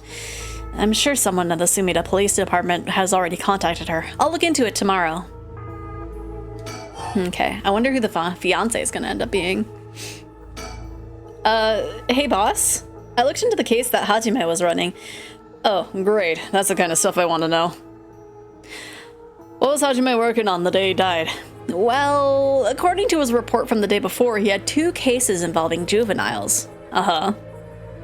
The first was the suicide of a high school girl who jumped off a building in Kamezawa last week. Yeah, I did hear about that. The girl's name was Michio Shiraishi. She was a second-year student at Komagata High School. But it seems as though Hajime had contact with her even before the incident. So she'd been troubled for some time. That's the thing. About a month ago, he happened to see her walking around town. She looked upset, so he struck up a conversation with her. He was sure that there was something bothering her, but she wouldn't tell him what. Must have been trouble at home. That's what he thought too. It seems he visited her home and spoke with her parents, but they said that there was no problem, so there was nothing else he could do. And now she's dead. Then it's possible that he could have prevented her suicide then. He must have been devastated. And that's why he was looking into this Michio Shiraishi again. He must have thought that something terrible had happened that drove her to end her life, but ultimately he never reported the findings of his investigation. I see. And you're thinking that it may have had something to do with his death. We'll have to find out what it is that Hajime discovered. Right. Let's check with the Sumida Police Department about that tomorrow, too. If we get to tomorrow. And what was the other case he was working? This one is also related to the Komagata High School student. A troublemaker named Hitomi Okuda. She seems to be the leader of a group of kids who get up to no good. Juvenile delinquency. Fun. She was pretty bad for a while. Multiple charges of destruction of property, assault, and battery, you name it. Hajime had been working with her for about 6 months, and she was finally starting to open up. Then he met with the girl the day he died. Well, every school's got its problems. So she was, oh gosh, there's like a very specific kind of like female delinquent, and it's like, I don't remember what it's called, but she was one of those. But I'm sure he'd be worried about how she'd get on without him. Right. Just when she'd finally found an adult she could trust, she might act out without someone to help her get through this. There are different ways of acting out, and one of them is what I am worried about for the teacher. We'll have to make sure the Sumida Community Safety Bureau does their job, but... Can't rule out the possibility that meeting with this delinquent girl had something to do with his death. Then we'll have to interview her, too. Yes, you're right. She may have been the last person to see him alive after all. I'll ask Sumida to introduce us tomorrow. Though, who knows if they'll actually let us talk with her. And that's what we hired you for. Lay a little boyish charm on them if they need convincing. Yeah. I'm sure they prefer me over a scary-looking old man like you, boss. Watch it. I'm still your superior. You ought to act like you respect me, at least. Oh. I thought I was. You were? Heck. Is that just your generation, how your generation speaks? You really are a new breed. It's probably just me, actually. Oh. Well, I don't think you can get away with that with other people. So anyway, boss. Were you even listening? We've got quite a bit to look into tomorrow. First, the 2 Komagata High School cases that Hajime was handling, and we need to speak with his fiancé as well. I believe that's it for tomorrow. Okay. So, body found at former gardens, estimated time of death 2 days prior. Oh. So that body has just been sitting in that garden for 2 days. Acute heart failure, cause unknown. Ooh, sign of a struggle found at the scene. Efforts to locate witness underway. Body discovered by groundskeeper currently, and it took them 2 days. It took the groundskeeper 2 days to discover the body. Currently investigating the fiance of the deceased and 2 female students of Komagata High School with the deceased had contacted with as the persons of interest. Majima, hello! Dun, dun, dun, dun, bum. As for the cause of death, we won't know until the autopsy is done. From what we've seen, though, it appeared to be some kind of acute heart failure, but since he had no record of chronic illness and had no visible wounds, it's possible that poison or drugs could have been involved. Dying in the middle of the park like that, it certainly seems suspicious. We found signs of a struggle at the scene, as well as footprints belonging to an unidentified individual. We've got people trying to identify those prints. If we can find out who they belong to, we might be able to figure out this whole thing. Yes, wouldn't that be nice if it were the end of it? The only things Hajime had on him were his badge and his wallet in his pockets, so we could rule out a mugging. Though there probably aren't many people who would think to try mugging a cop as big as him. I'd also heard that Hajime got into a fair few fights in his younger days. He started judo once he became an officer and rose up the ranks quickly. Sounds like the perp would have had to have been pretty strong to take on Hajime. Let's see. Time of death was around 11 p.m. 2 days ago, outside of the park's operating hours, of course. His body was found early in the morning yesterday. 11 p.m., the day before yesterday. What was Hajime doing out here at that time in the first place? That's the question, isn't it? The entrance to the park closed after hours, but it's a small gate that'd be fairly easy for him to get through if he really wanted to. That would, of course, be breaking and entering, but what do you think, boss? I feel like someone called him here. It's hard to imagine a cop like Hajime would trespass for no reason. And since it seems like someone else was here with him, could they have called him here? Oh, that does seem likely. They must have been talking about something pretty sensitive to come here in the middle of the night, so Hajime met someone here to discuss something in secret. And then they got into a fight? No, that wouldn't match the cause of death. There were no wounds on the body that would indicate a spontaneous scuffle. The perp must have planned something. Then you think it was meditated. That would mean they called Hajime to the park with the intent to kill him? Well, there is still the possibility that it was just some kind of accident. Maybe the perp tried to threaten Hajime and things went south from there. We should be able to get a clearer picture once we know exactly what killed him. Alright. Okay, how about Tatsumi? On the topic of family, what's yours like, boss? The hell is wrong with you? Prying into personal life all of a sudden. It's just, I've never heard you talk about them or anything. Oh, are you single? Shut it. That's none of your business. Well, ever since I joined the force, I've been thinking. The department really pressures young officers to get married. I wonder why that is. You don't say anything like that, though. How should I know? I caved into pressure myself and got married 20-some-odd years ago. Huh? So then... God, you're relentless. She took our daughter and left 4 years ago. Thanks for reminding me. Oh, I'm sorry. I can't believe she'd give up a guy like you. Ugh. I was never home much. Too focused on work. I'd come home late only to get called right back out again. Plus, being a cop is dangerous work. I don't blame her for getting fed up with it all. How sad. Especially when you're out here putting your life on the line. Oh, is that why you're transferred out of the first? It was already too late back then. You better be careful, Edio. You say that, but there's not much I can do, is there? That's the nature of our job. There aren't many who can really understand it. Not unless they're involved with police work themselves or related to someone who is. But wait, you have a daughter, boss? You really think I want to talk to her about all that? Or after all that, have some sense. Come on, I promise I don't mean this the way it sounds, but how old is she? Jeez. You don't know when to quit, do you? At least try not to look so intrigued. She's a bit rough around the edges. I think most men are imitated by her, or intimidated by her. Last I heard, she's living by herself, going to college. Wow, a college student. Men love an educated lady. Stop that. What kind of cop are you making baseless assumptions like that? She's living on her own, though, huh? You must worry about her. Worry. I don't even know where she lives. Oh. She hasn't told you. Probably because she knows you'd follow her around everywhere. I would not! I don't think.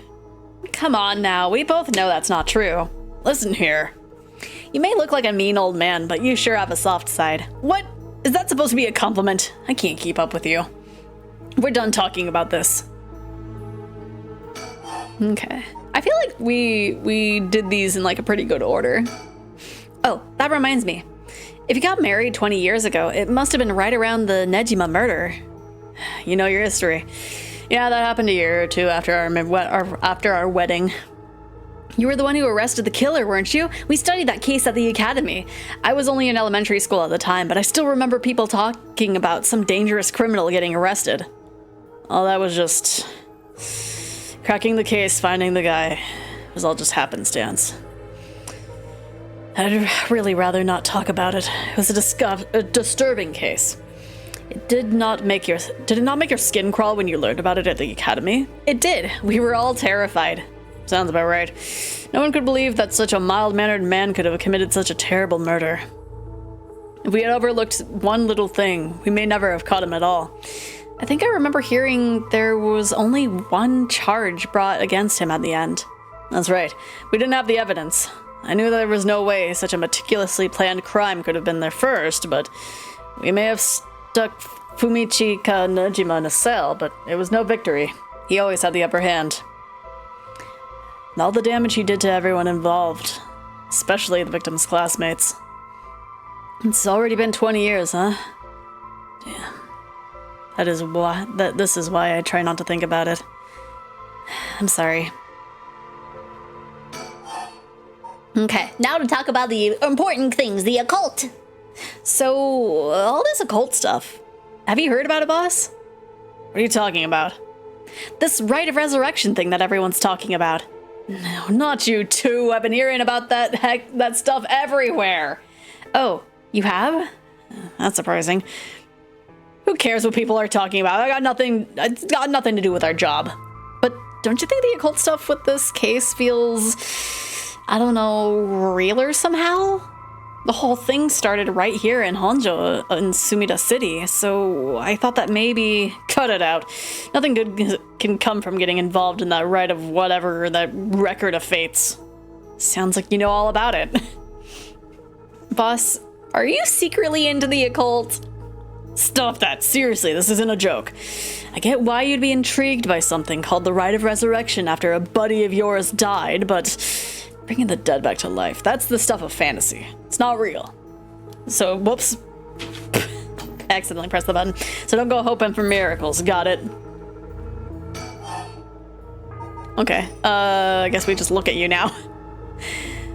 Jun Erio, a detective in the Tokyo Metropolitan Police Department, 1st Investigative Division. His rank is sergeant.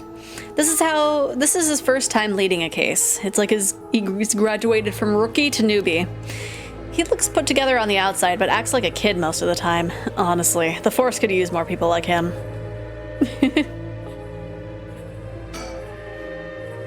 This pond, they say it used to flow into the Sumida River, but the river became so polluted that they cut it off. Interesting. So maybe there's a body part in the pond. The former Yasuda Gardens here in Yokoame Ichome were originally built as part of Daimyo's estate back in the Edo period. The park became city property a number of years ago and underwent extensive renovations. There's not a soul around at this time of night. Quiet doesn't even begin to describe it. Dun, dun, dun, dun, dun, dun, dun, dun. I guess I gotta think. Oh wait, scene. This is where the victim was found. It's clean now. It almost feels like nothing happened here at all. But once an incident like this has come to pass, there's no going back. Not knowing that is any consolation. Well, boss, I think that about does it. Right, let's call it for tonight. I'll see you tomorrow. Hello? Oh god, what is that? Huh? Boss, what's wrong? Don't tell me you're going senile. Damn it. It was that case all along. It's Majima. Boss, what is it? Is there something over there? Gah! Such deep sorrow. A resentful memory is flowing into my mind. Those who deceive with the falsehoods and hung up for forever in eternal darkness. Kill them. Kill them. Those who spread lies. Kill them all. Oh. Interesting. So if I...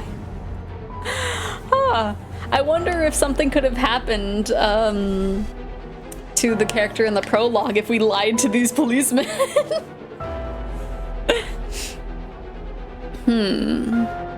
Yeah, use it to kill people who intentionally mislead you. This one seems kind of OP.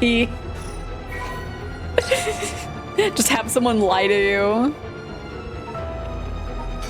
Just give me the story of this tree. Interesting. Oh, look at that tongue. He deceived us with his so-called rite of resurrection. The man who tricked the people with his false dark arts swings from a rope. They thought the man had escaped the previous night, but oddly enough, he was found hanging in the garden of the daimyo's mansion that morning. The man, a local called Jinkichi, was known for his kind temperament and skill in crafting netsuke clasps. While his life wasn't always easy, he was optimistic, the type to smile through whatever life threw at him.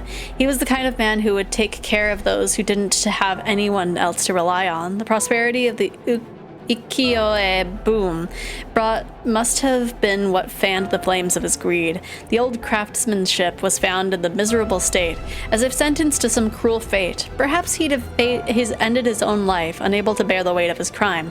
But dead men tell no tales, and the people thought of him as a bad man even in death. He hung there for days till his neck stretched horrifically, a visage of pain still etched on his face. It was clear he must have struggled greatly as he died, his flesh marked with dark scars with a rope wrapped around his whole body. The beech tree's leaves do not fall, and neither did the man's body hanging from it, as the mansion's owner was not at home. Another unfortunate event. The people held their tongues, fearing divine punishment, but the rumors persisted nonetheless. My goodness. Ugh. A murderous impulse seeps into my soul like thick black tar. Sa, korose. Can you hear it, Cursebearer? Kikoeru ka? You, who so strongly desires the right. Kill them.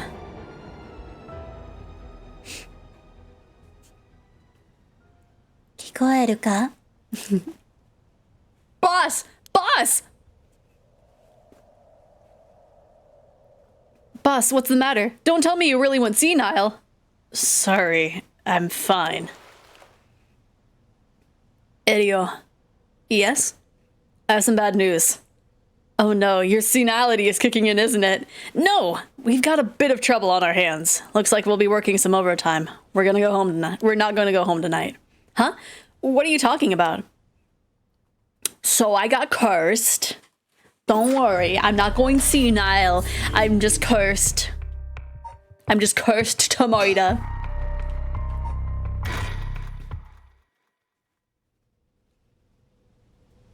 Okay.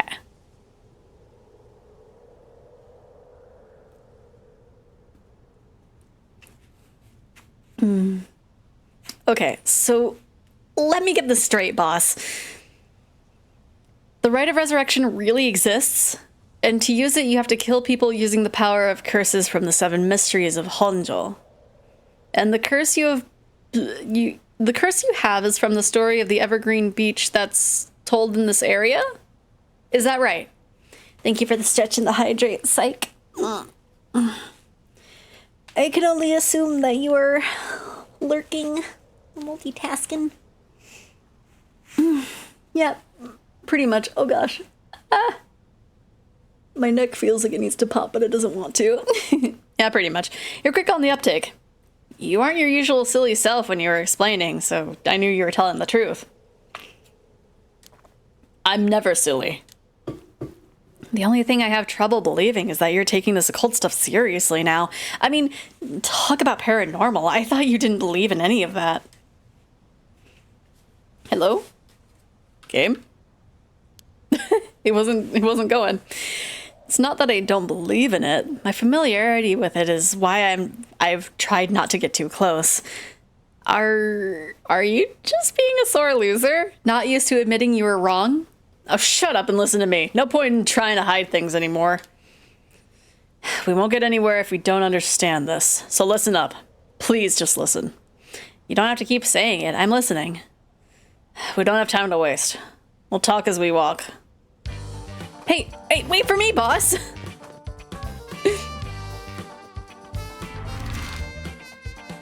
Fun.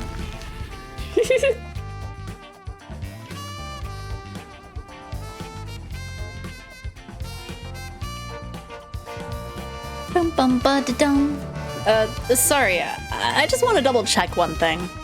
You're telling the truth, right? This isn't a side effect of your senility. It's the truth. Not like I can prove it, though. Revealing the existence of a secret department is against the rules, even to a fellow cop. But this is an emergency. I need his help. I'll tell him. I'm sure you already know this, but this is all top secret. No sharing it with anyone. Right. You can trust me not to. But, no, I just can't believe it. I've heard rumors that you used to be a member of the secret division attached to the security bureau. I can't believe we actually have a department called Paranormal Affairs. Yeah, I'm sure it comes as a shock. I couldn't believe it myself. I thought the higher-ups were messing with me. Really had me worried for a while there. No, this is incredible. That's the whole reason I became a cop. I was always fascinated by secret agencies and stuff. You serious? But thinking about it, it totally makes sense. If curses and spirits really do exist, then of course we'll need a special department to protect citizens from it. Seem a bit too eager to believe all this. And hang on, I thought you joined up because of me. Come on, boss. Do you only have one favorite food? You can like more than one thing. Yeah, whatever. In any case, the official stance is that the supernatural doesn't exist, so Paranormal Affairs operates in secret. Still not sure why they stuck me there. Those 4 years, I worked nothing but cases involving the supernatural. Ooh.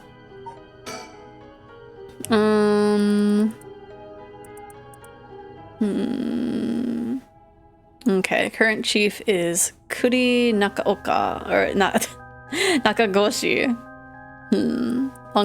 Born to a family of psychics and involved in keeping the world safe from paranormal phenomena for generations, and has served as Mio Kurosuzu's mentor since discovering her. Oh, interesting. Okay. Kurui is an elusive figure. Very few have met him in person, and he's very rarely seen in office. It is said that it's because he is oft been the target of curses. However, though some theorize that it is in fact because Kurui is not actually of flesh and blood at all. His seat in his office is usually occupied by a Nue, a legendary creature found in Japanese folklore. The Nue resembles an ordinary white thrush and acts as Kuiru's messenger. Leading to bizarre scenes of police officers earnestly reporting their findings to a bird. The term Nakagoshi's case serves as a code name used to refer to cases under investigation by Paranormal Affairs. Interesting. What does he look like? Oh wait, that's our friend. How do we only now have a thing? Okay.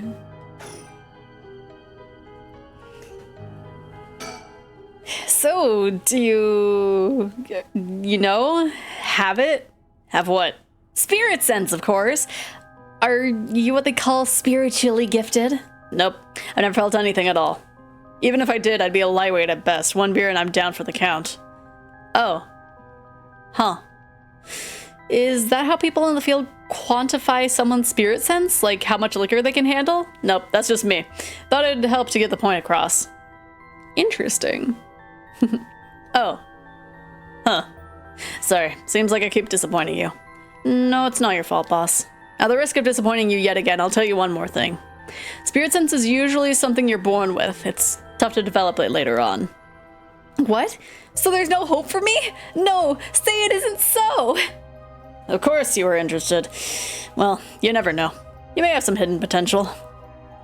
I know there's a high schooler who's got so much spirit sense that she works in the front lines. I say work, but she wasn't paid because it was supposedly part of her trading. Yikes, that seems like it'd be in violation of Article 69 of the Labor Standards Act. Wow, you really know the law. No comment. Even the occult field has workers' rights, huh? So, what do we do now? We've got this rite of resurrection and the curse echoes of the 7 mysteries of Honjo. The curse is being spread out around the city is a bit of an emergency. Is that bad? I'll put it this way. It's like handing out guns all over town. Jeez, that's real bad. It is. So we need to find the source and put a stop to it before something terrible happens. Usually be a job for paranormal affairs, but I talked to them on our way here. The main team is tied up until tomorrow night. So they told me to lead with it myself, or deal with it myself. Said it'd be fine since I have some experience. Huh? What? That overtime you mentioned means, yep, you're gonna help me, partner. All right, let's do this. You seem a bit too eager to dive into all this. You really have no reservations working a case you know nothing about? You said this was an emergency. I didn't think we had a choice. I'm just trying to be logical about this, boss. You really are something. It'd actually be nice having you around. Why, thank you. So, what exactly do we do? These curses are connected to the 7 mysteries, and the police who have the others should be all here in town. Right, if there's 7 of them, that means there are 6 more out there. And we have to stop them all before they kill anyone with their curses. If we can find and collect all the curse stones. But, boss, from what you said earlier, killing a curse bearer gets you closer to completing the rite of resurrection. Won't your life be in danger if they find out you're a curse bearer? Pretty much. We can't let that happen. Should you even be out here right now? Hiding would only be a waste of time. Mystery of the one-sided reed is associated with Ryogoku Bridge. I was hoping we'd be quick enough to run into the one-sided reed's curse bearer. No such luck, it seems. Well, if nothing else, maybe word will spread that cops are on the lookout and people will behave. That's putting a lot of trust in whoever these other people are.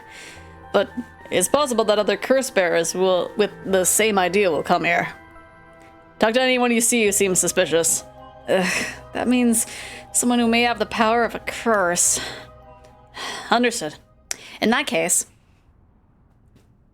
why don't I ask that guy who's been watching us this whole time? What do you know? There is someone there. Good luck. Who could it be?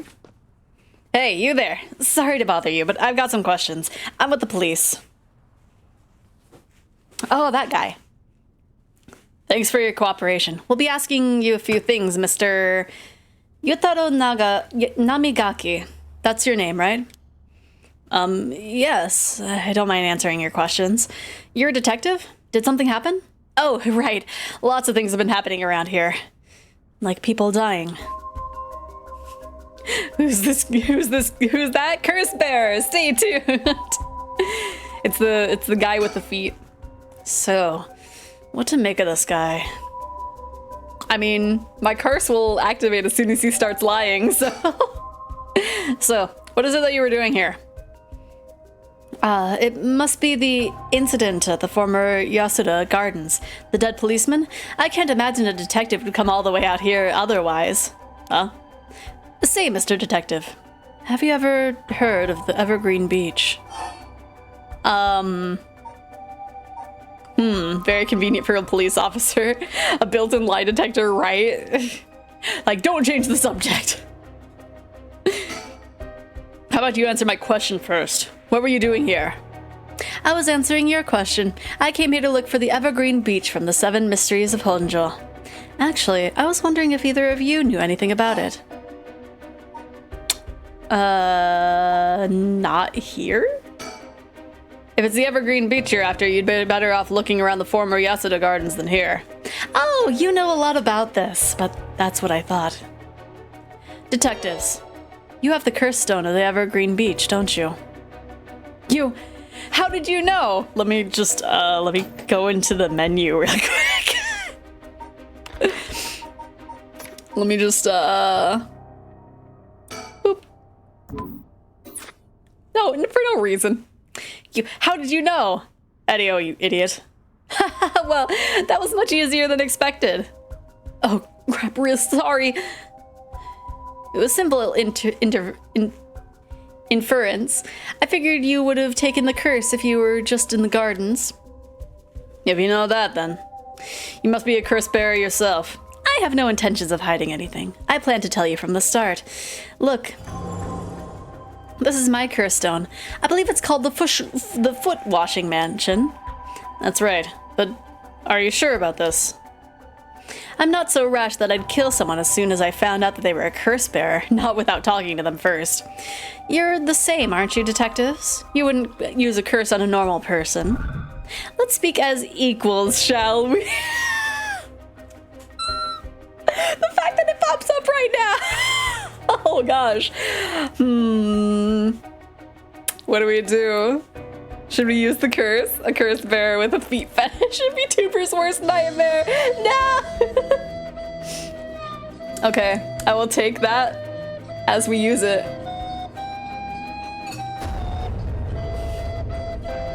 Boss? Sure. We'd rather resolve this amicably too. I don't think it wanted me to use it. But before we talk, there's something I should tell you. This is my curse stone, the Evergreen Beach, just like you thought. What? What? Boss, why would you tell him? As for how the curse works. Boss, are you having another senior moment? If you tell him that... It hangs to death anyone who would try to mislead me. So if you try to lie to me, the curse stone will let me know. I don't have to use it to tell. Understand? Well, really? That's super useful. I see. Understood. That's a pretty useful power for a detective. Now then, let's talk. Damn. Seems I lost the upper hand. No point in petty tricks then. I'll be honest with you. So far, so good. There's someone I want to bring back, so I'd like your assistance in collecting soul dregs. Can't help you. Please, all you'd have to do is tell me who the other curse bearers are. Sorry, but as a police officer, I can't just look the other way and let you go. Please, if you help me, I'll let you two go as well. Is that a threat? No. It's your final warning.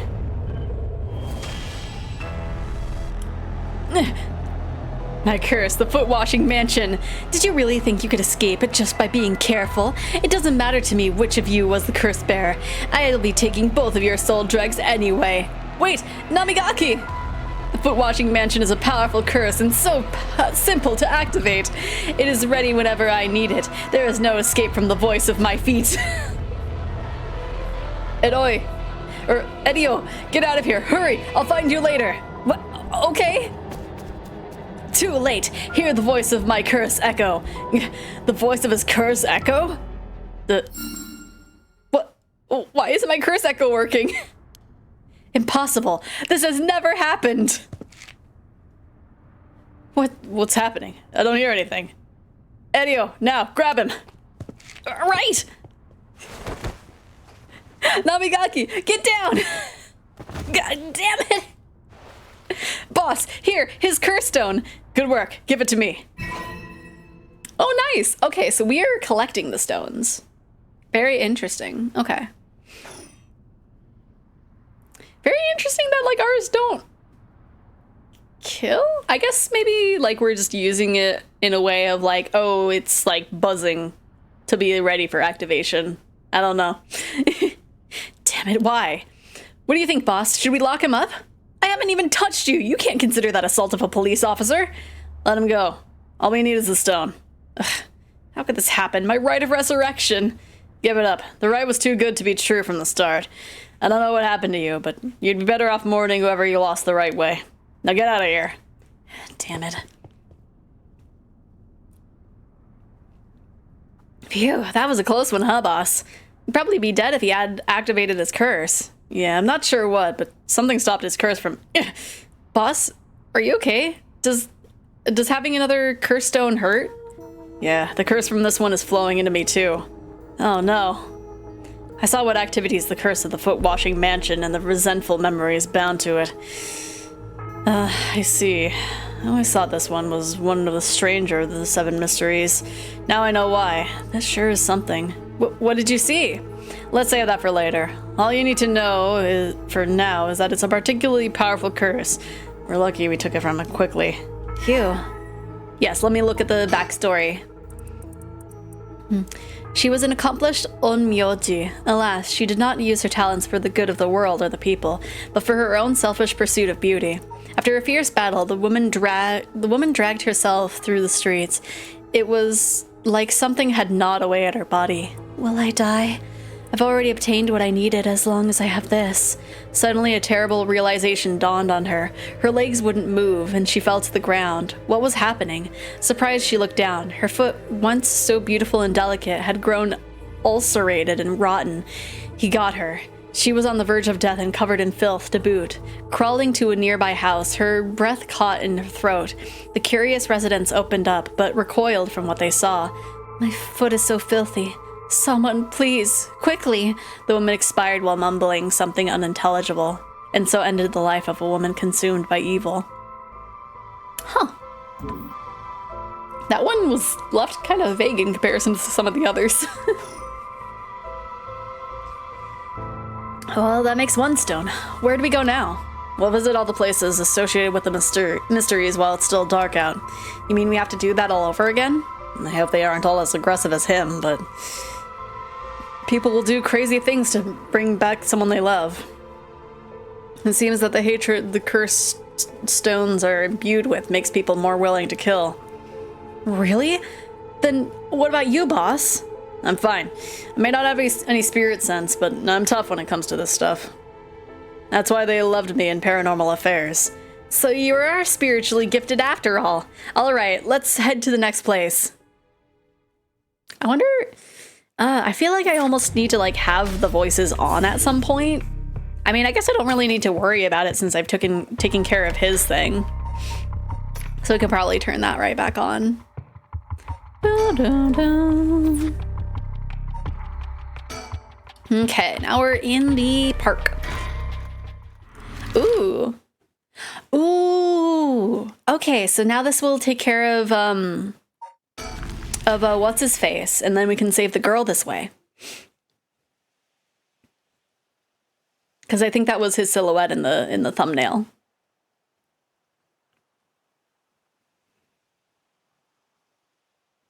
Excuse me, sorry to bother you, but we have some questions for you. Yeah, that's him. That's him, officers. Get him. What? Are you with the police? I haven't done anything. Don't worry, this isn't an interrogation or anything. We just want to talk. You're Hideki Araishi, right? The historian? We know who you are, so this won't take long. But since we saw you here, we'd just like to ask you a couple questions. Well, get it over with. I'm a busy man. Right, get him! Hideki Araishi. He says he's a local historian, but supposedly he knows more about the rite of resurrection than anybody. The fact that he's here at this time of night, it's plenty possible that he's a curse bearer. What were you doing? Now, Mr. Araishi, what were you doing here at this time of night? Doing research, of course, day or night, and information never sleeps. That's an admirable philosophy. You know, your research has been quite the talk around town. What was it they were saying? You discovered something about some book? What was it?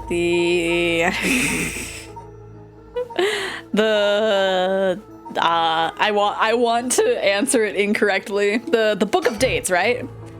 It's obvious you don't know a thing. It's the Record of Fates. How rude. Yeah, that's it. Sorry about that. I should have done my research. But it's true that you found some kind of ritual in that book, right? What, don't tell me you want to know how to carry out the rite of resurrection, too. To be perfectly honest, I'm tired of people asking me about it all the time. None of you even care about the local history. You just come crawling out of the woodwork when something interesting comes up. Looks like I hit a nerve. If you think you can force me to tell you because you're a policeman, you're sorely mistaken. What were you doing? Was your research, what you were doing just now, also related to the rite of resurrection? Well, yes, that's right. What exactly were you looking for? I have no reason to tell you that. You wouldn't understand anyway. About your research. Are you doing all this research so you can use the rite of resurrection yourself? You're a policeman. Do you really think people can be brought back to life? Everyone I meet. Pitiful. So you don't believe in the rite? Whether it's real or not has nothing to do with my research. Such things are better left to the occult freaks. Or so I thought. Things changed. It's become necessary for me to pursue the right. So now, I pray that it is real. What changed? I'm sure you can imagine. The funds from my research. I received a large amount of funding for seeking the right of resurrection. And if I find it, I'll receive a sum so great that I'll never have to worry about money again. Oh, then that means someone is sponsoring your research, is that right? So what if they are? You have no idea how hard we work to secure funding for our research. I have no interest in teaching these children. Listen to me. I'll tell you one thing. Those experts you see writing provocative books or spouting nonsense on TV to try and get popular, all of them are just trying to get the money so they need that they need to do their research. With how popular the occult is, saying something even remotely spooky can lead to big money. What? But I bought your book! The pursuit of the unknown begins first and foremost with belief. I was so inspired by that bit.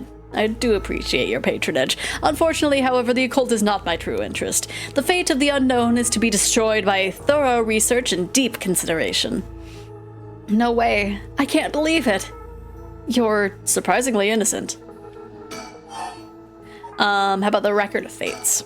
This Record of Fates, where did you get your hands on it? The storehouse in the old private residence in the city, just as the public was told. I'm unable to be more precise due to an agreement with my informant. Understandable. And then what kind of research do you want to be doing? I'm sure it wouldn't interest you, but to put it simply, the focus of my research is how historical accounts transform into folklore over the years as they are passed down from generation to generation. What does that mean? Due to human bias, the account of every event is inevitably changed by the person communicating it. That is not necessarily done with ill intentions. It happens when someone tries to fill in the gaps in a story that lacks detail, or when something's left out or abridged because of the story's length, or when a story twists and shifts as it's spread through oral tradition. Even when two stories are told about the same event, differences in culture and environment affect how it's told, changing its context. Silly little things can change into terribly mysterious legends. My research is the study of how history, culture, and legend all influence each other. I see. Take the 7 mysteries of Honjo, for example. Why are some of the mysteries seemingly about nothing particularly interesting? You'd think stories wouldn't last a decade, let alone hundreds of years. So why? Perhaps putting it that way piques your interest? I admit, I am curious. So that's why you've been researching all this time. Makes sense. As I said, it doesn't matter to me whether the right exists or not. If people in the Edo period believed that was what written in the Record of Fates was real, that's all I'm interested in. But I have to be realistic. The research I'd like to do is unfortunately not very lucrative. That's why I need to take some risks. Okay. So what were you doing? What were you doing? Well, in that case, I think I might have a guess as to what it is that you're looking for.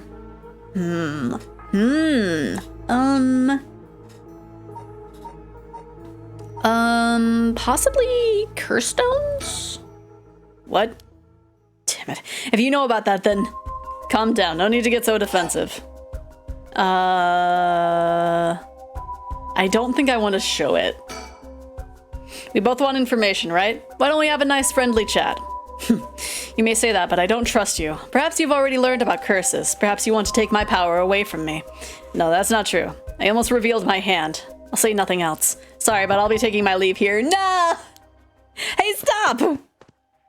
Shoot. He's so fast. Sorry, boss. He got away. Man. Okay. Incomplete. Okay, I don't think we're at a dead end. I think we just made the wrong choice. Let me see. Start from the last conversation with him. What were you doing? So, I mean, it could be soul stones, and I needed to show him, but I feel like he would take it. Soul drugs? What? Damn it. If you know about that, then calm down. Don't need to get so defensive. Okay, we'll show it. We both want information, right? Why don't we have a nice, friendly chat? A curse stone. You are a curse bearer. A leaf. It is the Evergreen Beach, then. Yes. Will you show me yours? This is mine. The ever-burning lantern. Interesting. Interesting indeed. Yeah, we're gonna hide our details. I won't mince words. I'd like to confiscate your curse stone. Excuse me? You may be a policeman, but you have no right to do that. The police are aware of how dangerous the stones are. I could arrest you under Article 1, Section 2 of the Minor Offenses Act. Or hand it over and all you lose is your secret ability. Think of what will happen to your research if you are arrested. I call your bluff. The stones could never be used as evidence. If you want it, you'll have to take it by force. I find it hard to imagine that an officer of the law would use a curse on a citizen. You can't touch me, which means I have no reason to continue this conversation. Sorry, I'll be taking my leave here. Oops. Hey, stop! Oh no, okay. Sorry, boss, you got away. Okay. This is fine. This is fine. What were you doing? You were looking for curse bearers. What? You know about that then? Okay. Show the stone. Right, this is fine. Dun, dun, dun, dun, dun. Okay, I'll reveal my hand. I'll tell you this for free. The Evergreen Breach comes from a man who was hanged for spreading false rumors, but the accusation against him were unfounded, and he died cursing those who deceived him. Ah, so that is the resentful memory held within the Evergreen Beach. The memories of the Seven Mystery are truly fascinating. If only I could collect them all. Do whatever you want, but you should know something. This stone of mine lets me curse anyone who tries to mislead me. What? But... So don't try to lie to me. I'll know. You would curse a citizen? And you call yourself an officer of the law. It all depends on you. I don't want to use it if I don't have to. What is it you want? Curse stones are dangerous. I'd like to confiscate yours. Excuse me? But my right! First, let me ask you one thing. You haven't used that curse, have you? No, of course I haven't, I swear! I see. Good. Now, why don't you hand over that stone? Unless you'd rather try using it on me instead. Damn you, I won't give it to you. If I were to say that, what would happen? Would it be a crime? The police are aware of how dangerous the stones are. I could arrest you under Article 1, Section 2 of the Minor Offenses Act, or you can hand it over and all you lose is your secret ability. Think of what would happen to all your research if you were arrested. Fine. You can have the stone. Here. Yay! What is your lore? Ah, okay. Interesting. So he did attack us. I think... I do remember, like, killing the guy that attacked us for that. So yeah. So in that fake reality, we killed him. When Honjo was filled with samurai residences, the spies of the shogunate lived amongst the townspeople to keep an eye on things. The soba cart on South Warigasui served as one of the outposts. They would communicate to each other in code by turning lantern on or off. Tonight at 4 a.m. meant that someone would be having the last soba of their life, and that their belly would be sliced open the next night. An unfortunate incident occurred in which a man attacked a woman in a bout of fury. He regretted it deeply, even declining to invoke the right to defend his honor. But the deed was done. Still, he could not accept it. His rage at having been used by his daimyo boiled over, turning into a grudge that he would never forget. Nearby, he saw a lantern quietly glowing in the night, and when the sixth bell rang, the man cut his own stomach open. Since then, the lantern could be seen alight before the soba cart had opened, and would flicker out suddenly even when there was no wind blowing. As this unsettling phenomenon continued, the rumors surrounding it grew, and soon all were convinced that it was the man who cut open his stomach visiting from the beyond. Interesting. Good choice. I look forward to seeing how your research pans out. Oh, right. Would you tell us everything you know about what's been going on? If you help us out, we'll give you all the information we've gotten after we solve the case. What do you say? In that case, will you tell me about all the resentful memories of the seventh mysteries? I believe they are the key to the secret hidden in the record of fates. Sure, why not? I'll learn about them as I collect the cursed stones. Okay, yeah. But thanks to you, we learned a lot from him. I wonder, the mysteries in Wright are all public information. He kept everything he knows about the other curse bearers and the sources of the curse here hidden. I was hoping it'd at least give us a chance about how to beat those curses. Oh, I see. Then we should be more aggressive next time. Really make him spit it out. And by we, I mean you. I'm guessing he wants to save this curse. He wouldn't have told us anything, no matter what we asked. But now we know where he hangs out. He can always send someone for him if needed be. Right, got it. I was surprised to hear that they were actually 9 of the 7 mysteries, though. Yeah, that's 2 extra curse bearers we have to find. We've confiscated 2, so there are 6 more. They could be anywhere in this town. We have to find them fast, or they might start using the curses. No, I think we're already too late. Huh? I didn't tell you this, but there are some soul drugs in Namigaki's curse stone. Really? Then he already has killed someone with it. It's not much, but it probably wasn't a curse bearer. Shoot. Well, we know who did it. We can make arrangements to take him into custody. We'll have Paranormal Affairs pick him up tomorrow. For now, we continue our search. Right. On to the next place. We just have to cross them off the list one by one. Oh, but boss? Good to know we can use the Minor Offenses Act to arrest people with curse stones. But why didn't we do that with Namagaki? If we could do that, there'd be no need for Paranormal Affairs. What grounds would a normal detective have to put him under arrest? Oh, right. Yeah, I suppose that's true. Yippee! So now we can do this as well. That's actually a dead end, so let's resume from the school gates. Okay, and then just speed through. Oh wait.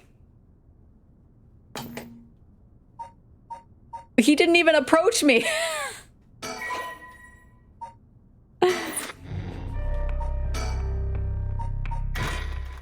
Okay. I thought I was gonna get to the choice. And so I just skipped past everything.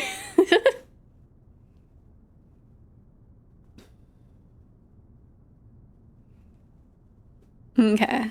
We're gonna go safely through this, I think. Mio's late. Been waiting for 20 or 30 minutes, but there's no sign of her. Huh? There's someone coming down the road. That's... Oh no, a teacher. It's Mr. Araishi.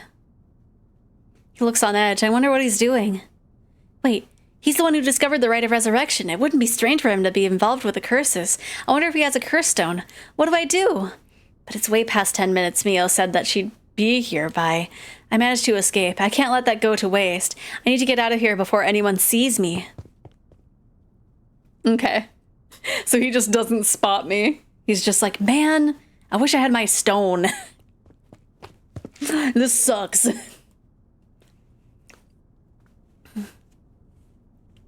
Ah, I'm home. Thank goodness. I don't think the walk has ever felt so long. Nobody will be able to use their curse once it's light outside. I need to go look for Mio as soon as it's morning. But for now, I need some rest. I'm eepy.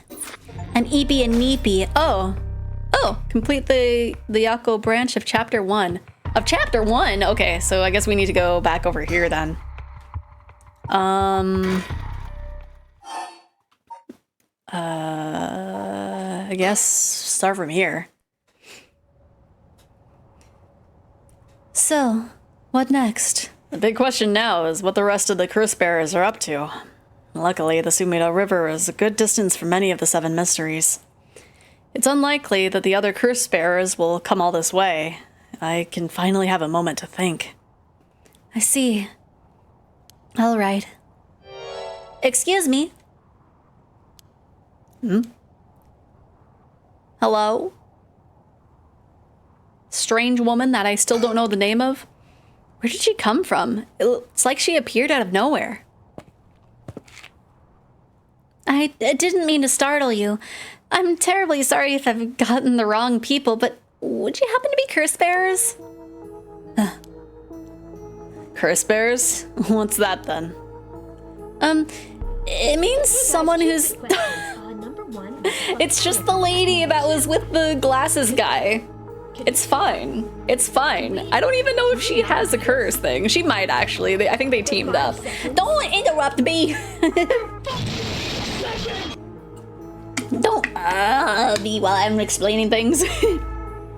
It means someone who's gathering souls for the rite of resurrection. You have heard of the... You have heard of the rite of resurrection, haven't you? Everybody's talking about it. Color me intrigued. Care to tell me more, miss... What was your name again? Oh, silly me.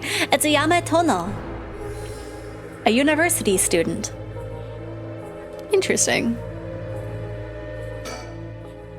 There's more to the rite of resurrection than meets the eye, you see. So the best way to collect soul dregs is to kill other curse bearers. And that's about the size of it. I hope it wasn't too much to follow. No, I think I got the gist. Funny old world we live in, huh?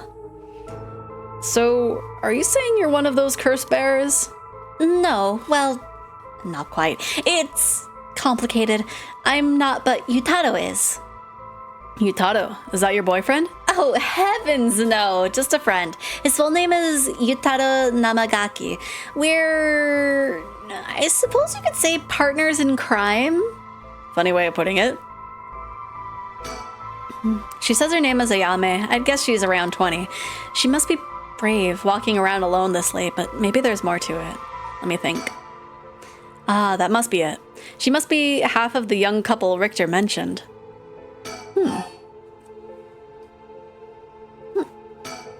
So, where's this Yutaro now? Well, about that, he's not actively a curse bearer anymore. He's more like a former curse bearer. Former? How so? I don't really know the details myself, but apparently he lost his curse stone. Typical, right? He makes such a show of being a top student only to flunk when it counts. So now I'm out here looking for curse bearers myself. If you want something done right... He no longer can kill people, so, you know, I gotta find somebody that is willing to kill people. Yaha! Let's see, about Yutaro. He lost it? How did he do that? I wasn't with him at the time, so I don't know exactly how that... I don't exactly know what happened. All I know is that he came back saying he didn't have it anymore. Although, well... It's strange that you'd probe into that, of all things. I'm just the curious sort, that's all. Sorry if it's a touchy subject. Oh, I don't mind. I don't particularly care about keeping it a secret. Yutaro can be a little irrational sometimes, so I have to keep a level head on my shoulders. Okay. Why you approached us. So anyway, mind if I ask you why you thought I was a curse bearer? Oh, that! I'm terribly sorry. I was so rude. I saw the two of you out late at night, and I suppose I made assumptions. Gotcha. Sorry if I gave you the wrong idea. Out of interest, what was your plan if we did turn out to be curse bearers?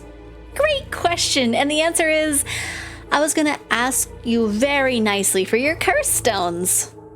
Then you thought we'd have given them to you, just like that? Well, maybe not, but you know what they say, you never know until you ask. You must really love your boyfriend if you're willing to try something that risky. Oh goodness no, we're just friends. My life doesn't revolve around him, you know? Anyway, you aren't curse bearers, so I'm just bothering you, aren't I? Please, ignore me. About the rite of resurrection. So what are you trying to do with this rite of resurrection? Well, Yutaro had his own plan all laid out. I don't know if I can get behind it, though. It seems... How do I put it? Self-censored? Or self-centered? It sounded like I said censored, but it was just my mouth tripping over words. I mean, if you got the chance to resurrect the dead, it would be a waste not to use it on someone that really matters, right? So I was planning to steal his curse stone at the last second and use it for myself. Well, until he lost it anyway. Oh, but don't tell Yutaro I was going to do that, okay? I don't think he'd be happy to hear it. Of course. Keeping secrets is my business. My, aren't you dashing?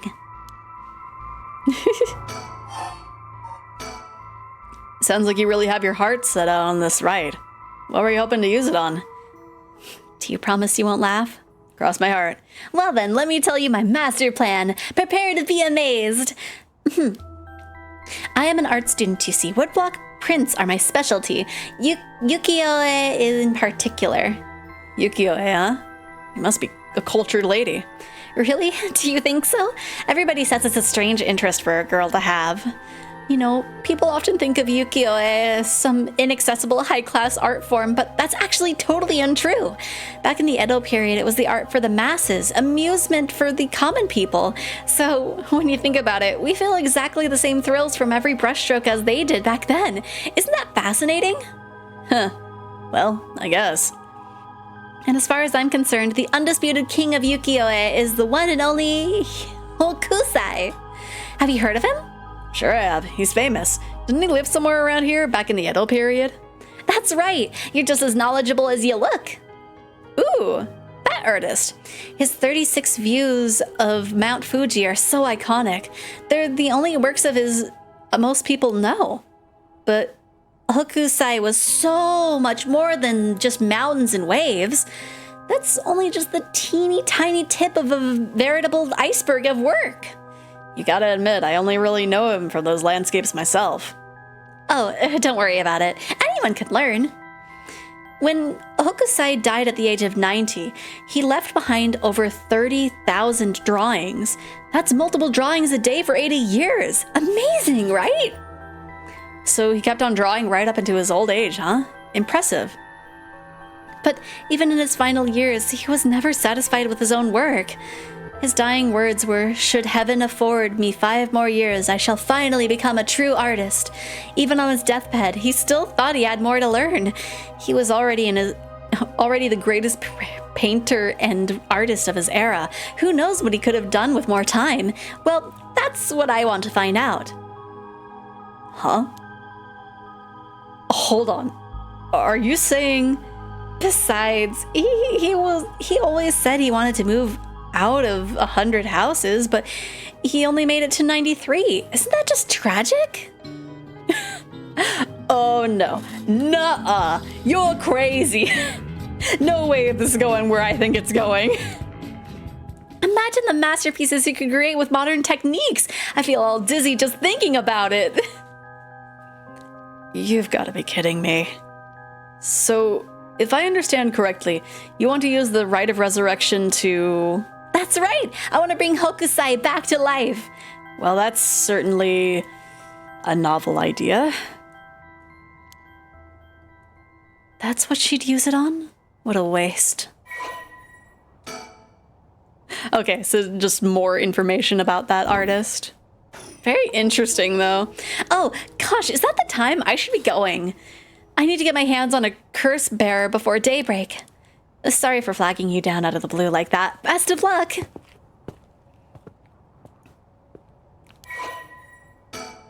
Very interesting. Is a clever but calculating university student who only has time for her own interests. She is making the best of a recent boom in the popularity of female university students incited by their parents across the TV commercials. And I'm not mad, I'm reading. And radio programs. Ayame is content to ride this trend so long as it will allow her to get her hands on whatever she needs and wants in life. Recently, Ayame has figured out that older men will fall for her if she acts a little bit stupid. She was approached by Yutaro Namigaki in town, and although she was not attracted to him, agreed to date him because his family seemed rich. No! However, she does not think much of him as a human being and is beginning to grow bored of their relationship. Oh gosh! I mean, not surprising. Not surprising at all. Oh no, it's a little voice. Oh jeez, oh man. Well, there goes trouble. If we're going after curse stones, we should keep an eye on her, too, if we can. Awa. Why would you say that? Before she left, she wished us best of luck. She's got at least an inkling now what curse bearers. There was a good chance that we'll clash sooner or later. We're after the same thing after all. You head back to the mansion, ma'am. I think I'll tail her for a while. Okay, be safe. Be safe, Richter. Be safe. Okay. Ooh, that seems very interesting. That makes me think of that one webcomic. Okay, so let's save. Let's do a little bit of a save. Okay.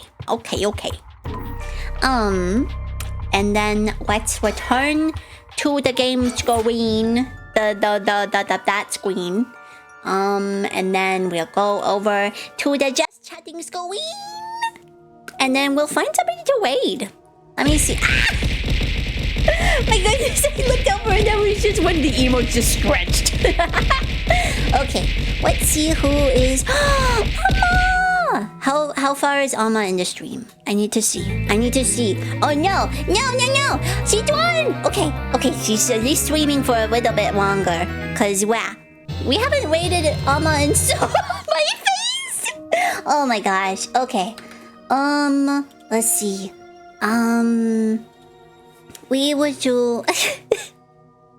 I feel like at one point I'm gonna search up buff Zep and it's gonna have something. Dame no Andaga Sukide Suki Norakes Yo sakete mo Iga made ii Omoi daga Baka mitai. Let's see. I really want to raid Alma.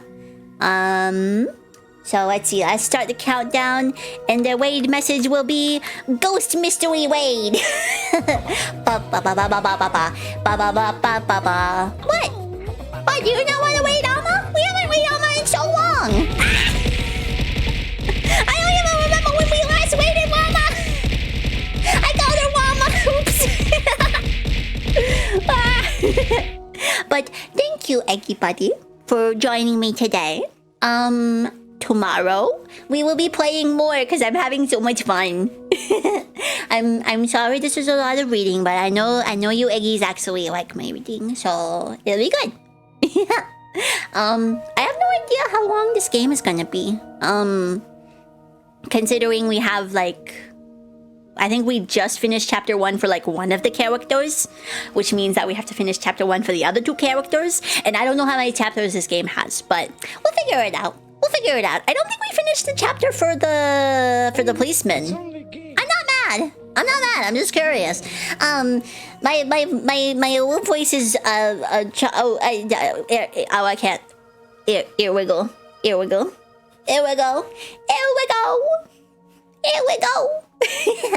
But I will see everybody tomorrow at noon, and I will say bye-bye. I can't bye-bye. Bye-bye. We'll see you tomorrow. Bye-bye. And then unmute the side.